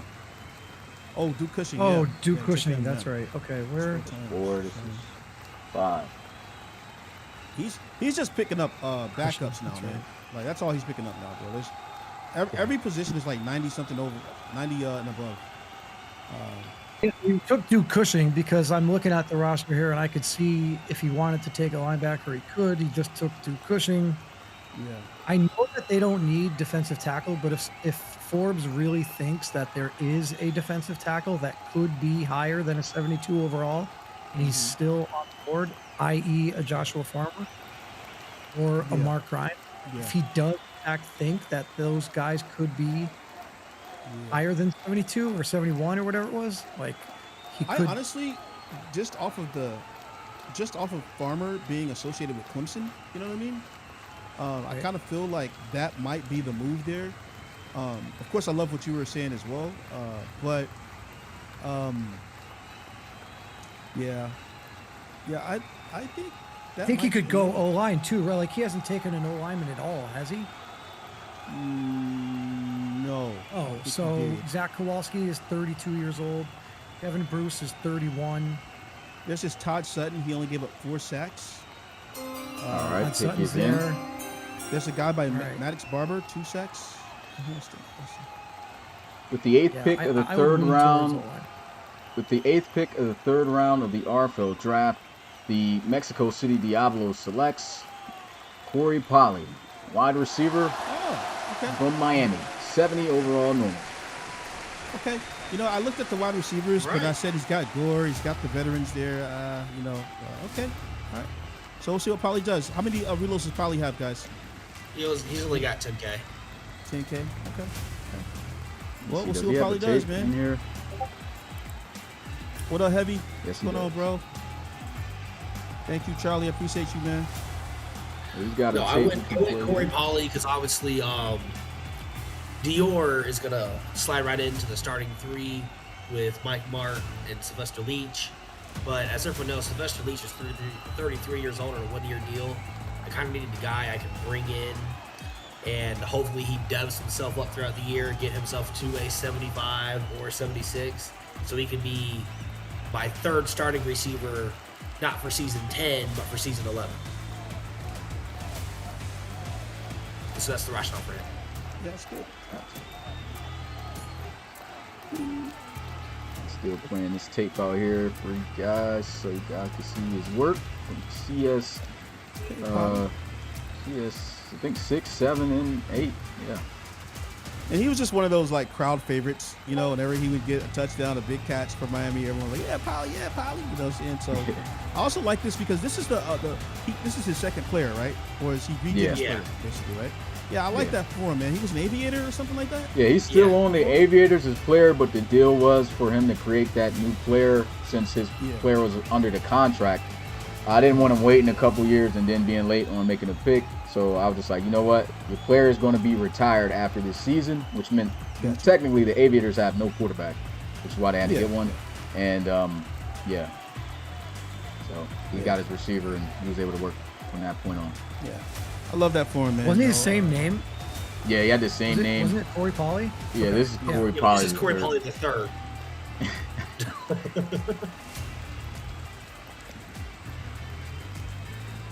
Tape's still running, but yeah, he had a breakout year last He year, had man. 16 touchdowns and 1,500 yards. I feel like this is the Corey Polly that had some kind of medical issue or something like that, right? Like he was in the hospital or something like that, or Yeah. a few years ago, he had something serious going on. Orbs, were you entertaining the idea of taking an offensive lineman here, or is it wide receiver all I the still time? have 2 more picks in the third. I'm going to get one. So it's just a matter of get your guy here and then get. Yeah. I mean, there's still some offensive linemen. I think, like I'm looking at some guys, and I've got three offensive linemen that I think I'm a little bit surprised. Not necessarily surprised, but there's 3 offensive linemen that I'm thinking of that I could easily justify being selected in the next 5 or 10 picks. Yeah. And if you've got 2 more picks in this round, you said? Yeah, I have 20 and 28 this round. Yeah, so you can certainly get it. The hard disc was going crazy. What's going on? Yeah, it was tweaking out for a second. I think it went back though. Crusaders are on the clock now. With pick And this is number only their 9. second pick, right? Yep. They took Dallas Stein, who was a 74 overall center in round 2.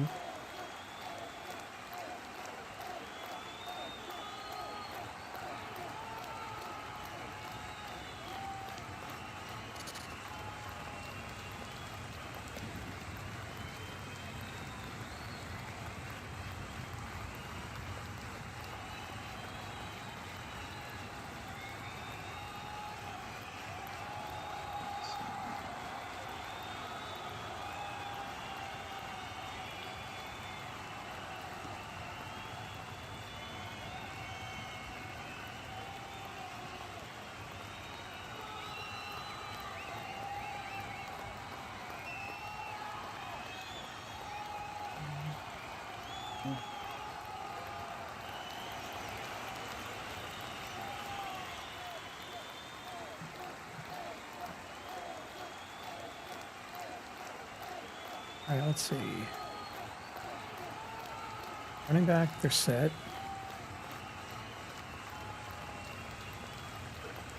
I mean, is this another situation like we've talked about with some other teams where they take a quarterback now? Let's see. Oh, let's see. Because and Wakefield is 31 years old, and With maybe you KJ don't like. Smith and CJ Johnson and Isham on the board. Yeah, I mean, Jorge Torres Aguilar is only 70 overall. Like, you're not going to turn it over to him. 5'11", 25 years old already. All right, pick is in. Nah. Oh, nah. What's my name? With the 9th pick of the 3rd round of the RFL draft, the Los Angeles Crusaders selects Ethan Nation, cornerback from Texas, 70 overall normal.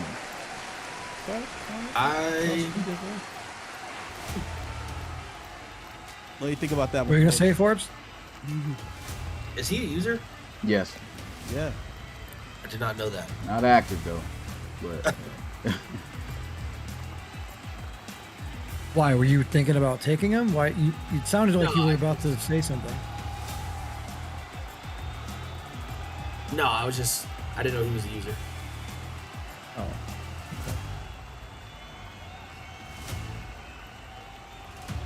yeah, no tape for him. So yeah, Yeah, I mean, he's just the other corner from Texas, He existed. He was there. He's got 1K reloads in the bank. He's pulling. yeah. Hopefully we got some more Crusader guys in the locker room. I don't think Crusaders have too many users like that, but who is there if they're active? Hey man, give it your boy. Try to see if you can get him right. He's got opportunity there if he grinds for it. If not, I mean, he'd just be a depth guy. But, yeah. I see guys saying he's a real life baller too. That's what's up, man.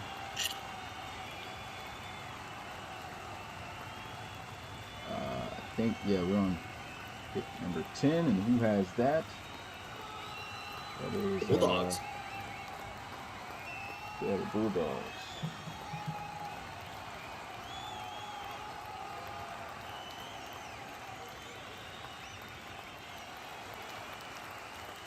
So I've got them set up on the board. All right, so the Bulldogs, I guess I'm going to say the same thing that I said about them in round 2. If they were in conversation to take a coverage linebacker in round 1, right, and they ultimately chose not to take Brian O'Connor. They didn't take a coverage linebacker in round 2. They went with Shackelford, so they got an edge rusher. Here we are now in round 3, and when I look at coverage linebacker type players that are out there, I think there's still several good ones. I think Isaiah Ogletree is there. Ramon Flowers is there. Montel Wright is there. Isn't Jackson Santana still there? Yeah, still there. I think he's a little bit more of an edge rusher than, pure coverage. But, I mean, if you want in my opinion, a guy that is more of a coverage linebacker, I think Montel Wright is a really good pick.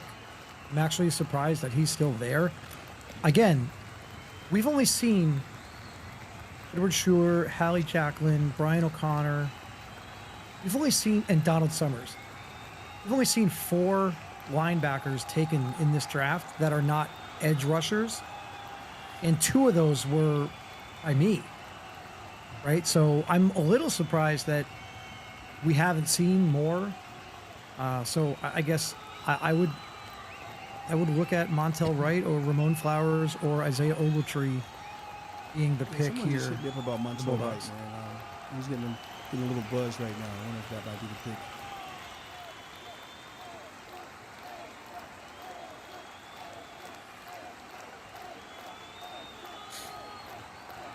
Oh, Rolling Nose Ethan Nation? I think he said he just talked to him. He's probably looking at drafting him. Oh. What is this Max? He says this cheer track? This a cheer track city? Oh, is that like the audio from the Yeah, draft that's or whatever? Yep, that's the audio for the crowd, like okay. this one, yeah. Okay. Gotcha. What is it doing, Ethan Max? Nation is a real player at Nebraska? Is that what they're saying? Yeah, Ethan Nation's a real football player. Yeah. At Nebraska. At Nebraska? Uh-huh. You got a couple at guys here that Nebraska? play D1 football now. One guy starts offensive line Notre Dame. One of the Moore boys. Yeah, he might actually go to the league too. That's cool. Yeah, we got some dudes in here, man. Best of luck to y'all boys. In Was real on life, too, college man. football Hopefully y'all make 25. That's awesome. That's pretty cool. it. Yeah.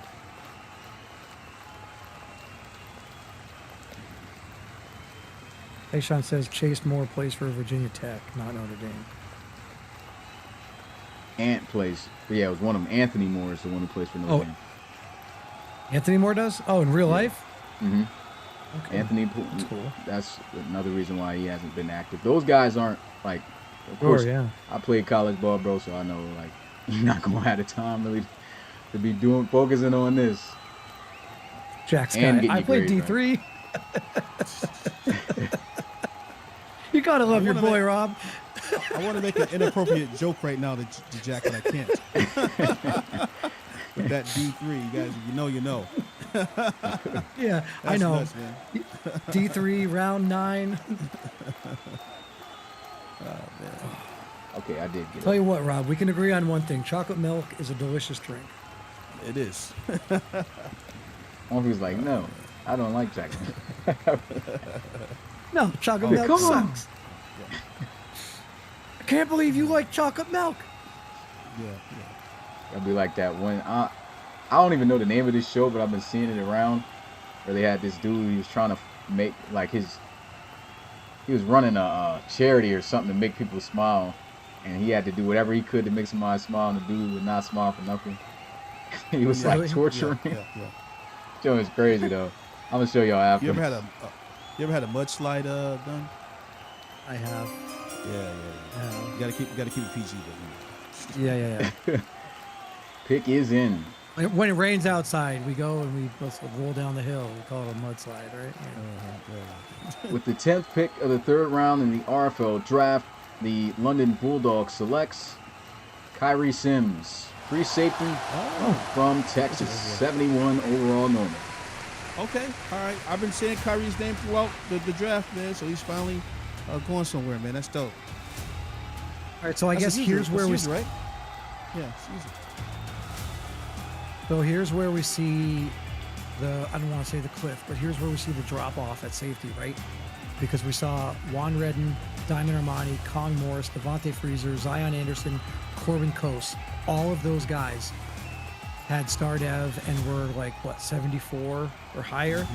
And now this is the first safety that we're seeing that is not quite at that level. So, I guess, here that's where it is. That's where the safety class is, right? Like there's a clear division between the likes of a Kyrie Sims versus, a Juan Redden and the Kong Morris, Devontae Freezer.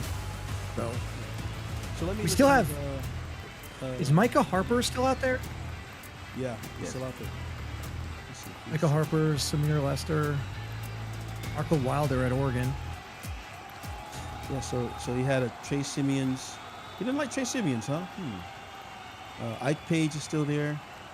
I can see Roche. Yeah, I get it. Roche, 69.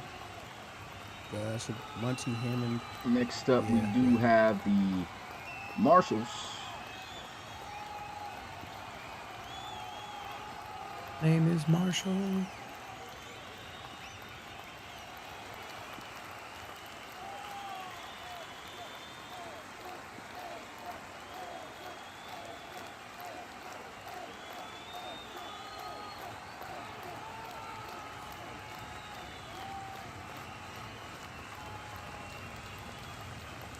All right.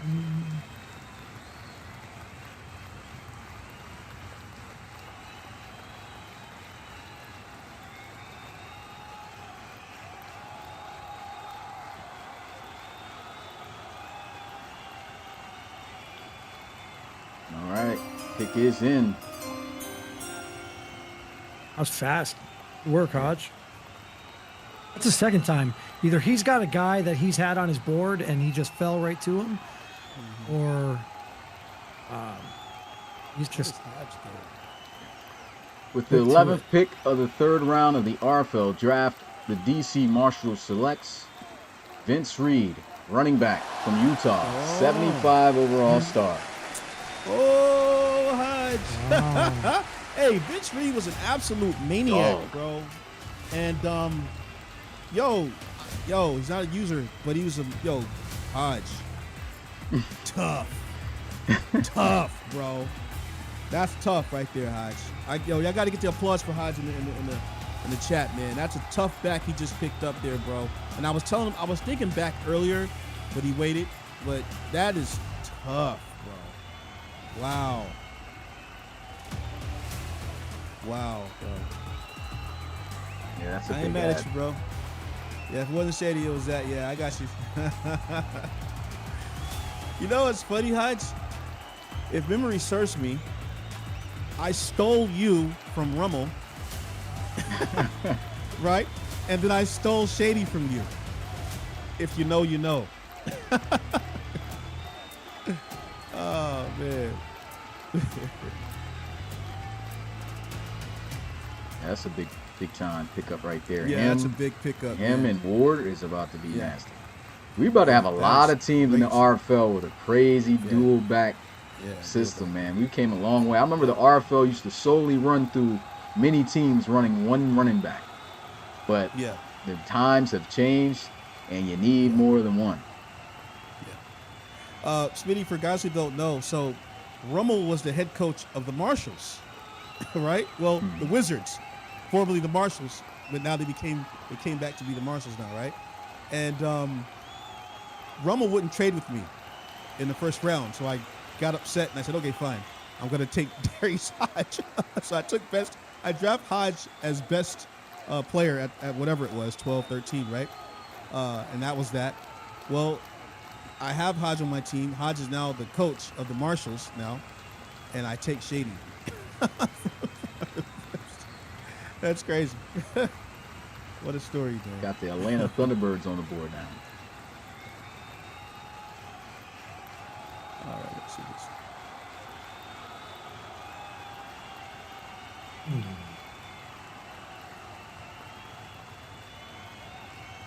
Birds, let's go.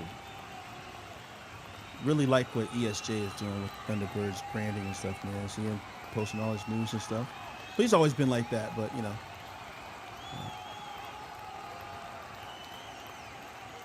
All right, Thunderbirds, what do they need? I only have 2 tight ends on the roster. Can they even fit anything on this roster, man? without it going to practice squad? Like, what are they going to take that is going to stay on their roster and not have to go down to the practice squad? I mean, they've got 7 wide receivers on their roster right now, and none of them are like, you know, 100. None of them are like, oh my God, I'm just going to drop him. Like, even Brandon Welch, who's a 71 overall and he's 25 years old, and he's only 5'10", has 97 speed, right? 97 speed, yeah. And then well, I used to Raymond love Gordon. Dean Staley, man. Yeah, he used to play for the Condors, so if you didn't know that. Dean Staley. Yeah, Dean Staley's pretty nice. Yeah, he's 5'9", 90 speed. He used to be pretty good for the Condors. Yeah, there could be some.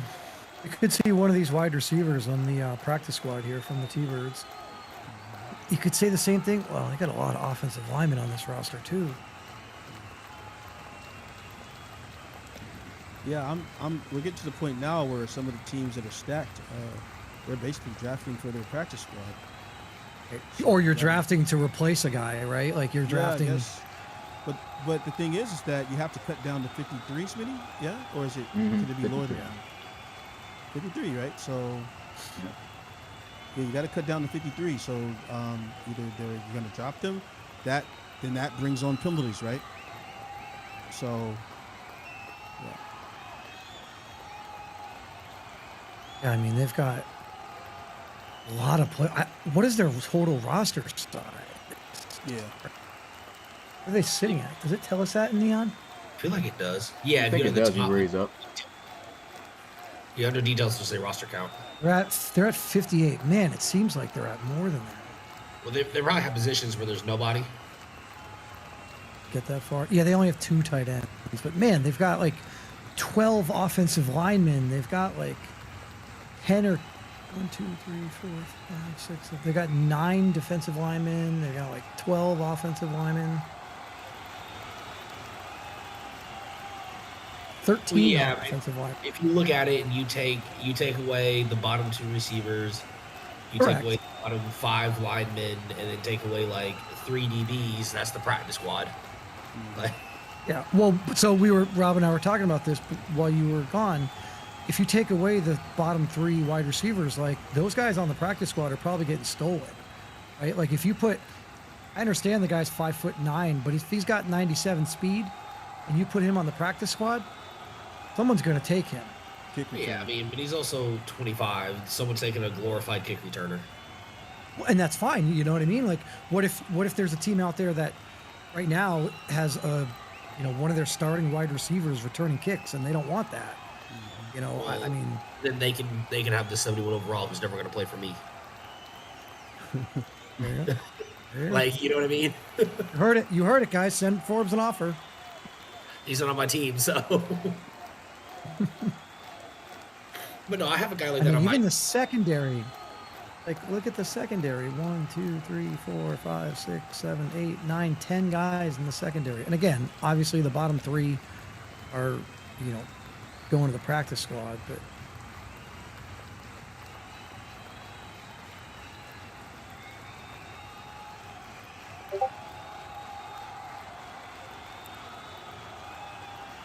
Look at a guy like Kelly Trenton. You're like, man, he was so good in college.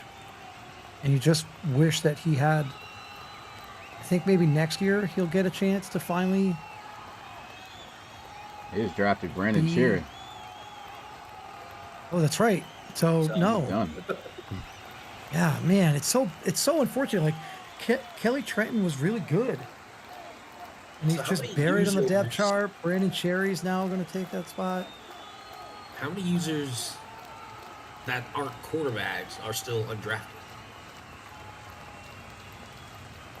I know you have Lou Burke from Clemson. All right. That got aren't it. quarterback.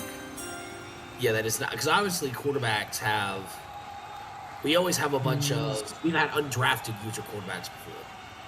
All right. With the 12th pick of the 3rd round of the RFL draft, the Atlanta Thunderbirds selects Montel Wright, outside linebacker from Oregon, 72 overall number. Okay, so there's the answer. Someone was asking me about has he been taken off the board yet? Yep. Yeah, It's a not good bad pick. I mean, You go ahead. at this point, no, I mean, at this point, we're in the middle of the 3rd round, right? So, and you could say he's top 3 or top 5 linebackers, right? And I think of all the linebackers that are still available, he was the one that you probably looked at as more of the coverage guy. I think if you looked at, what his zone coverage was, I think he had the highest zone coverage. So, we're not seeing a ton of linebackers go.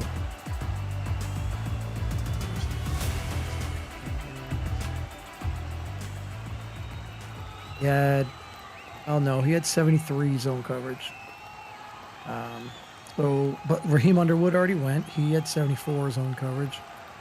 And I took Raheem Donald Underwood- Summers. He had 74 zone coverage. Hassan Who's up Bird next? went, right? He has 75 Yes, zone on Bird. coverage. And then the other guys have filtered out here.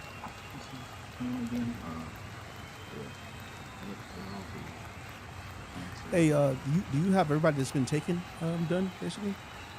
Yeah. Can you I have share a that? sheet right here that has everyone. Yeah. Who do you want to know? No, I just want to have a list of who was taken. That's all. You have that. I kind of like stopped highlighting my. But, I mean, I can Oh. easily update it, but I'm just being lazy right now. Yeah, I can't share this one only because it's actually Oh, you Got- got your stuff. Yeah. yeah. It's all right. I'll update mine. But I mean, I can tell you if you have questions on where and when. I can tell you. No. I was just actually, I'm just being incredibly lazy, though. I'm not highlighting everybody's. The sandwich is kicking in, and now I'm tired. Yeah, it is. Yeah, it's definitely kicking in. Got 20 more I'll be picks, ready guys. for another round of editing players that on the offline file. Yeah, right. See it in the background there. You're all ready to go. Got NCAA up there. The Huskies are up next. All right, let's see. All right.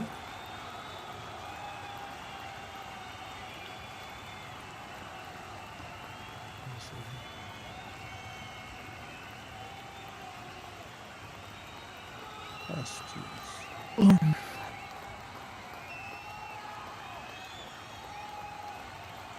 Let's say the Huskies, there's still some good safeties on the board, but they took down Armani in the first round.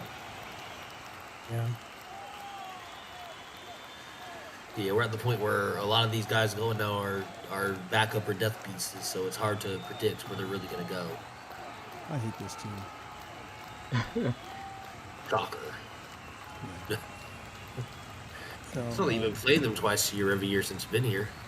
yeah, it's just Smitty. I think. Have the Huskies taken an O lineman at all in this draft? They took an Edge. Nope, they took Cena and they took Armani, 2 Clemson players. So maybe they take Joshua Okay. Farmer, get 3 Clemson players.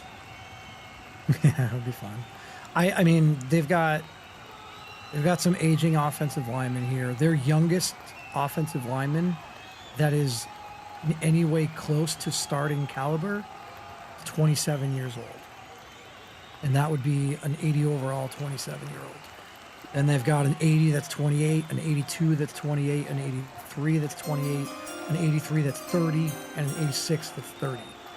So Pick if is you're in. worried about regression, you could see O-line here. What you say, Smitty? So, yep, got the pick in. Okay. Make sure I got this thing right. With the 13th pick of the third round of the RFL draft, the Toronto Huskies selects Mark Grimes, defensive tackle from Penn State, 71 overall normal. All right, so they're The D tackles are not So- higher than 72. and if they are, the only hope is Joshua Farmer, right? So did we What- make a what if- good run on overalls earlier in the draft, man? We must have. Slim. I mean, is it? I I mean, really we're like Mark Grimes. halfway through the third, and we're still in the 70s. So where does it start to get ugly? Listen, I'm just gonna. We've only had 2 players in the entire draft who have not been above a 70 or above, and that was Casey Robinson because they had to go quarterback, and then the Sentinels pick. Yeah. So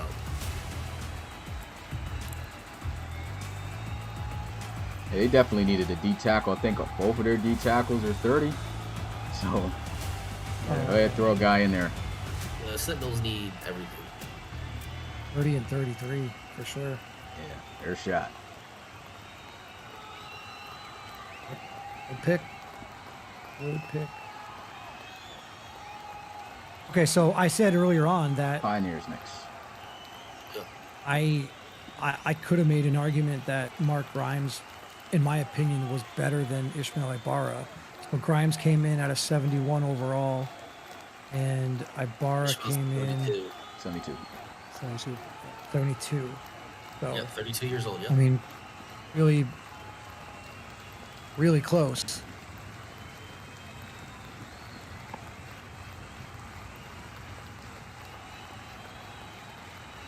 Who else is Pioneers? Yeah.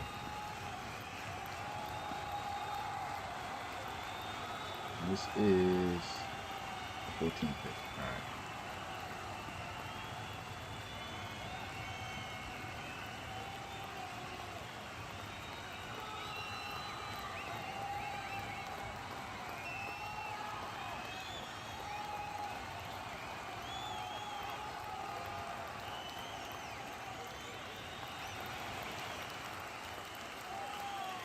All right, so the Pioneers already got a running back.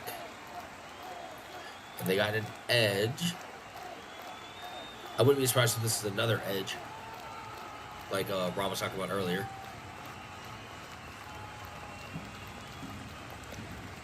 Go back to the years, man.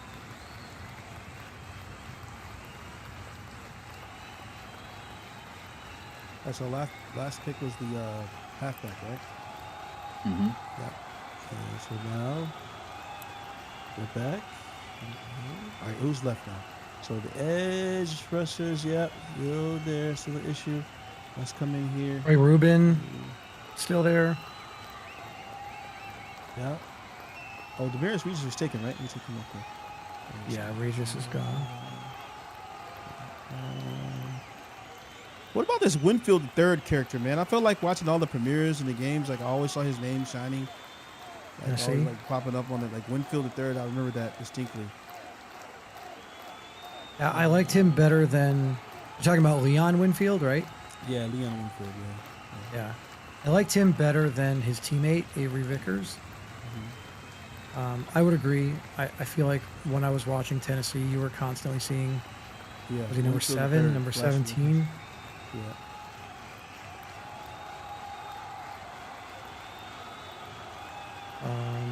Who are some of the other edge rushers?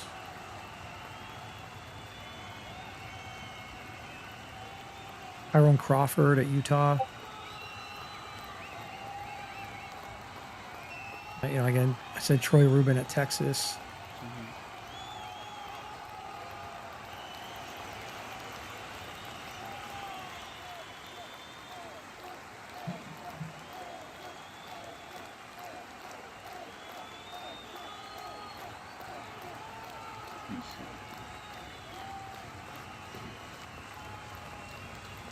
we're talking about maybe moving a linebacker, you could take a guy like George Ellington, Texas A&M. He's still there. Was this guy taken? Connor Griggs, offensive guard. I don't think so. No, I've got him still available. I was one of the ones earlier when I said there was a few offensive linemen that I could see going. Connor Griggs was one of them. Brett Sloan. Brett Sloan was another one, and then Todd Sutton. But if Smitty Todd hasn't Sutton. jumped on these guys yet, does that mean they're not as good as the guys he already took? Because he's taken quite a few linemen above these guys, right? That's what we are meant to believe, right? Yeah. Well, it could also be that he's trying to fill out other positions of need first. Right. Gotcha.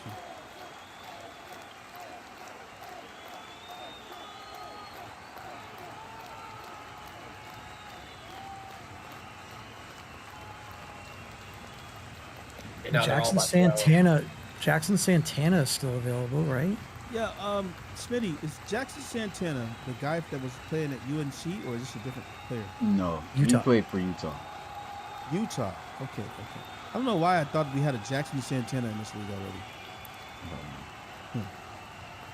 You had a Benji Santana. Benji Santana. Yeah, that's what Benji Santana. Okay. Benji Santana was at UNC. But we had a Jackson too, but I think that was there was a Jackson something though, right? I thought there was a something Sure. Jackson or Wasn't Max Jackson like a coach who had a player? No, but there was. Oh, yeah. What was his player's name? It was because it was spelled Jaxson. Is how it was spelled. It's the same way as this. I don't this forget player what the first name was, but I know he had a linebacker with the last name of Jackson. Yeah. Sorry, Miss Jackson. All right, pictures in. Sorry, Miss Jackson. Oh, his the name was fourth- King Jackson. The 14th Jackson, pick yeah. of the third round of the RFL draft, the Pittsburgh Pioneers selects Josh Washington, offensive tackle from Oregon, 71 overall normal. Okay. All right. So they're not getting any better than 71 guys. Well, that's about what we thought for Yeah. this area of the draft. Yeah.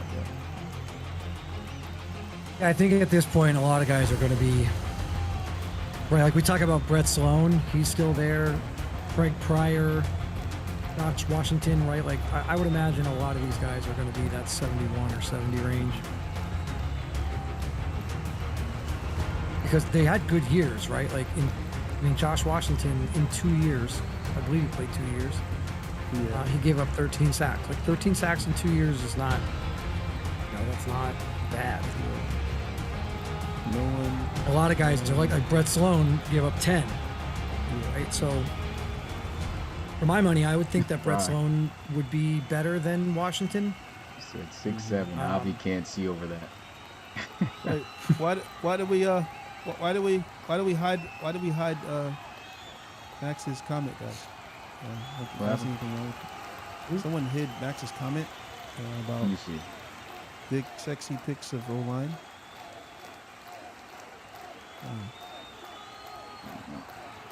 I don't know who hit it, but it's in the gray. Maybe it was an accident. Probably. Yeah. Can you unhide it? Nah. No. Oh, all right.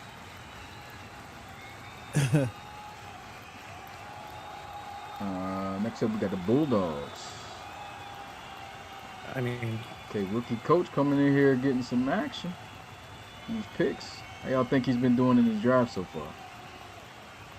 So they're pretty good, man. I mean, I that pool like he had it. in the I last mean- one. It's crazy. I mean, the you can't Kyrie do Sims, like Sims, that's man. where we saw the drop off a little bit at safety, right? I think he probably was hoping that maybe there was one more safety that was going to be mid 70s. In hindsight, like let's look at the Bulldogs in round 2.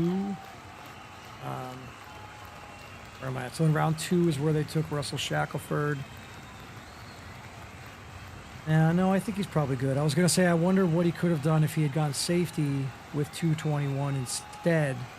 But I mean, he could have taken Corbin Coase at 221, and then he would be trying to take edge right now. but the drop off is going to be the same at this point. Like the edge rushers are probably going to be no higher than a 71. So Yeah, you're just trying to fill out depth at this point. yeah, but and again, I guess I'm just going to beat the dead horse here. Practice squad. Take a coverage linebacker if you were interested in one.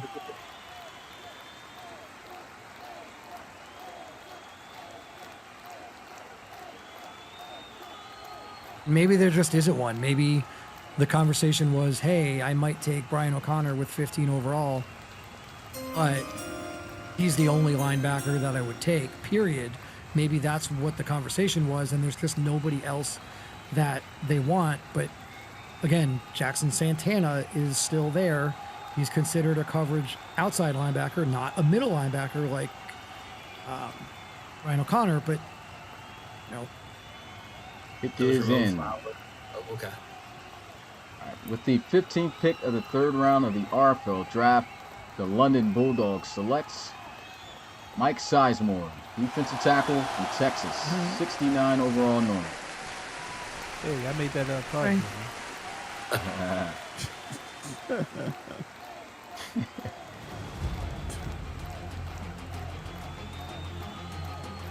memory serves, Sizemore is aptly named, right? 6'5", 320. Yep. Sizemore, Mount Sizemore. I was thinking Mount Sizemore when I heard this guy. Yeah, I mean, there you go. Too bad it's a 69.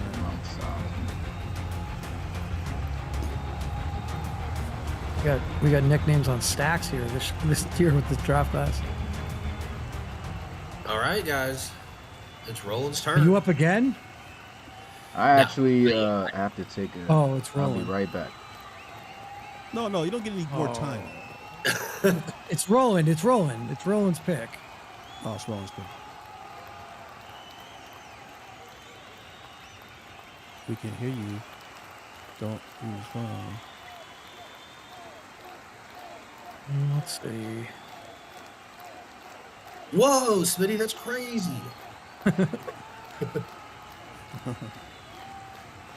Yes, you can. What do you mean Drake Will's up retiring?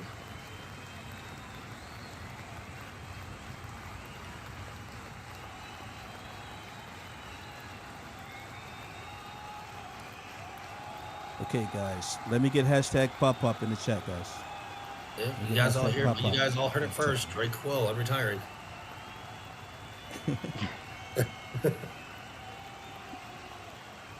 All right.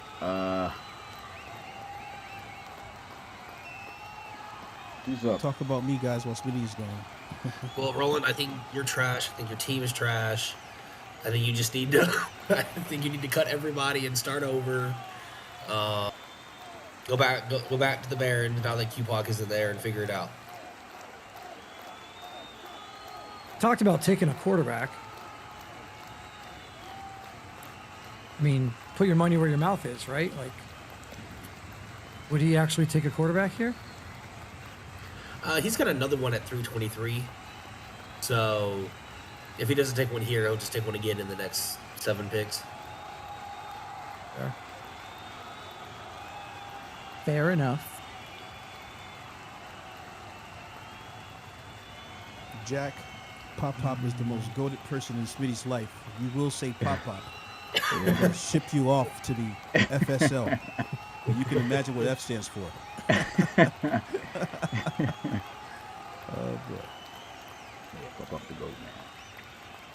Let me see.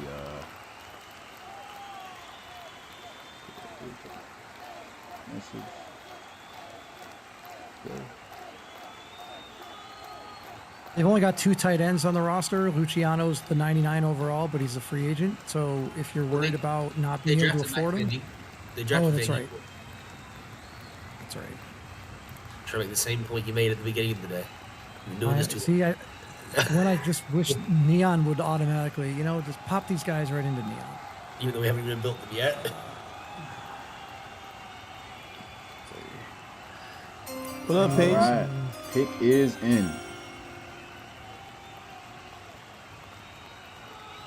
Go on. With the 16th pick of the 3rd round of the RFL draft, The Austin Armadillos selects Omar Delps, cornerback from Utah, 69 overall normal. It's going to a great team, man. Omar. Great.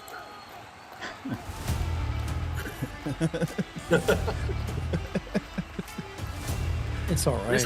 It's okay. It's okay, Roland. I mean, it's better than nothing, I guess.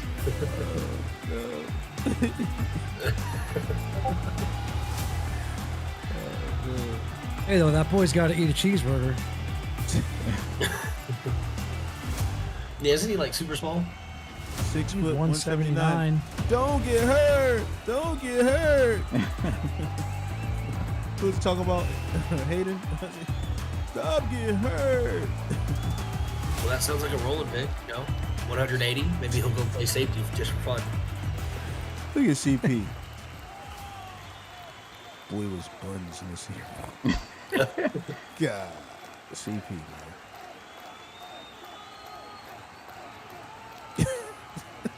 I got my Yeah, the slot. Explorers You got my slot quarterback. Yes, sir. You got your slot, bro. Penny slots. You say you're gonna start him this year at a 69? You better not, man. Smitty said it here first. You start him, you're fired. Unless the corners is that bad, I haven't looked at them, but that's crazy. I mean, I know off the top of my head they still have Mike O'Neal.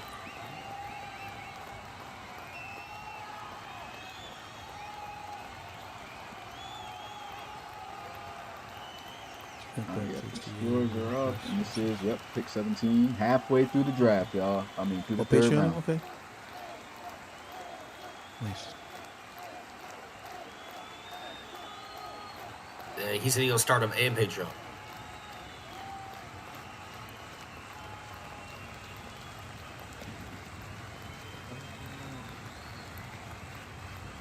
Yes, let me go look at this team now.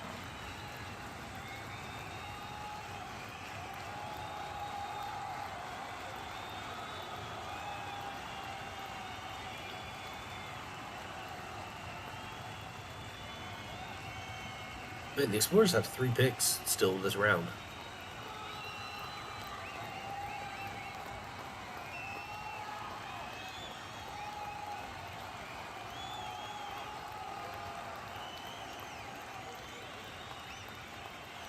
Yeah. Sorry, Spitty. I'm kind of out of. I'm out of things to say at this point, man. We're not professionals, man. My bad, man. This point is just like, okay, who's next? Well, yeah, we're 5 hours into it.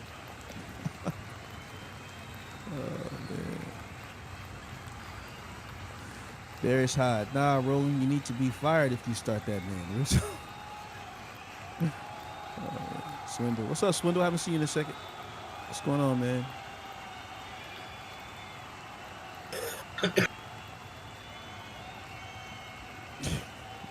Fry's like, you better start him, Roland. Don't let these guys bully you. Oh, man. Oh, he's well. I said Delp's gonna be fired. All right. You been serving? Okay. Hey, salute to service, man. For real. That's what's up.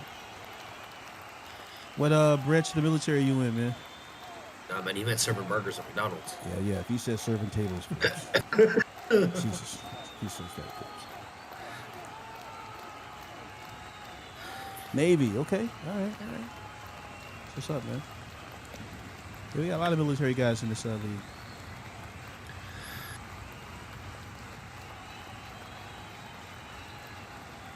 So, Smitty, having fun back there? Yeah, just looking through this stuff. Let me go see what the Explorers got. Any thoughts done? I haven't. We're looking at Explorers. I remember the linebacker core was suspect when I looked at it last time.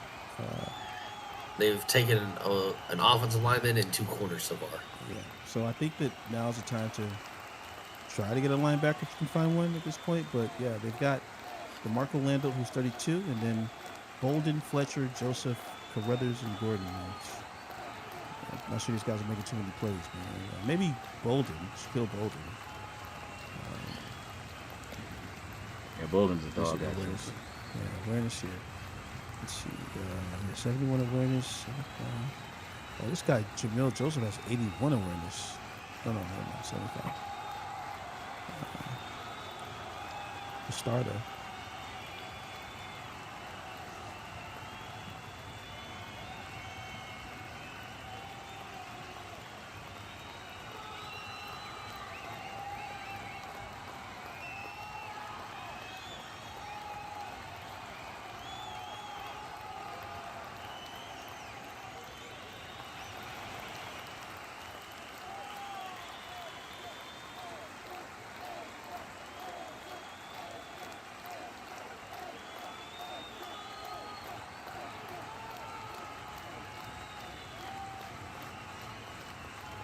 Hey, good to see you there. Let's see, Luke, we're out here. Max Jackson out there.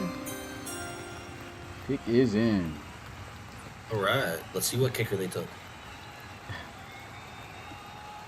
With the 17th pick of the 3rd round of the RFL draft, the Columbus Explorers selects Jackson Santana, outside linebacker from Utah, 72 overall number. Oh, That's he's better. good. Okay, hey, 72 is good, man. I like that. He's been sitting there a long time, bro. Yeah, I think the linebacker class has been so heavy, like the last 3 draft classes, that no one really needs them anymore. So a lot of these linebackers are just sitting here. Mm-hmm. What do you mean? I think Max? also one thing to consider too is with the way that Madden is now, like this is a new era where like it's the Will linebacker, the Mike linebacker, and the Sam linebacker, and it really matters what your scheme is and what what you're doing. Yep. And that's a lot different. Historically, you just had a middle linebacker and you had outside linebackers, and if you Right. ran a 3-4, you had 2 really good middle linebackers that you wanted. If you ran a 4-3, well then you wanted more of the outside. So I think this is a little bit different. We'll see. I mean, obviously this is going to be new for all of us. But I agree with you, Forbes. I do think that we have seen a lot of linebackers go in the last 2 years, and so you're right. Teams are reluctant to spend early round draft capital on the same position, 2 years in a row. Over and over again. Right.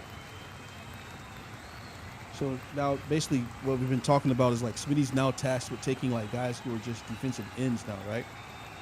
And making them edge rushers is what it is now. Pulling them off the line or something like that. What you guys were talking about, especially with Well, the it 3-4? depends. I think it depends on their size. If the guy is if the guy's an edge rusher and he's 275 or above, you can move him to defensive tackle and he would be a down lineman in a 3-4.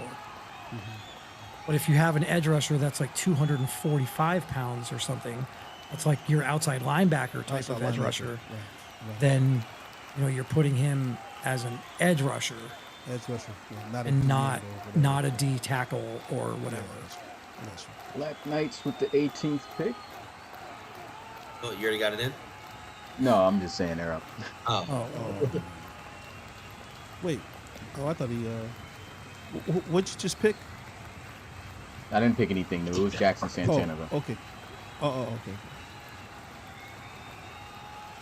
Where's Mara at? Mara, you out there?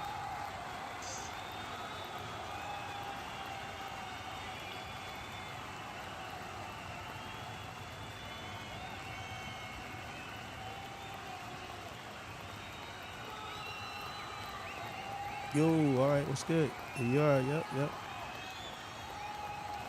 You got that Gannon sweepstakes. Got that Gannon sweepstakes, man, so you can cash in your pennies with your meal tickets now for these late picks here.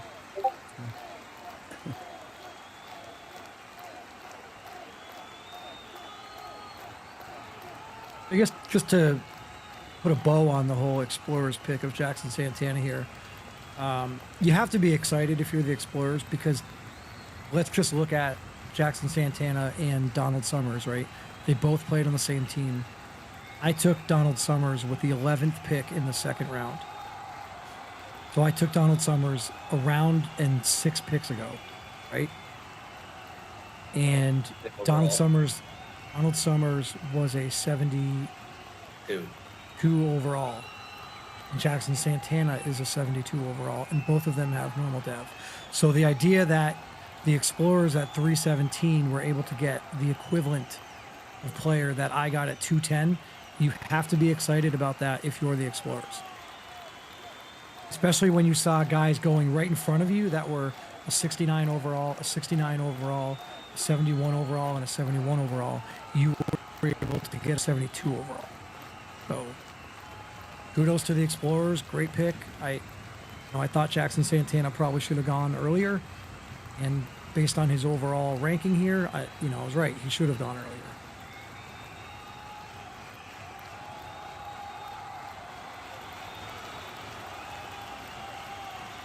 Still waiting on the Black Knights, right?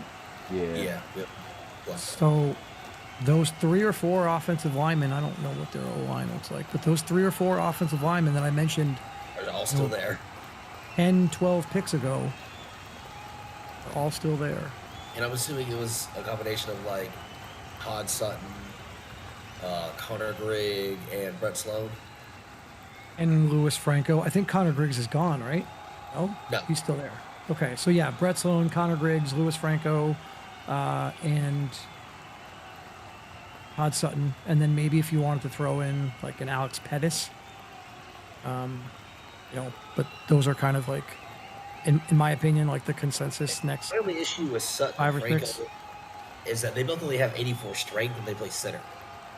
Well, in Sutton, the other issue I think with Sutton is his weight, right? Isn't he under 300 pounds?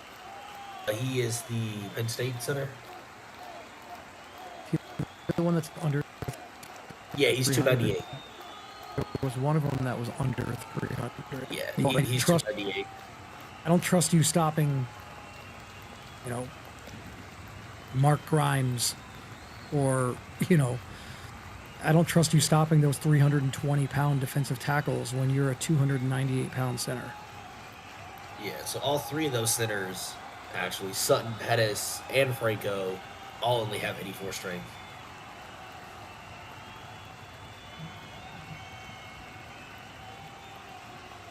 Oof. So,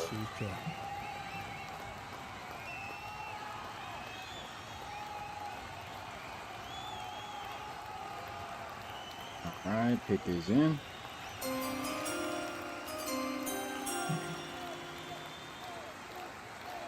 With the 18th pick of the 3rd round of the RFL draft, the London Black Knights selects Ross Anderson, offensive guard from Penn State, 71 overall normal.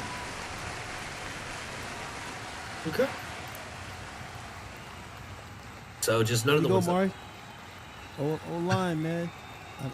Mari wanted you didn't get the memo, Smitty. Mari said that they needed another DB. Jay-Z laugh is crazy. That line is really crippled, man. I need some youth in there ASAP.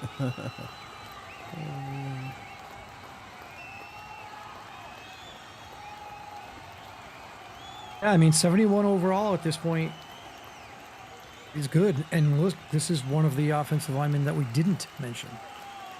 Like we just talked about 5 offensive linemen, and this guy was not one of them. So Crazy size, too. 6'5", 333. Yeah. Great size.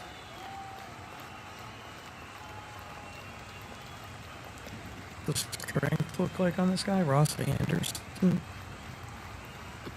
Strength was a 96. I mean, you gotta love it.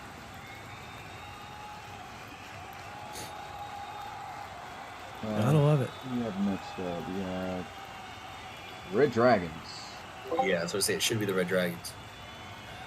Was Quan Jenkins? Did he declare? No, he didn't. He didn't even He reinstate didn't. either. So he's gone. Oh, okay. So he's gone. Yep. All right. Go ahead and hit delete on row 35. You go.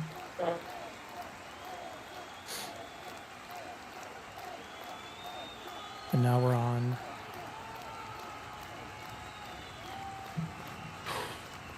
Pick Oh, we're number on the Red Dragons. 19. Red Dragons. Red Dragons. Yum. I was thinking the same thing, bro. I was thinking the same thing. Oh my I was God. about to Rams say it, and the destroyed. fact that you said it, though, that's funny. Davis, I would not put up with this. That's funny though, because I used to refer to Roland when he was in Brooklyn as Red Barons, the pizzas. So it's kind of interesting. Yeah. Wasn't that with the little guy with the aviator goggles on, right? Yeah, I think All I right, said pick something is like in. the only Baron we respect is Red. The only Baron I respect serves me pizza. Right. With the 19th pick of the third round of the RFL draft, the San Diego Red Dragons selects Connor Griggs, offensive guard from Florida. 70 overall, normal. Okay. Well, there goes that guy. But we figured that we would be that overall anyway. I haven't really seen too many of the guys. I kind of felt like Smitty's been like pulling Lyman all night long, and he's definitely skipped over some guys. So I felt like this guy was going to be either equal or lower in value.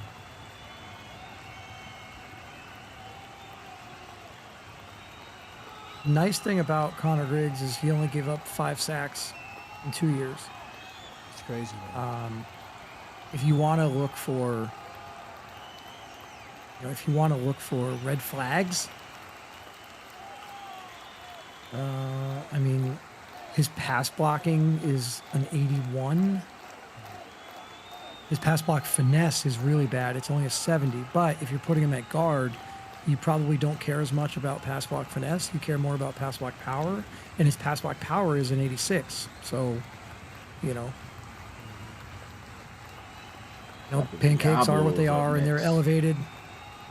Yeah. It's over. 168 pancakes. I was all getting very happy about all the pancakes, man. Whoa, 213 pancakes? Never again. I don't even think a dude could reach that total all 4 years of college football. 200 pancakes is crazy.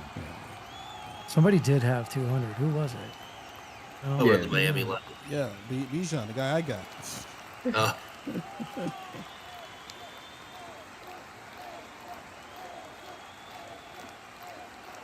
All right, we're on who? Oh, Forbes are up again. Pick number 20. Yep. We talked about a bunch of those offensive linemen. I mean, at this point, you're just taking a guy. So Hodge says that Griggs was a 76 in foul. Wow. He captured a lot of attributes.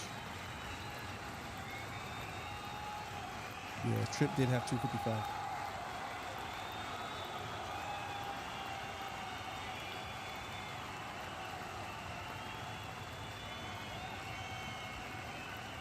All right, pick is in.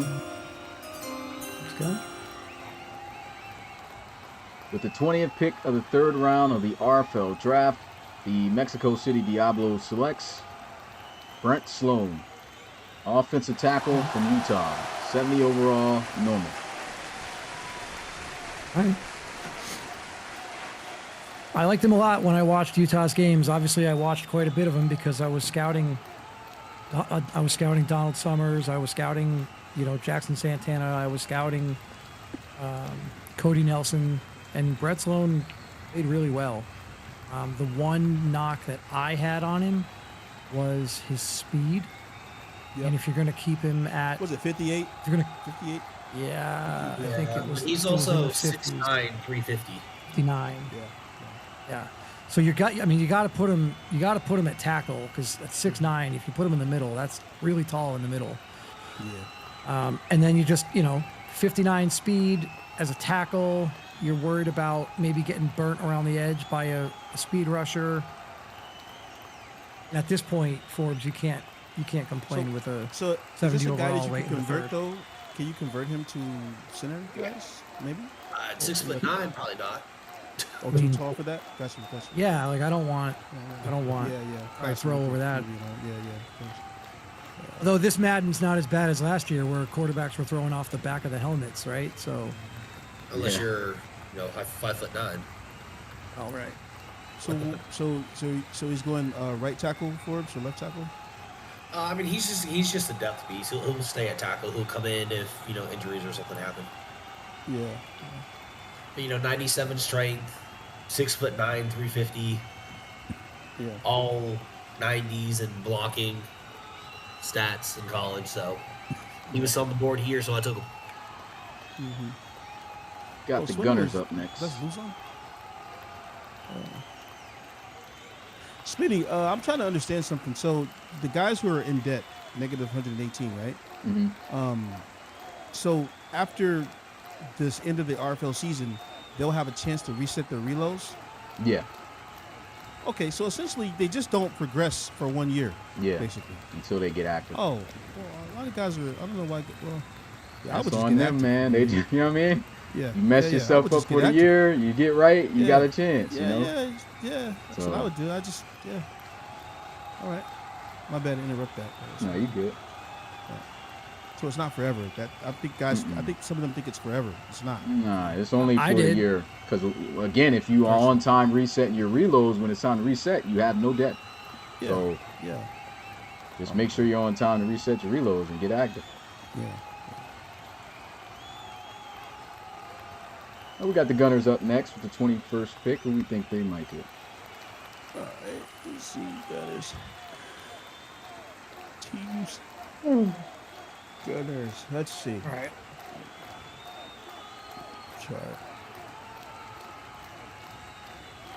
See, they've already taken a linebacker and a corner. So I think they go somewhere in offense here. They've already taken 2 defensive pieces. Halfback. You think Abraham Powers? Yeah. Abraham Powers, man.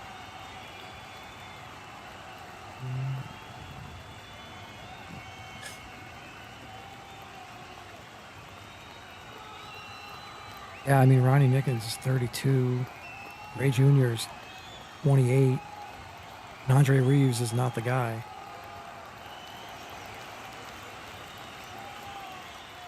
So Vince off, Tanks If we're off, looking Vince at- off, Shady's off, Powers is there, Maddie is there.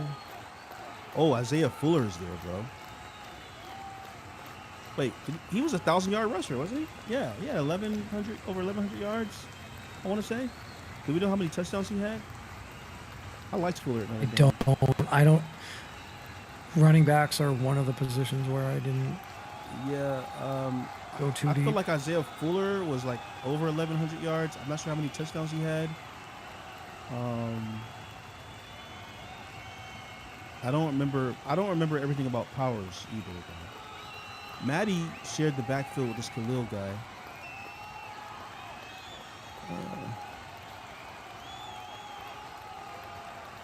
Xavier Gibbons a little underwhelming, in my opinion. Can you see this? I can pull this up here. All right, we got the pick. Oh, it's got it. Okay.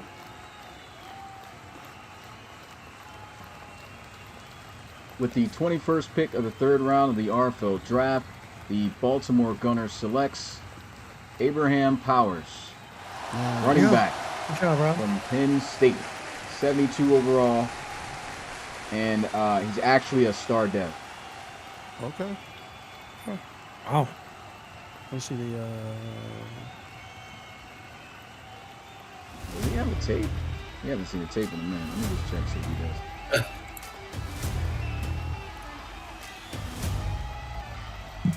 I don't remember his numbers. I mean, Nope, no tape. 72. Oh, he's start ever is normal. It says normal. No, it says normal, but it's supposed to be star.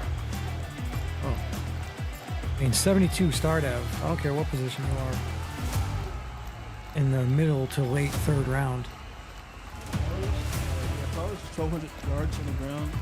Yeah, 15 touchdowns. He has averaged like 4 points.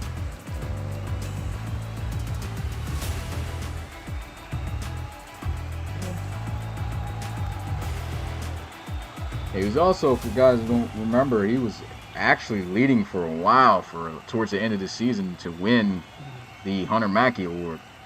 He was a do-it-all back, runs the ball, phenomenal pass catcher too. So Yeah. he was a beast catching the ball out the backfield for Penn State.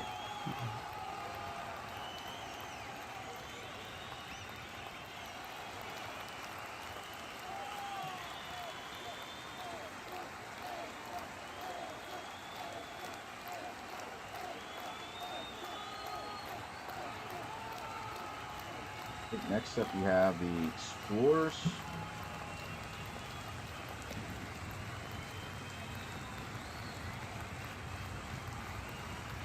It's only 7:35, guys. We might get out of here. Yeah, we don't got too many picks 8:30? left. I mean, there's only 3 coach Okay. picks left, so this is all up to Smitty. Yeah, so it could take some time, but I'm definitely trying to get through it. Oh, my camera's still on. We blew it.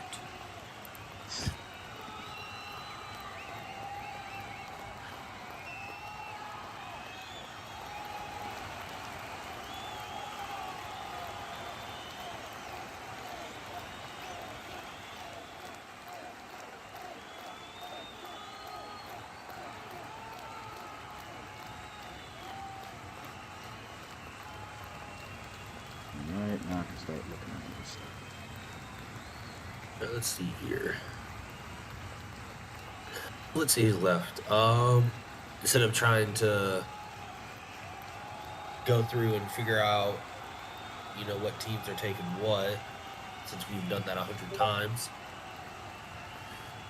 Let's see, we have KJ Smith, CJ Johnson, Nyshawn Miller, quarterbacks. Matty King's the only really relevant running back left. Plenty of receivers. You still have Khalid Lyman, Jamie LaRue, Jason Jean-Pierre. Jason Jean-Pierre is not a part of this draft. Oh, that's right. Yeah. No, he transferred. Good player. We'll have some of those O-linemen. Still have Joshua Farmer, right? So Joshua Farmer, Randy Stewart, Deion Goldson for tight ends. No. Plenty of linemen.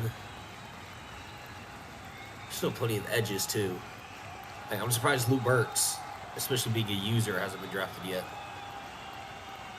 Lou Burke's He not a active user. though? I mean, is... Oh, okay. I was going to say, is he... Yeah, he might not be active. I mean, Jacqueline wasn't active either when got drafted. No, I'm saying that's a generic. That's not a user. Oh, it is a generic? I thought Yeah. it was a user. No. Oh, okay, my bad. Well, then that should bump him up some people's board right there. I mean, if he's a generic, at least, especially for a user GM, Lou Burks is a guy that you can Patreon if you want. Yeah, but there's still Troy Rubin, Tyrone Crawford, Leon Winfield, Avery Vickers, Chase Moore. Like you said, Joshua Farmer, Josh Haggins. Troy Rubin is still there. Did you say his name for edge rush? Yes, Troy Rubin's still there. Oh. And there's still some of those offensive linemen, right? Like I talked about, a Craig Pryor, Sonny Daniels. There's still Ramon Flowers, Isaiah Ogletree. Yeah, like there's some really good guys on defense. I mean, obviously, I mean, you go to. I mean, there's still Micah Harper, and Yeah. Cooper Scond, like for safety. so we saw the Bulldogs go Kyrie Sims at 310. Do we think Micah Harper is better than Kyrie Sims? I mean, there's a chance.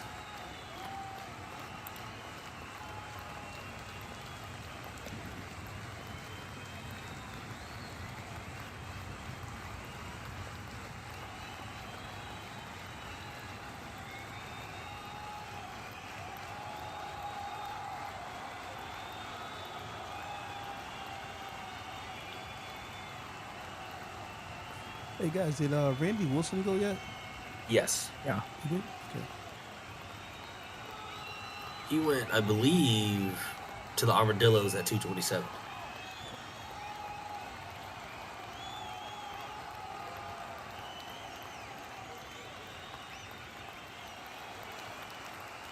All right, pick is in.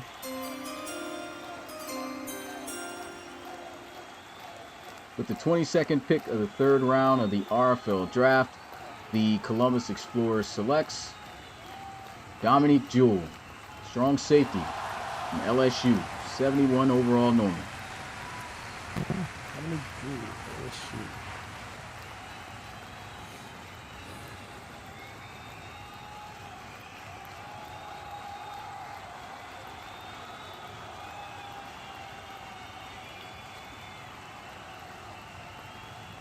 I really liked LSU's defense this year.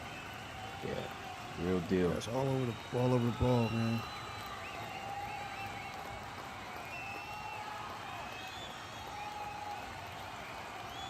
Logging him in right now.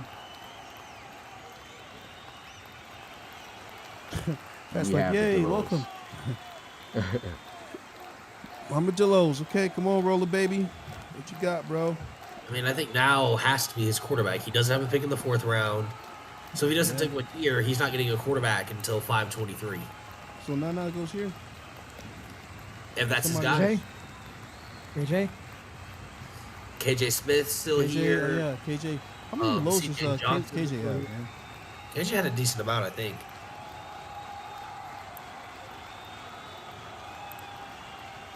Let's check this out.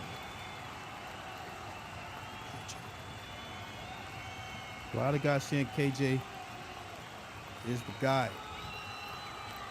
Not only do they real bounces. That's another thing, real bounces. Seeing little buzz, man. Guys saying, hey, this is the guy.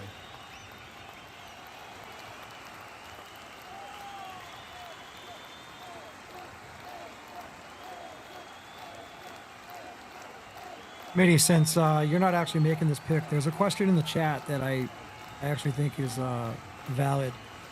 Someone's asking if the official RFL website will be updated.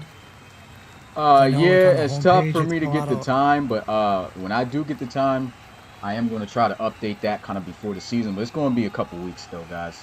Sorry about that, but yeah, that all has to be manually done. And of course, you guys already know I'm in school, so getting the time for that has been kind of tough. But I'll try to get that handled. Is it eyeball guy? Pick is in. IBAL? Yeah, you just got to do it once. You were putting it here. I got it. Oh, the pick is in? Hey, you guys hear? Can you guys hear my background? No? No. You don't hear nobody laughing and talking? Nope. Okay, cool. Not unless they're laughing about Roland's pick here. Well, the pick is in, and with the 23rd pick of the third round of the RFL draft, the Austin Armadillos selects Nyshawn Miller, quarterback from Texas, Yeah. 68 overall normal. There it is. I think he's got tape. There it Let's is. see if he's in this playlist.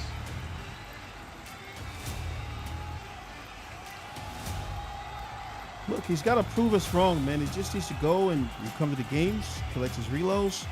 Okay, this player here, 5'9", obviously a little underwhelming.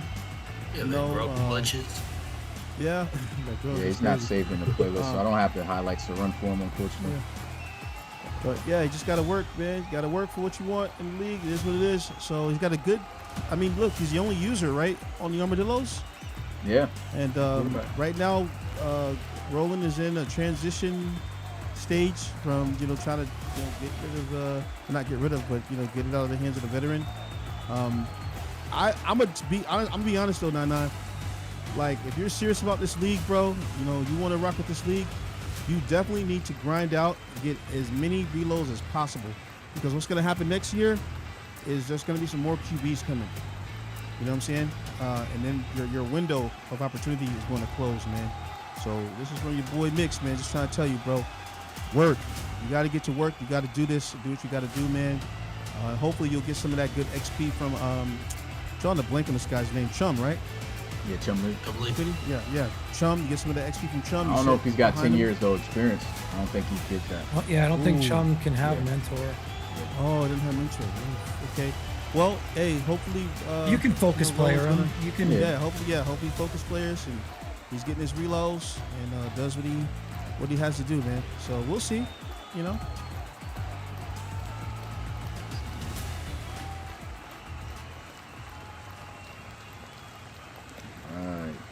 next. Somebody said, yeah, David Leathers. David Leathers is a user in that locker They room. also too. drafted Magnetic Eagle. Oh yeah. Yep, Matt, his own tight end went there too. Yeah.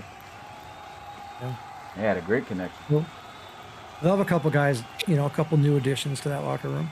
Mm-hmm. That's good, man. Here comes Elijah. I'm gonna get you in preseason, Nana. Oh man. Next up, we have the Desperados. Desperado.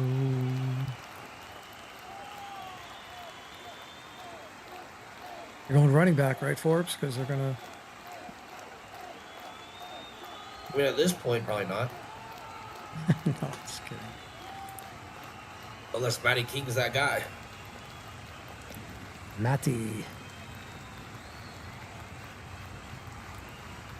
We got So you gonna let Roland run the read option with Nana? Ryan Keith, Mitchell. You can do what he want to do, man, but just make sure it works. That's all I'm gonna say. Never has. Care what he says, it never has. So the Desperados have two of their top 3 offensive linemen are 30 or more, and they're both in the final year of their contract. So Brian Keith is 83 overall. He's 32 years old. He's an interior. And then Mitchell Osiak I thought it was is post. 30 years old. Stezik? I don't know how you pronounce that. He's 30 years old. He's an 81 overall. Kind of to Rob's point earlier on, like when you got a guy who's 28, 29, 30, and you're barely scraping 80 overall, that's where you kind of get a little bit worried, and you might want to think about getting some youth in there.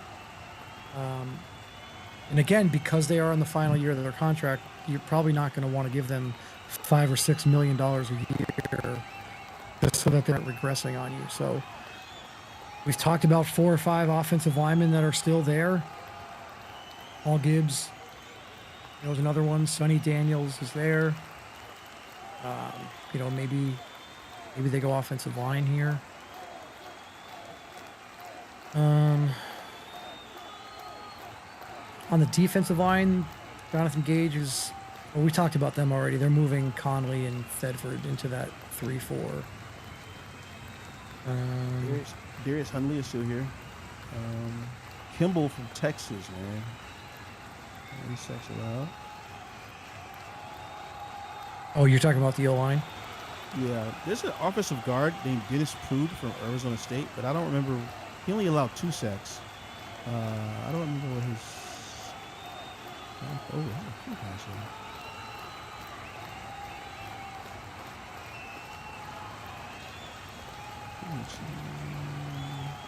He probably was a part-time player. Has this Sutton guy been taken? Todd Sutton? No. But he's one of those guys who only has 84 strength. Oh. That's Sutton, Alex Pettis, Louis Franco, Paul Gibbs, right? Like those. What about Maddox Barber for Ohio State? Did he play at all? He didn't play this year. He didn't play.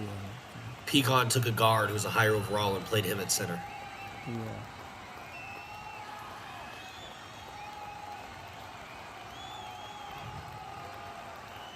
And Donovan Hardy at Ohio State, he gave up a lot of sacks, but Oh, I see Smitty check in reloads again. Oh boy. Cheating again.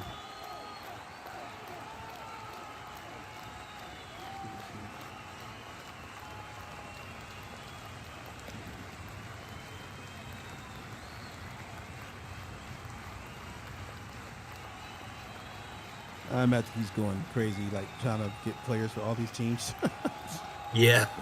I had to go live, bro. I know I give him a hard time, bro, but I would be absolutely just like mind just done. You know what I mean? Trying to figure out who to get.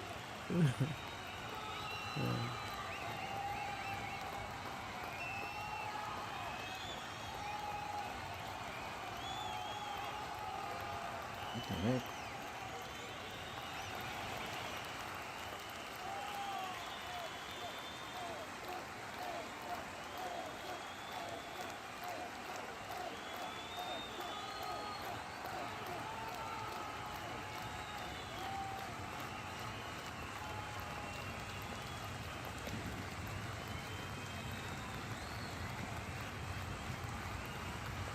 Guys letting us know in the chat that 99 MVG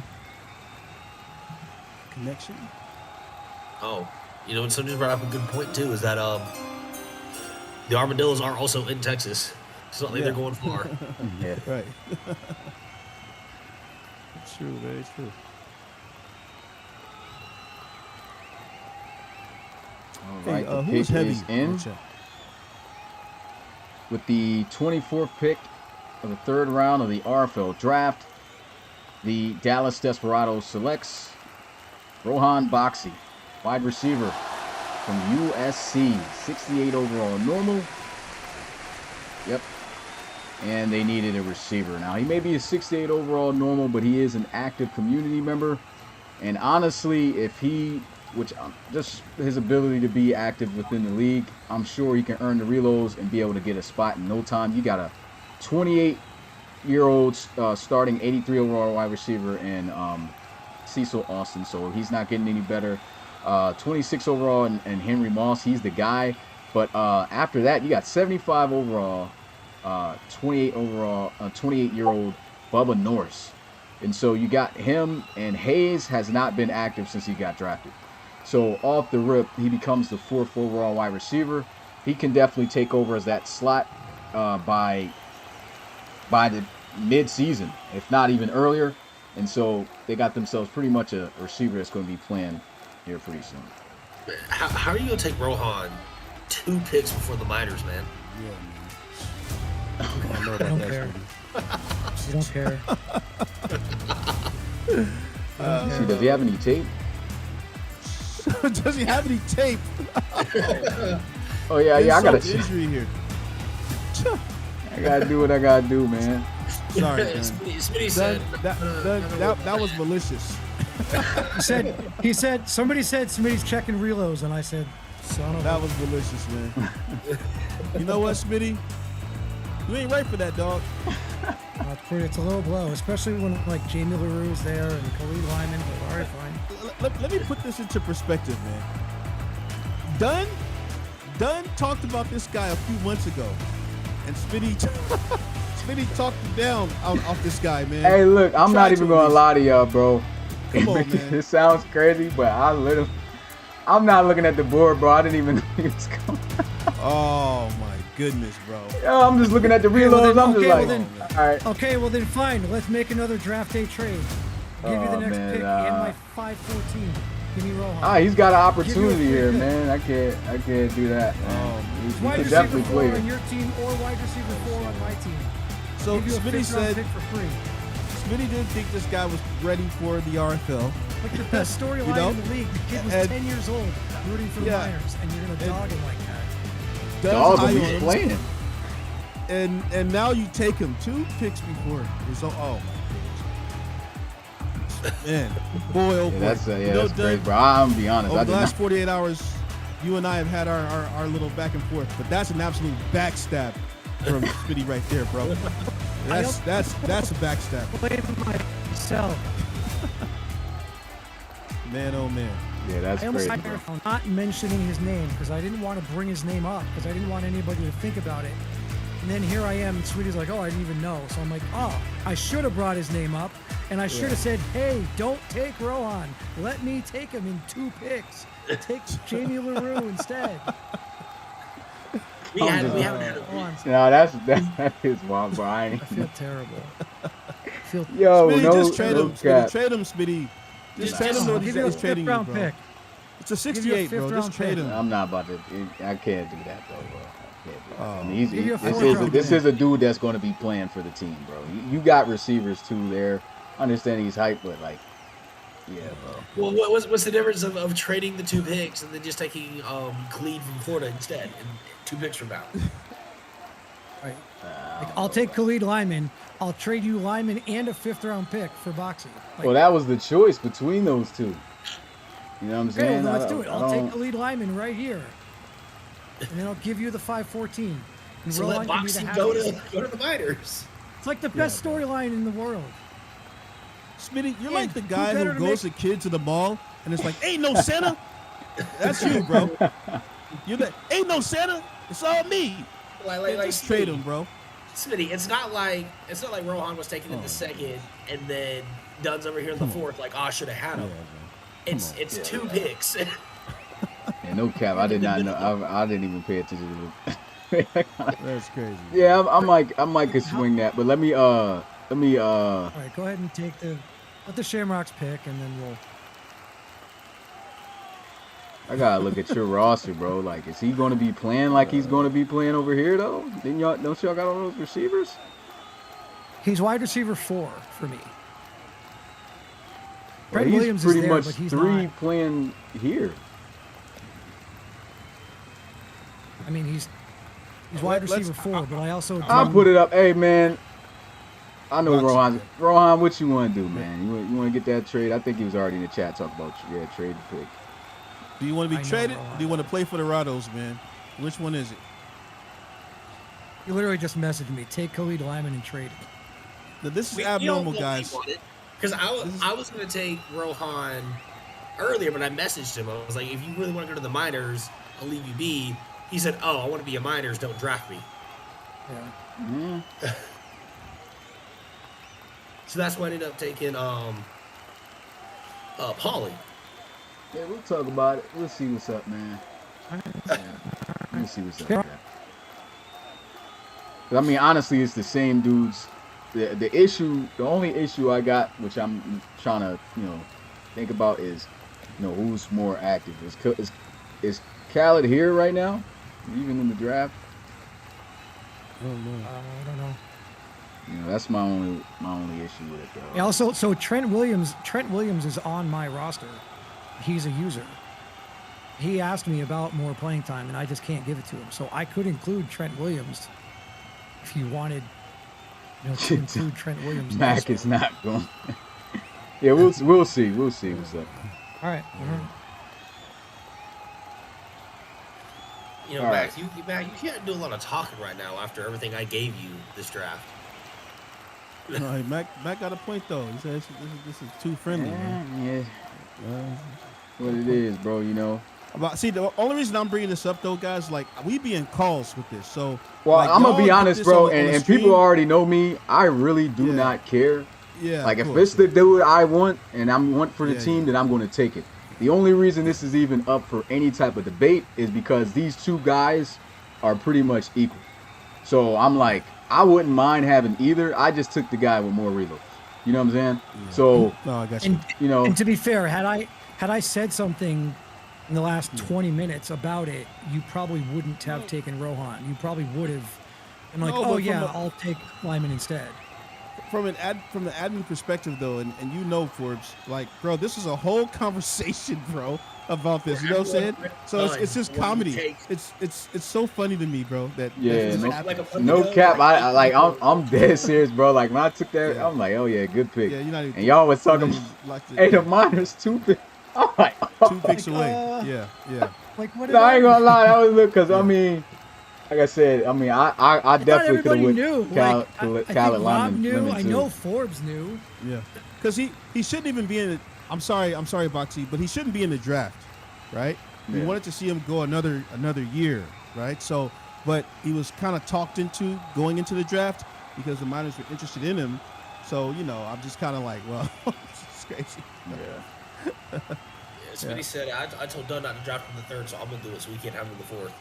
Yeah, my only issues, I'm gonna have to wait it out a little bit, bro. I don't know if that's gonna be something immediate. I want to see what's up with Lemon. You know what I'm saying? Like, because what if I use this pick, I trade him off, Lemon's not active. He's not bad. I mean, he got over 40,000. This is like a wasted third round pick. You know what I'm saying? So I gotta see what's up with him. Talk with him. See like what we got going on. I'm back to you, Rado. Just deal with it. Yeah, he's another. Yeah, keep it on it though, man. Like, you might just have to thug it out. I'm just letting that be known now. But I need to know what I'm getting. I need to know what I'm getting on the other end. So I know, Rohan. I got you, man. It's all good, man. Oh, man.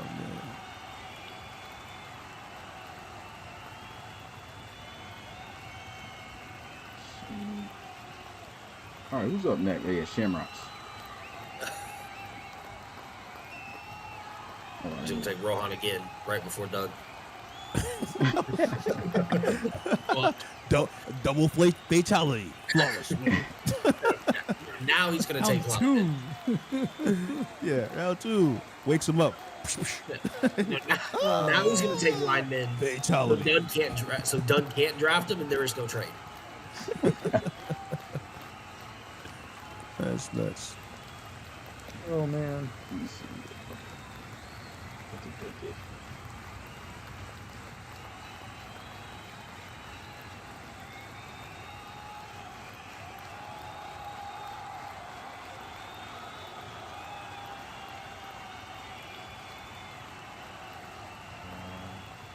But Rohan is already still using minor emojis in the chat, even though he's been drafted to the Rados. Yeah, we're gonna see what's up, man. Your fate really depends on what Lemon's gonna do. So Dunn, does that mean you're locking in Lemon in the very next pick? Yeah, I don't know. So I don't know. Like, it depends on what Lyman's gonna do. What do you mean? What he's gonna do? Like, you already know. Like what? Not really, though. I Said they're don't. the same player. That's the reason why. So then, Yeah, we'll chat after the fact. So then make Lyman a 69 overall. That way you can justify it. He's 1 overall better than Rohan. I still don't care. I'll still do it. but here's what I'm saying, Dunn, is that this also hinges on you have to draft Lyman, whether he's going to do the trade or not. Well, he would have Well, drafted him, so it's like the same deal. But he was going to draft Rohan to draft Rohan, not because he I was going to draft Rohan. That I wasn't going to draft Lyman. But if I need to draft Lyman in order to get Rohan, But I can't then promise. I That's the will. deal. Like I was saying, like I can't promise you that.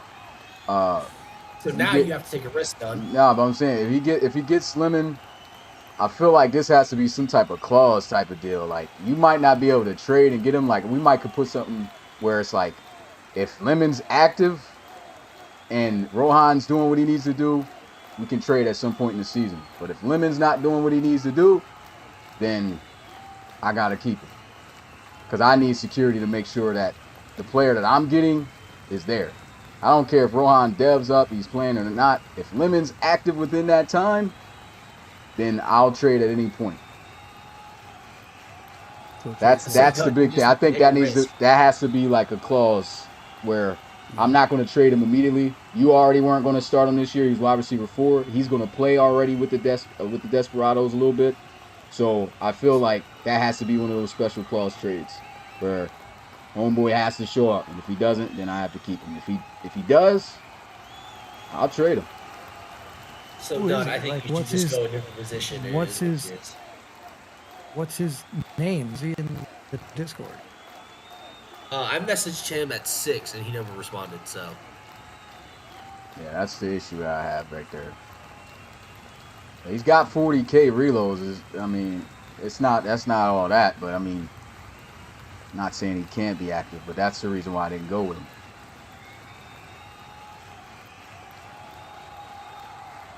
Anyway, let me go ahead and focus on this Shamrocks pick. We've been on this thing for a minute. Yeah, hurry up, man. so while Smitty does that, let's have a conversation with Dunn over here. Dunn, are you gonna take the risk and draft Lemon? I have no idea. I can't talk about this right now. He's scrambling to the minors chat. What do we do? What do we do? Oh my goodness, man. So, meanwhile, wish I Rohan's in was- the I chat could with a control the- pickaxe. I wish I could control the stream and just like zoom in on nothing but Dunn's camera for like the next like 20 minutes. Get a hacker. Yeah.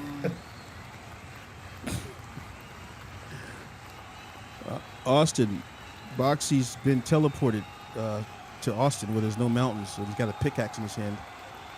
He should be in the hills of California somewhere. It's just twisted, man. That's the kind of Christmas special this is. He's supposed to be in Sacramento. He's somehow ended in Dallas. Right. He said, I thought there's supposed to be beaches. Oh my goodness.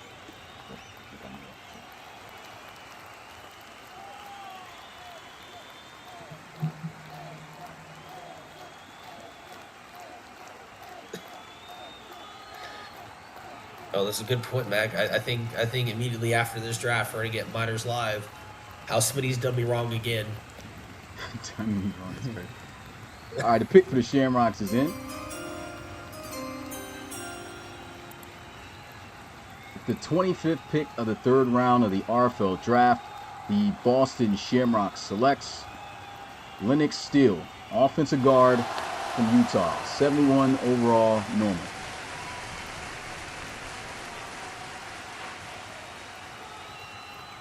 So there's still a 71 overall in there. Okay. At guard. I think the last couple were all tackles. That's why they were a little lower. But now the Miners are up. So we get to see if he's gonna risk it by drafting Lemon, or he's gonna go get depth at another position. Because if he drafts lineman, there's no guarantee that he's gonna get Rohan.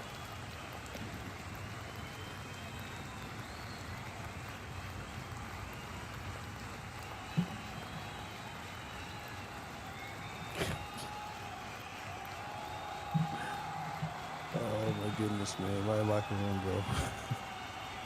You know what? Speaking of locker rooms, I went from having like 2 active users before the draft to now I have like 7, and they've been blowing up my locker room for like the first time out since I've ever been here. Yeah, I used to have a really energetic locker room as well, Forbes. And then we lost a lot of guys, and they just kind of fell off.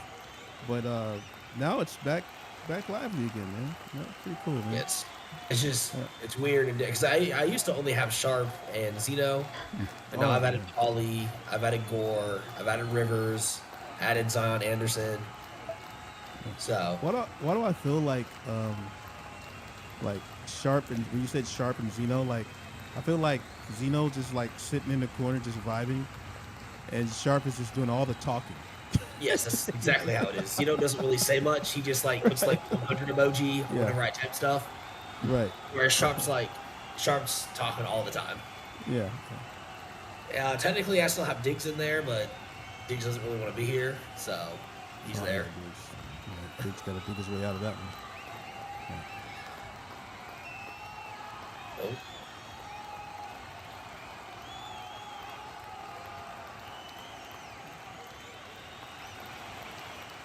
Spitty gets his pick in, I could watch Landman. Well, it's not me. It's mine. Good. Oh, she's done. Oh, my bad, Smitty. Oh, he's got the camera off. He's done left the Discord chat. Oh. Probably in the call right now.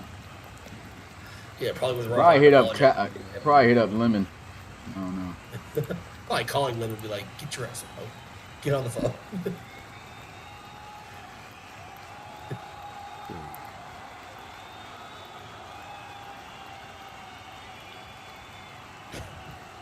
Time is done. And we got Alvin out here got some real smoke with him.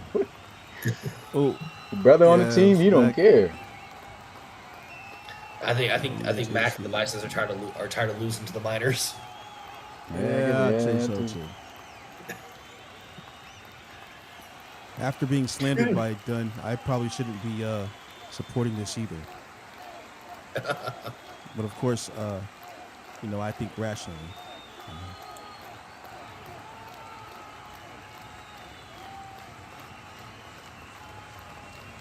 Yo, Q was tripping. What are we down to here with our picks?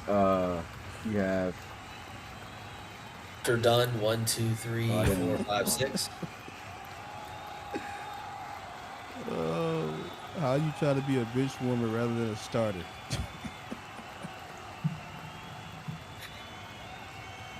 Oh my goodness. Man, logged in. So we got 1, 2, 3, 4, 5, 6, 7 more picks, Scotts. Oh, guys, he said. You say he sent the pick? No, I said you said the thing. 6, 7. When I say that, I was just counting. Exactly. You said 1, 2, 3, 4, 5, 6, 7. Oh man, now we can't even count. That's crazy.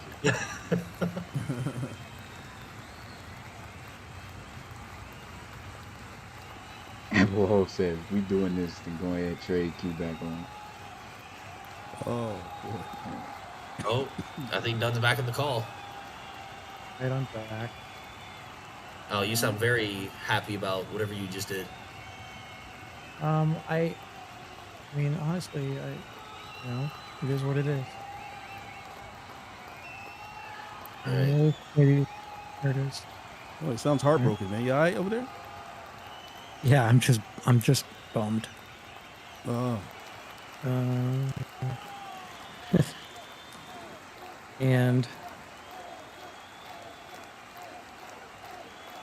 this is What Hov put in the chat, y'all? What did he put in the chat? Who I said missed it. something As soon as I looked, it said retracted. Hov? Are you out there being unholy? okay. All right. If you send something done, I don't got none. Yep, I just sent it. All right, let's see. Mighty King to the minors.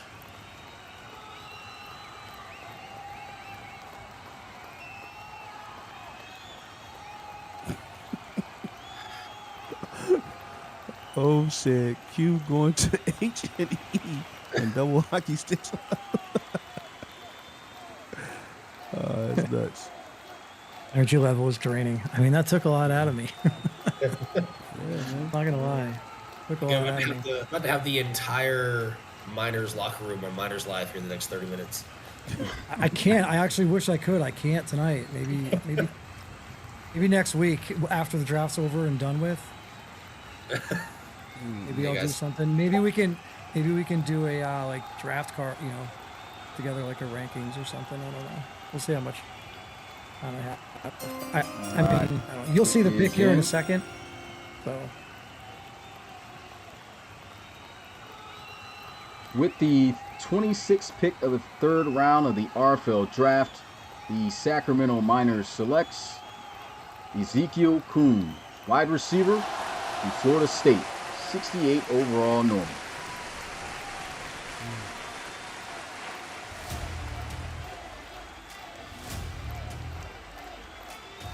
Okay, I'll hit the website. The wide receiver, like Kuhn, Dunn. why? What you Yeah, said? why him?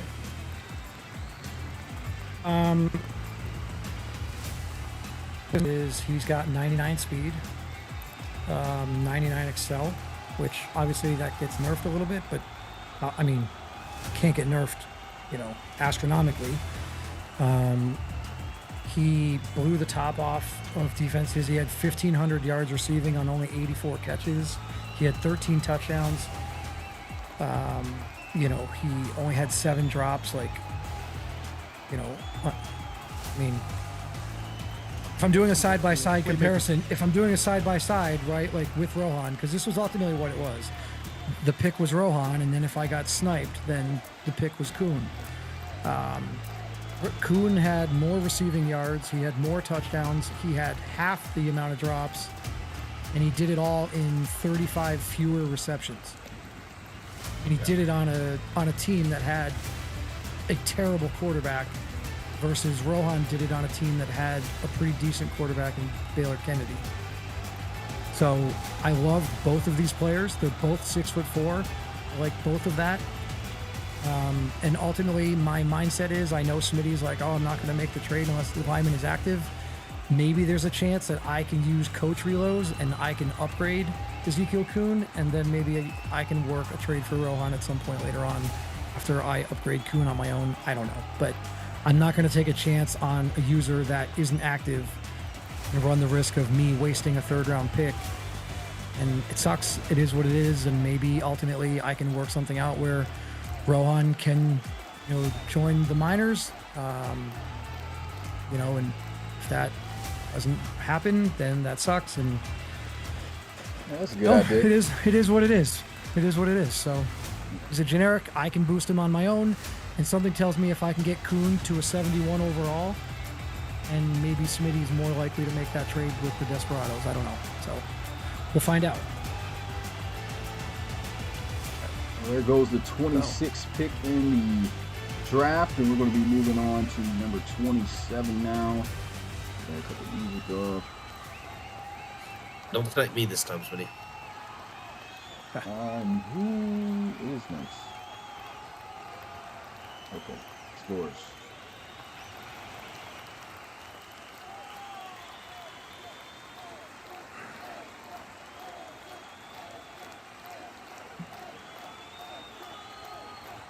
That logged.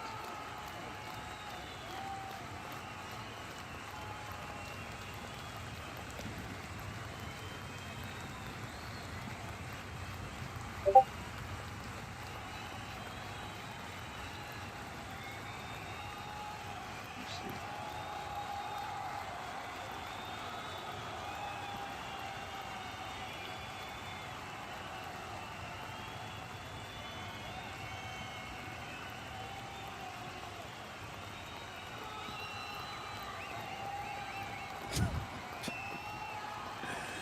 Oh man, the joke I got to Alright. tell you guys in the admin chat though. After this. Alright, let's see what I gotta do with these guys. First time to really get in here. I think we gotta get through them. An outside linebacker, 2 corners, and a lineman. Okay. Oh, and a safety. So a lot of defense. 4 defensive players, 1 offense.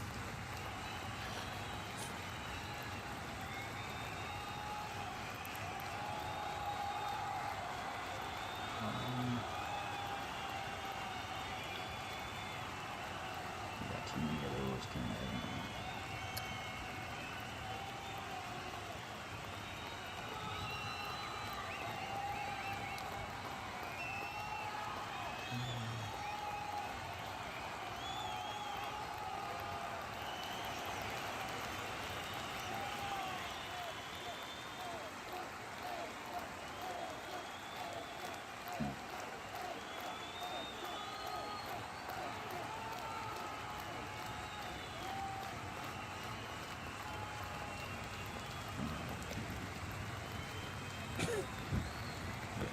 Rohan's returning the Miners shirt that he won from the podcast 2 years ago. Come on, Rohan, don't dog me like that. It ain't my fault. Jeez.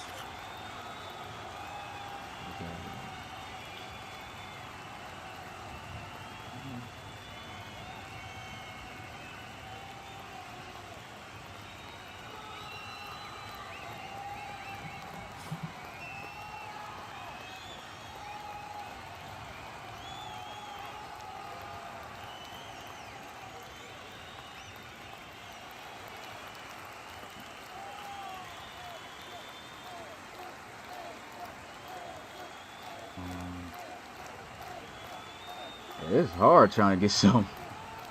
For, Short. this got too many daggone pieces. But,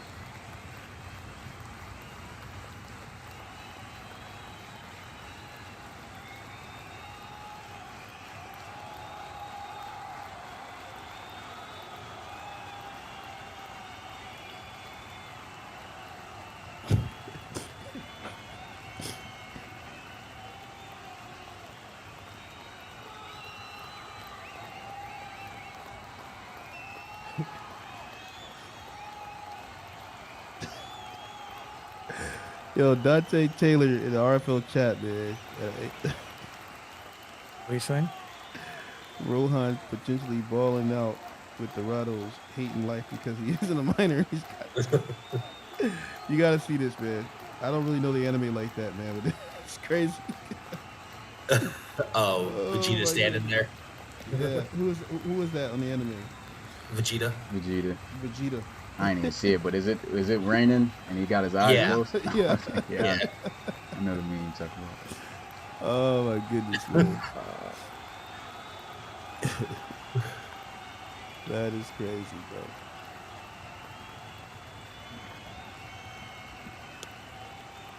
All right, I got the pick finally.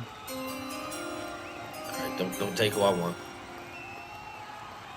All right, with the 27th pick of the third round of the RFL draft, the Columbus Explorers selects Randy Stewart, tight end, LSU, 71 overall, normal. Randy Stewart. All right, that's not who I wanted.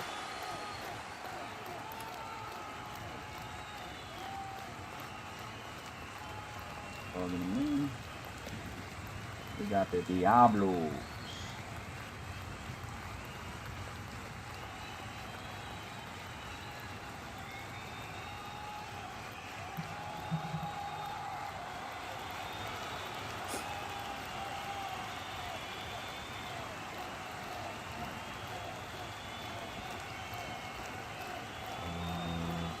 Boom. Will say, Rodney Goins put a picture up in the RFL chat. It is 100% accurate when we were talking about the lead lineman and whether or not he was active. Dunn telling lineman to pick up the phone, and it's a picture of Smitty like screaming off to the side. Yeah. I literally was like, I gotta go, and I jump video, and I'm like called in him. lineman's DM, Oh, like, man. dude, answer your phone. Oh my goodness, And I was just like, you know what? Screw it. This is a losing battle. that is crazy. Let me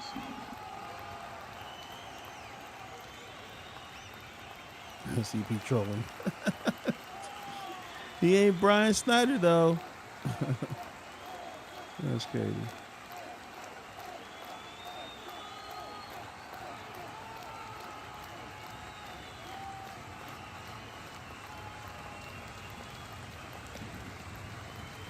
Did I already announce the pick? Yeah, that was Diablos. Yeah. We put the okay 28th. I already got that set up. All right, cool. Stewart. There we go.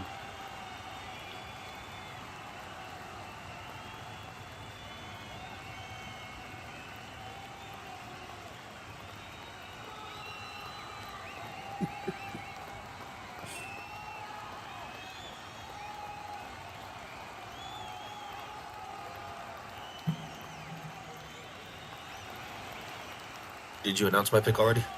No. Okay.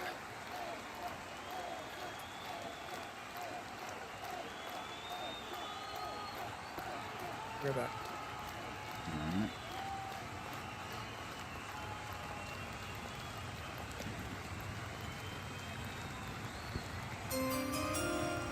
Alright. Pick is in. With the 28th pick of the third round of the RFL draft, the Mexico City Diablos selects Lou Burks, defensive end from Clemson, 74 overall star. Oh, What? I'll take that. Bro's been hitting.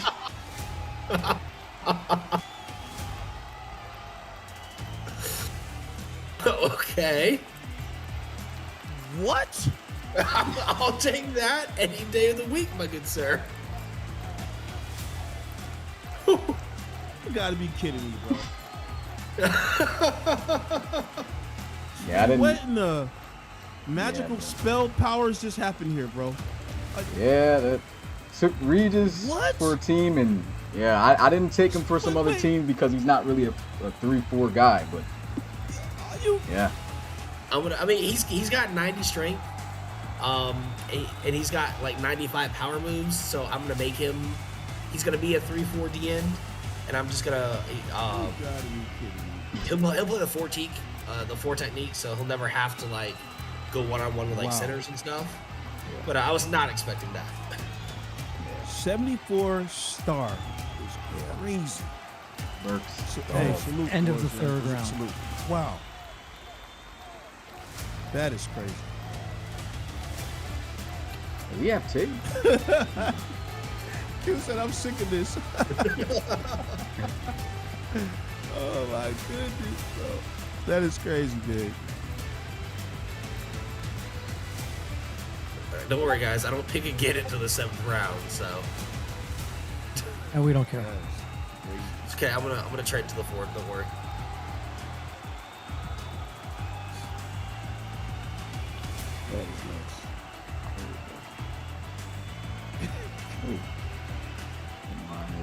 still up.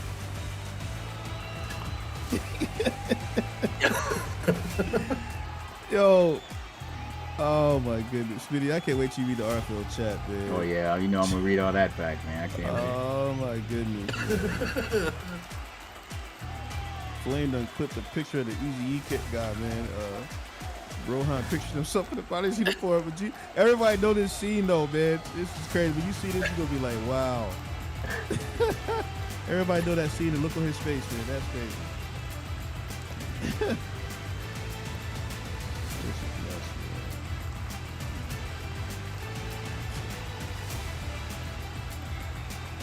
All right, next up, Lumberjacks. 4 more picks left, boys. Q-Pac thought he was gonna come to my division and think it was gonna be, easy pickings over here.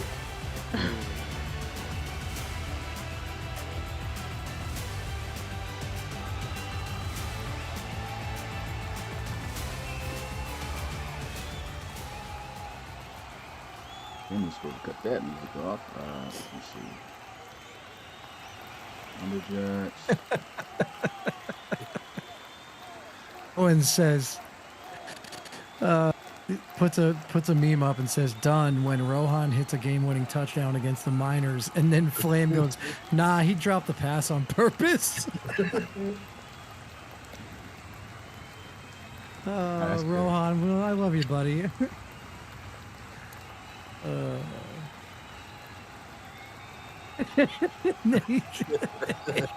Then he shows, what is that, Devin Hester? Who was that? No, 83? Is that old Darnell Mooney?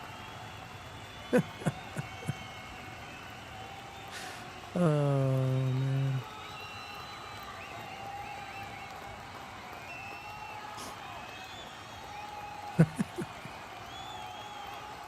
These are too good. All right. I'm going to check to see what they need.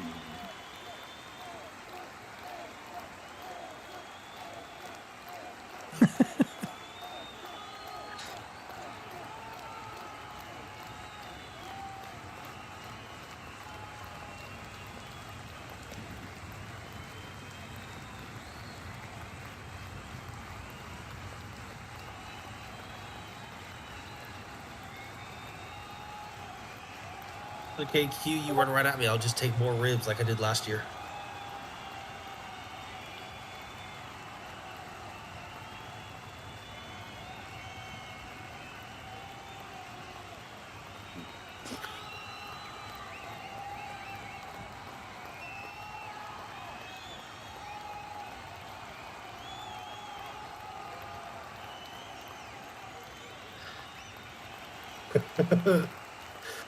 Well, you shouldn't have let me take your ribs last year. So now I can say whatever I want whenever you go against me.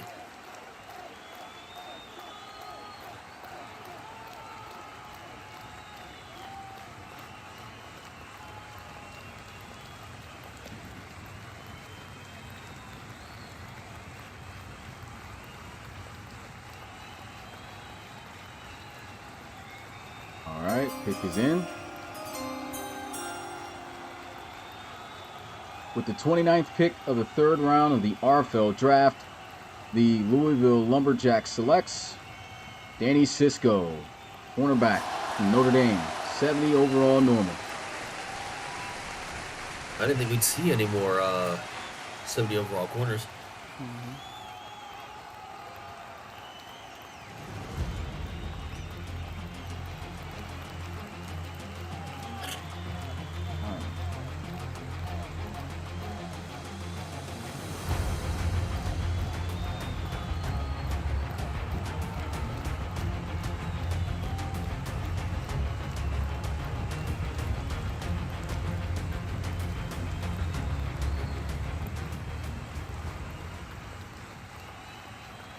All right, now we have the Snowhawks up, our last 3 picks of the day.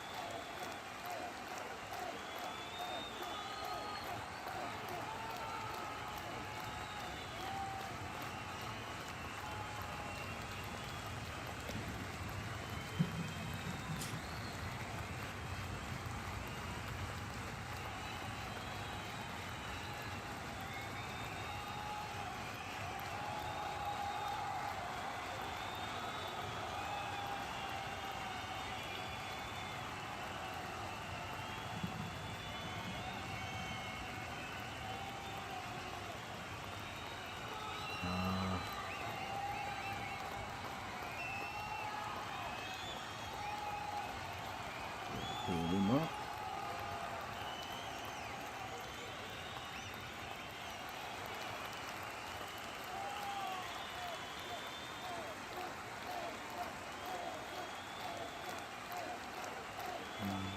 Okay.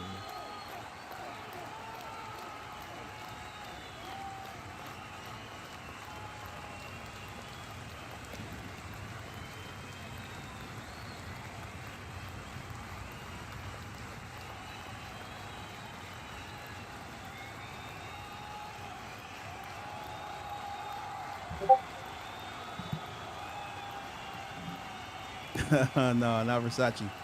This is Guess. Man. Guess actually had this style before Versace. Tells you how old this shirt is.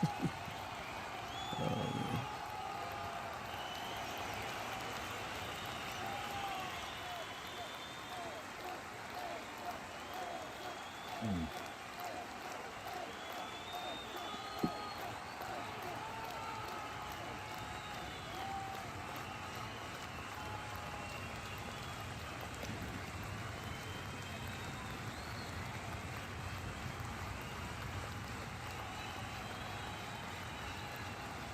All right.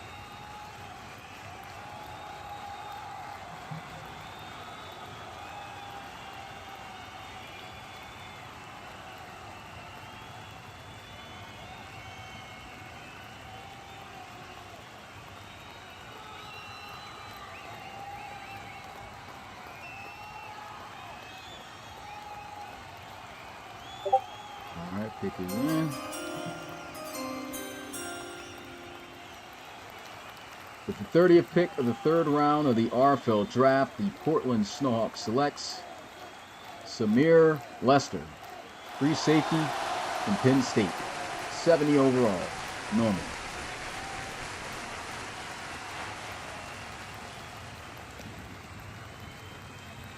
Down to our last two picks of the night. Well, we're waiting.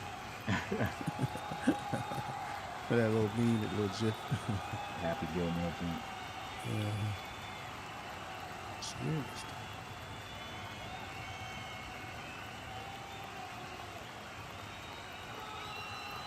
Yeah, that's ridiculous. That D end is 74 and Travis is 68. Not gonna lie. Who's that, Nick?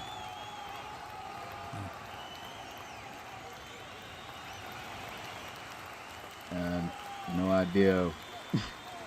Lou Burks ain't that much better than Travis, and he's 5'11". I'm just saying, bro.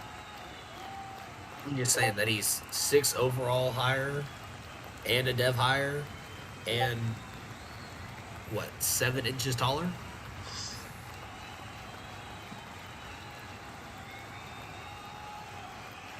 Let me see. I'm reserving my comments, man. Sometimes best just not to say anything. Yeah, got that right, man.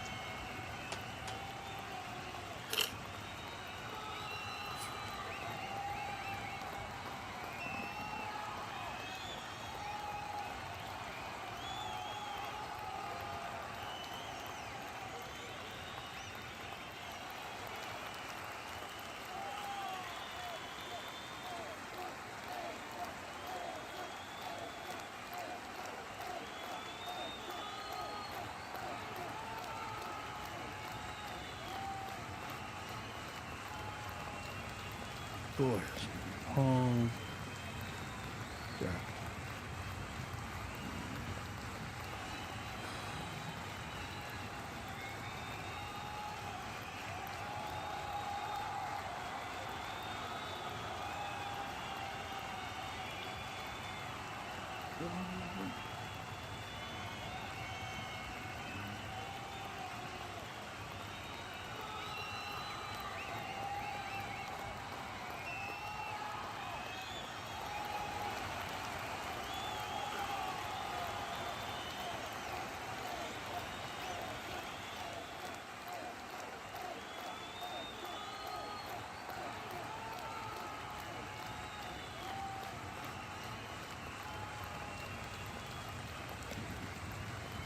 Hey, Smitty, Yeah.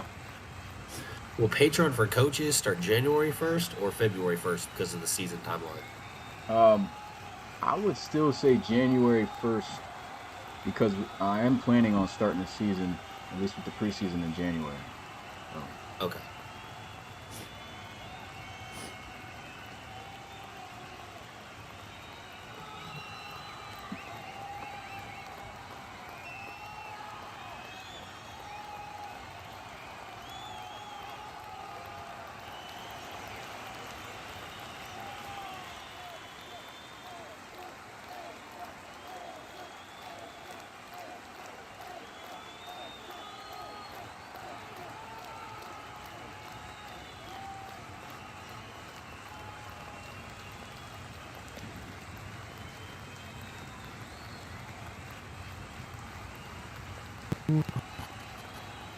Picks. no, it's dragging out, but I'm just trying to make the best choice possible.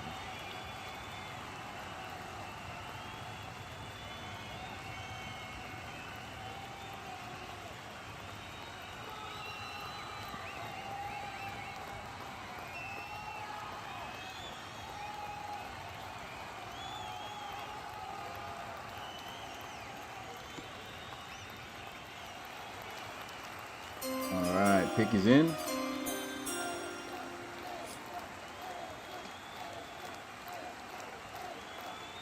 With the 31st pick of the third round of the RFL draft, the Dublin Celtic Tigers selects Tyrone Crawford, defensive end from Utah, 72 overall normal.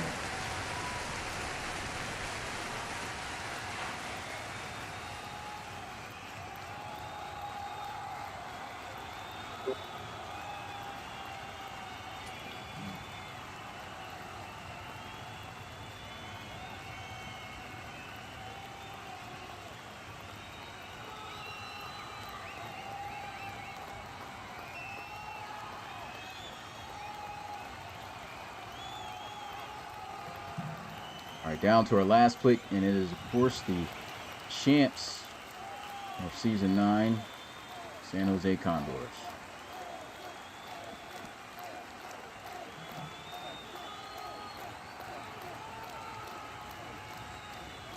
All right, Tyrone Crawford. I was between him and Lou Burks a couple picks ago, so I'm glad I So made right. the others. Well, I saw that Lou Burks because I went back and looked at like college series history and saw that Lou Burks was like third or fourth in defensive lineman of the year 2 seasons ago. Yeah. He's a dog, man.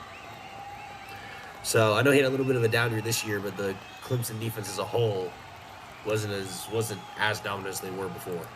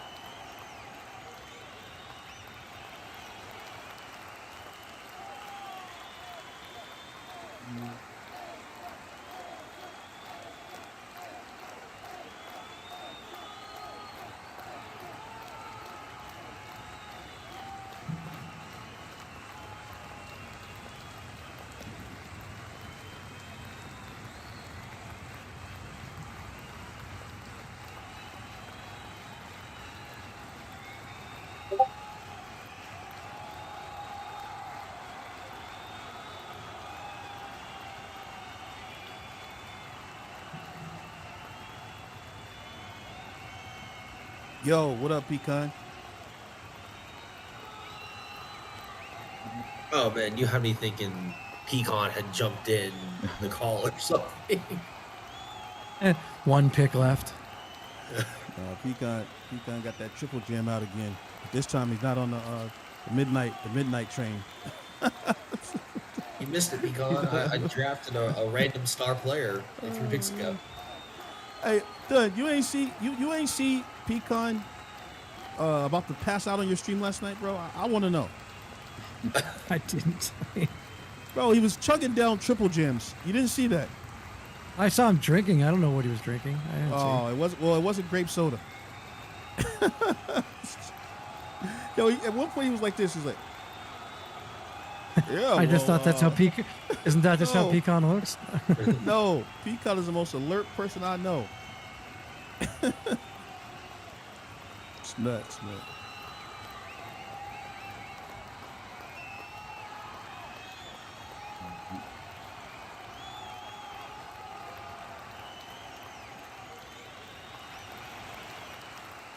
Speedy, they want you to go in Gin VC Oh yeah, I'm about to hop in there. after They this. want me to. In Gin VC.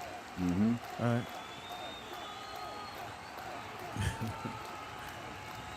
Pecan, I'm starting to think that Ducking you no lobbied. smoke. Wasn't chocolate milk either. Rocky Milk. Yeah.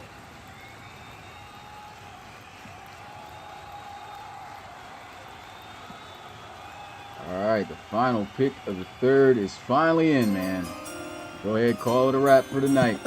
Day 2. All right.